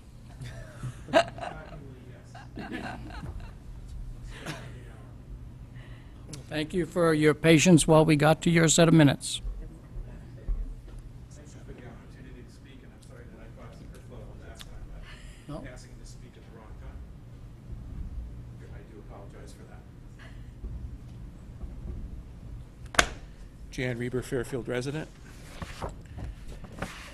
Board meetings are the legal record of what has occurred here. Not a question of transcript or just what occurred. I know you regard accuracy as important. Omissions from minutes create inherent inaccuracies. The minutes for the May 19 meeting have serious omissions because they fail to adequately record the many thoughtful comments from the public. There are pages. Ms. Maxon Canale mentioned transcript. There are pages in these minutes recording the remarks of BOE members, but in the public comment section, there are 5 words each to summarize what was said by members of the public. In one case, 2 parents gave a 6-minute presentation of concerns. That 6 minutes is not accurately or adequately summarized in brief phrases in draft minutes. The clear implication is that public comments are not important, do not need to be memorialized for the record. I respectfully request that you not approve these minutes until they more accurately reflect the public comments at the May 19 meeting, and that you only approve the minutes of any future meetings that accurately reflect public comments. The June 23rd minutes, for example, suffer from the same omissions as those of May 19. It's very notable that the public comments excluded from the minutes often include content that is critical of district office practices and content that suggests changes to policies and procedures.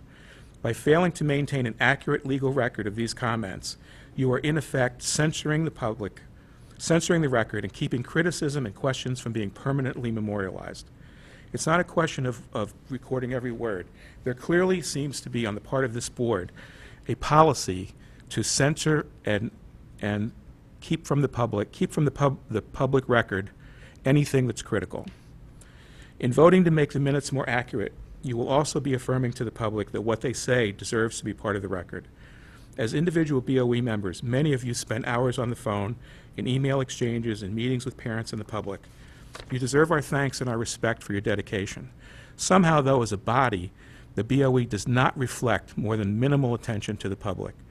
More accurate minutes will be an affirmation that the public is not only tolerated, but is heard. Thank you. Thank you. Anybody else wish to come forward to speak on these particular minutes? Back in May 15th of 2000, are you just changing seats or are you coming forward? Please do. Christine Vitale, 254 Vernon Hill Road. I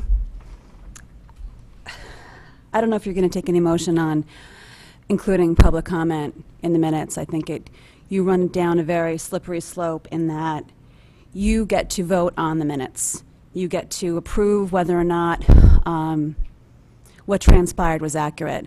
Members of the public, when you start getting too detailed in what we say, we don't have that luxury of approving or disapproving. So that concerns me a little bit. I do think, in looking at other town bodies, public comment is not recorded in detail. A lot of the time it's just if a motion's before the table.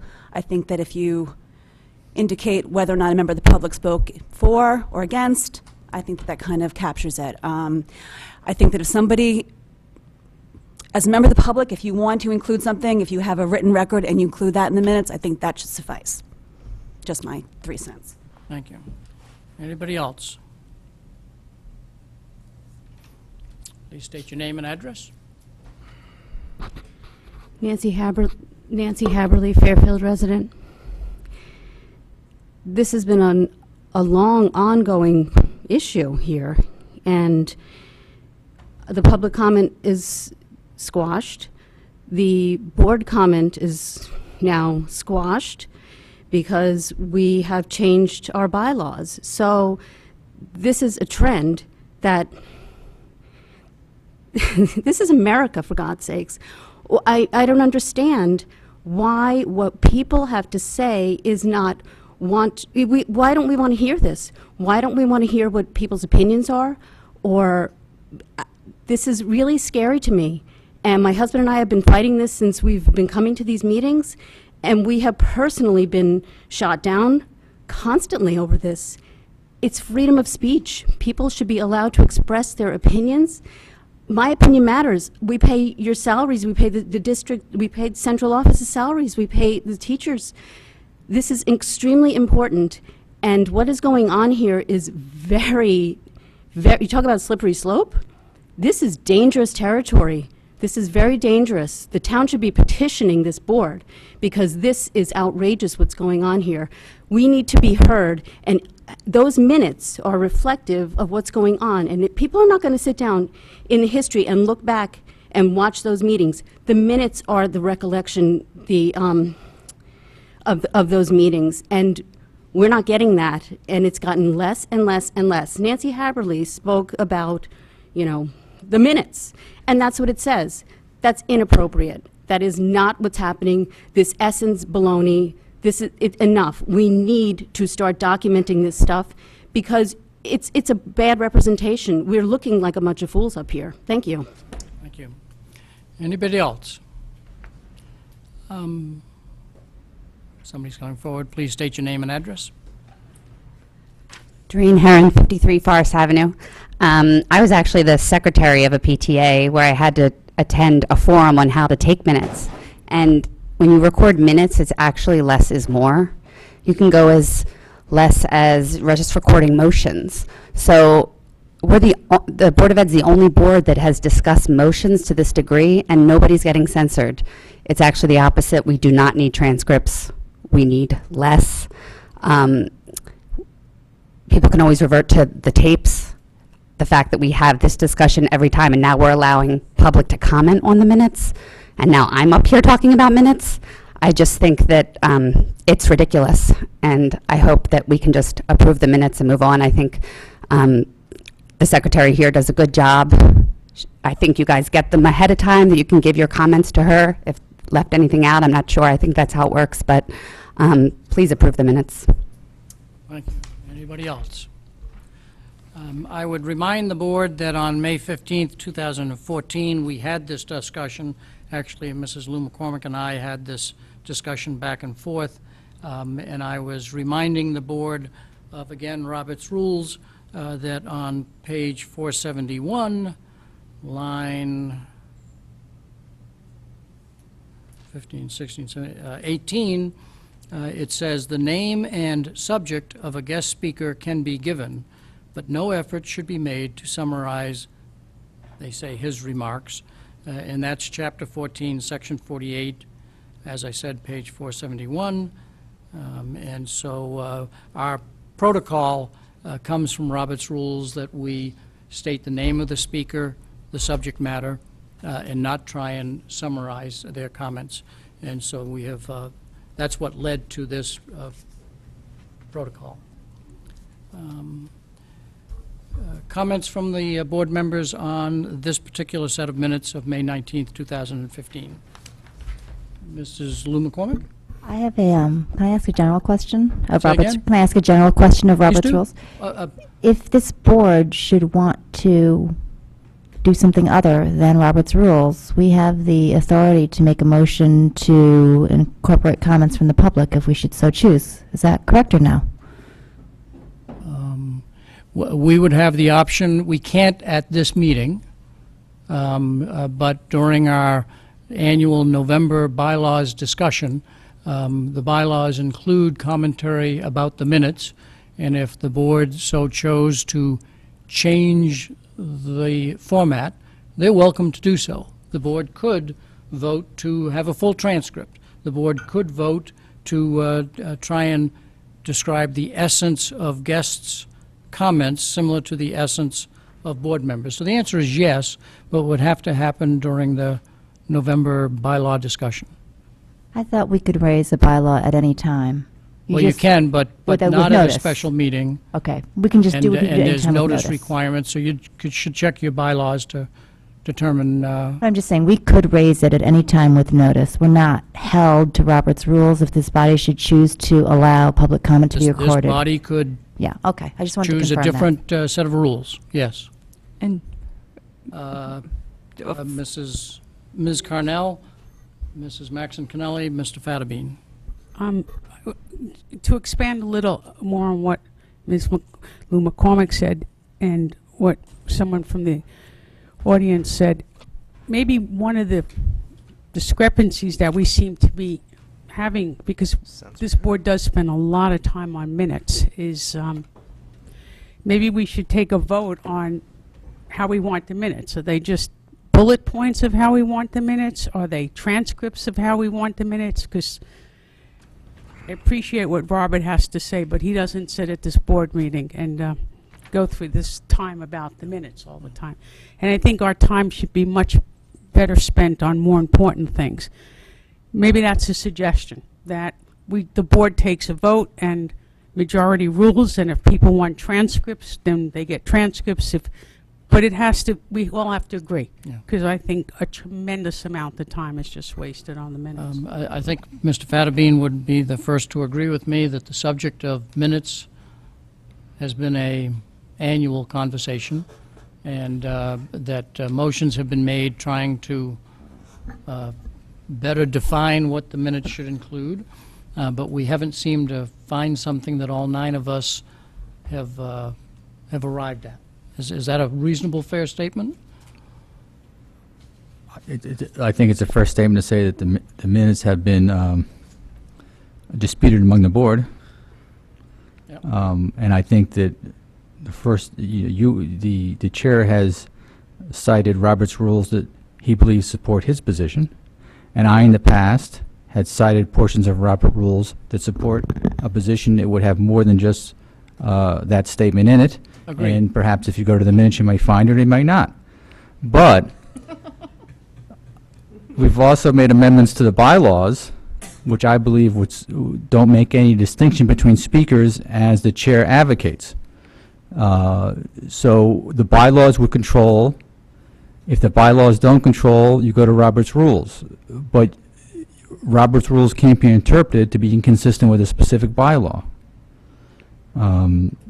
So my position is, as I stated in the past, the bylaws don't make this distinction that the chair advocates. Robert's rules sections that the chair indicated, there are other sections in Robert's rules for public bodies that contradict that. The chair recites issues with respect to, I believe, in generally private minutes that are not published. When minutes are published, there's a different standard. And I've mentioned in the past, and don't want to re-argue this. I try and be quiet during the minute presentation, but I just wanted to raise a point that there is a difference of opinion. There's support for both sides of the position, and it's not a simple question. Let me clarify, because I'm the keeper of we have to discuss the agenda items and not items that are not formally on our agenda and therefore have not been noticed to the public. We certainly can change a bylaw. We can't continue the conversation at this table, at this meeting, but we can certainly advance, board members can advance an effort to try and clarify how the minutes shall be taken, and the board will have a debate and discussion on it, and maybe, I'll say the 5th time will be a charm, and that we'll get it to something that is a compromise that people can agree on. But if I could ask the conversation to be focused on these particular minutes, which is the motion that's on the table. Any comments on these particular minutes? Okay, if we're ready to vote, that the motion says that the Board of Education approve the minutes of the regular meeting of May 19th, 2015. All in favor, please raise your hand. Mr. Patton, Mrs. Gerber, Mr. Dwyer, Mrs. Maxon Kennelly. All opposed? Okay. So we have reconsidered. We're still at 4-1. This set of minutes will appear on August as well. It will appear on every meeting because we are required by the town charter to file a set of minutes. Point of order? We are required to file a set of minutes with the town clerk. So until we can get some compromise to approve these minutes, it'll show up. I'm just Can I letting you just- know that. I understand we're required to file minutes. Yeah. There's no requirement to file approved minutes. I will ask Mrs. Brown, the town clerk, whether she agrees with that viewpoint. File unapproved minutes. Yeah. And if Ms. Brown says you can file unapproved minutes, then I'll file them. So then it wouldn't have to come up on every agenda. Correct. I'll let you know what her viewpoint is, because she already did give me direction that the board should either reconsider or rescind so that they could take positive action on the minutes, but I'll ask her to clarify that for me. Approval of the minutes of June 9, special meeting, that the Board of Education approve the minutes of the special meeting of June 9th. Do I have a motion? Mrs. Maxon Cannelli, I'll say Mr. Convertito, get his name in the minutes. Mr. Patton, any questions or comments on the June 9th special meeting? Seeing none, all in favor of the minutes, that the Board of Education approve the minutes of the special meeting of June 9th, please raise your hand. Mr. Patton, Ms. Carnell, Mrs. Gerber, Mr. Dwyer, Mr. Convertito, Mrs. Maxon Cannelli, all opposed? Mrs. Lou McCormick, Mr. Fattabine, Mr. Llewellyn, those motions. Excuse me, I just wanted to clarify, these are the executive session minutes for June 9th? Okay. These are the minutes that just simply say we went into executive session Excuse me, I thought you and we meant came out. The regular meeting. No, this is the special meeting. All right, I apologize, I misunderstood. You wish to change your vote? The special meeting, I do not have, my vote would be for. For. I always thought you were Because June it's a 9th. special meeting, does anybody else Right. had that confusion and they wish to change their vote? What? Yes, you do. So we have two changes of votes. Thank you. Three. You voted for, so that's a 9-0. That's a 9-0, thank you very much. The next is recommended motion that the Board of Education approve the minutes of the regular meeting of June 9th, 2015. Any commentary on these minutes? Hearing none. I have a motion, and I have a second. Mrs. Gerber? Seeing no commentary. All in favor of the minutes of the regular meeting of June 9th, 2015, please raise your hand. Mr. Patton, Ms. Carnell, Mrs. Gerber, Mr. Dwyer, Mr. Convertito, Mrs. Maxon Cannelli. All opposed?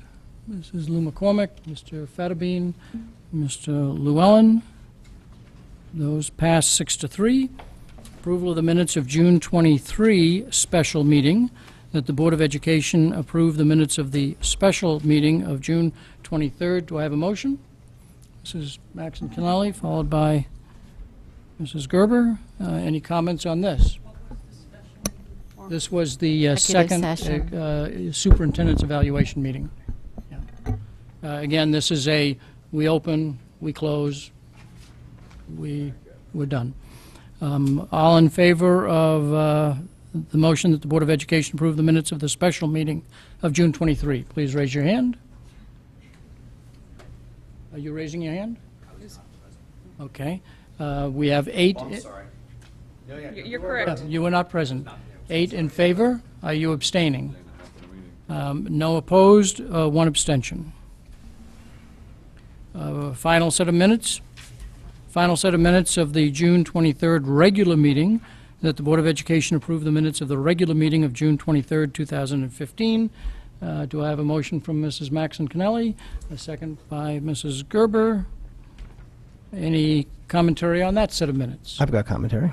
Mr. Llewellyn. So, once again, I think, these reflect a lot of selectiveness in terms of comments that are made, but I want to address a couple of them. One is some of the public comments are actually inaccurate as to what was stated, even just the topics. So, high school survey, honors class enrollment, it wasn't honors, it was AP, and it also omits the fact that there was a substitute issue that was discussed as well. I believe, Mr. Dwyer, that you mentioned a moment ago that the public comment was supposed to be limited to topics. but The name and the essence. the essence. You want me to read? So, It doesn't no, say that's okay. essence in here. We have adopted a word essence. Okay. But the name and the subject is what is But stated in Robert's rules. what I think we've noticed is that we tend not to put down whether people support or don't support. Yet in here, there's a support written for WFC, yet that is not consistent with what's been done in the past. There are sections in here that are missing as it relates to the exchange that occurred around the book. What was it called? The manual there? The handbook? You know, for example, it's Mr. Dwyer said his language was approved by a prior board and he believed it to be part of state law and it is not subjective. Well, is it part of state law? I'm not sure, but you later go on to say that you found came up with the first handbook from a CABE conference. So it's state law, but you found it at CABE. But it doesn't reflect that. You know, once again, I don't think they accurately reflect the essence or what was said. I think there is more filtering that's going on here. The whole exchange over the comments that we made related to you saying, Chairman Dwyer saying that once the DIP was approved, we effectively approved the expansion of WFC was omitted as well. So, you know, I can't support the minutes that are half the story. I think that Mr.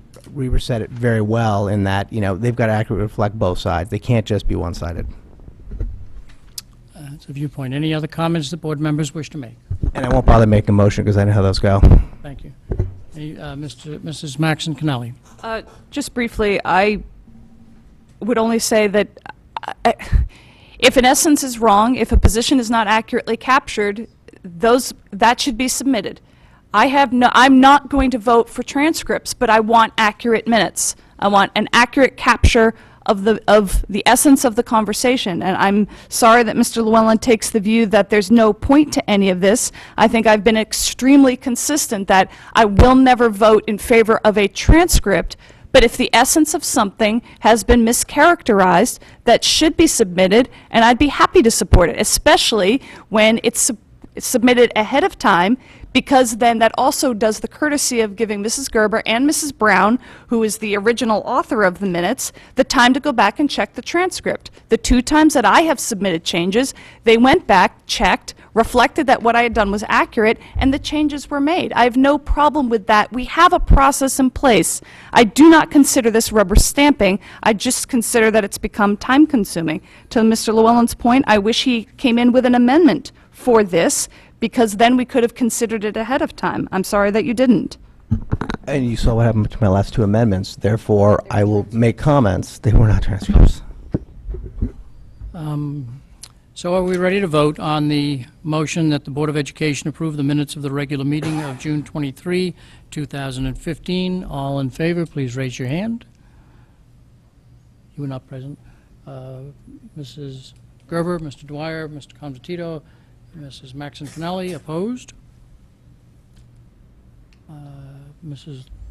Lou McCormick, Ms. Carnell, Mr. Fattabine, Mr. Llewellyn. I will remind, as I did Mr. Convertito, I'll remind Mr. Patton that while by custom board members have abstained when they're not at a meeting, Robert's Rules does not prevent them from that vote. But I assume that you are voting an abstention because that's your custom. I was... No.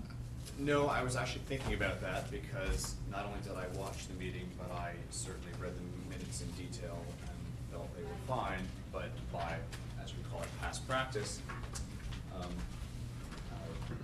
members have abstained. So if it is possible to change my vote, I would like to. It's not been recorded yet. If you wish to change, as some other board members did, you're welcome to. I will change my vote to approve the minutes. 5 minutes are approved, 5-4. We are at adjournment. Recommended motion that this special meeting of the Board of Education adjourn. Do I have a motion? Ms. Carnell, Mr. Patton. Now, on the other matter, on the other matter, There had been a meeting scheduled for this advisory committee that Mrs. Lou McCormick, Mr. Patton, and Mr. Convertito will populate, scheduled for and called for July 13th. If we take no action on this, then technically they will not meet, and we'll have to call a special meeting again during July, which is not likely, or deal with this in August, so that people understand that's where we are. Any comment, or shall we quickly take action on this? Mr. Llewellyn first had his comment hand up, and then, so I'm asking if the board wishes to call this meeting to order so that we can quickly at least establish the committee, so I can determine whether we're going to do that. Mr. Llewellyn, Mrs. Maxon Pinelli, and Mr. Fattabine, make a comment. Given that it's 1:30 in the morning, I don't think it's probably prudent to call that to order. I think, given that it's the summertime. Fair enough. And people want to participate, I think we defer to August.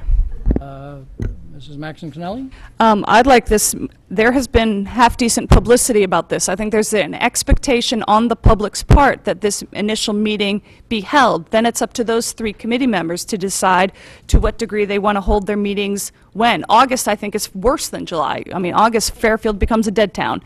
That's why there are no camps. But the notice has been made to the public of this meeting. I think the meeting should be held.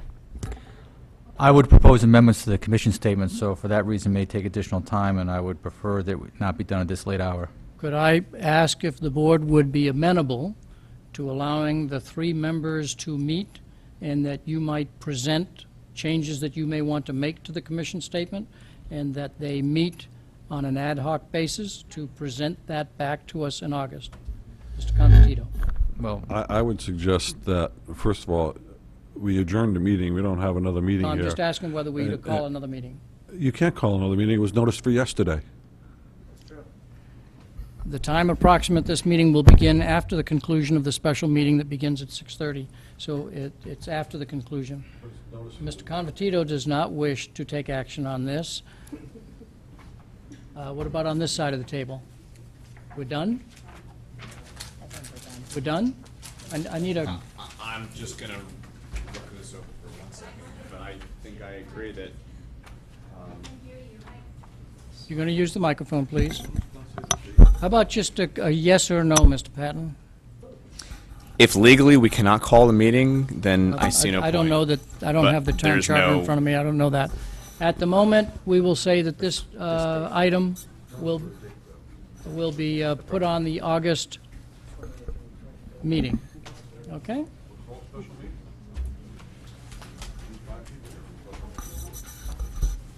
Okay, we are done. The meeting is adjourned. We will not be holding a second meeting, second special meeting.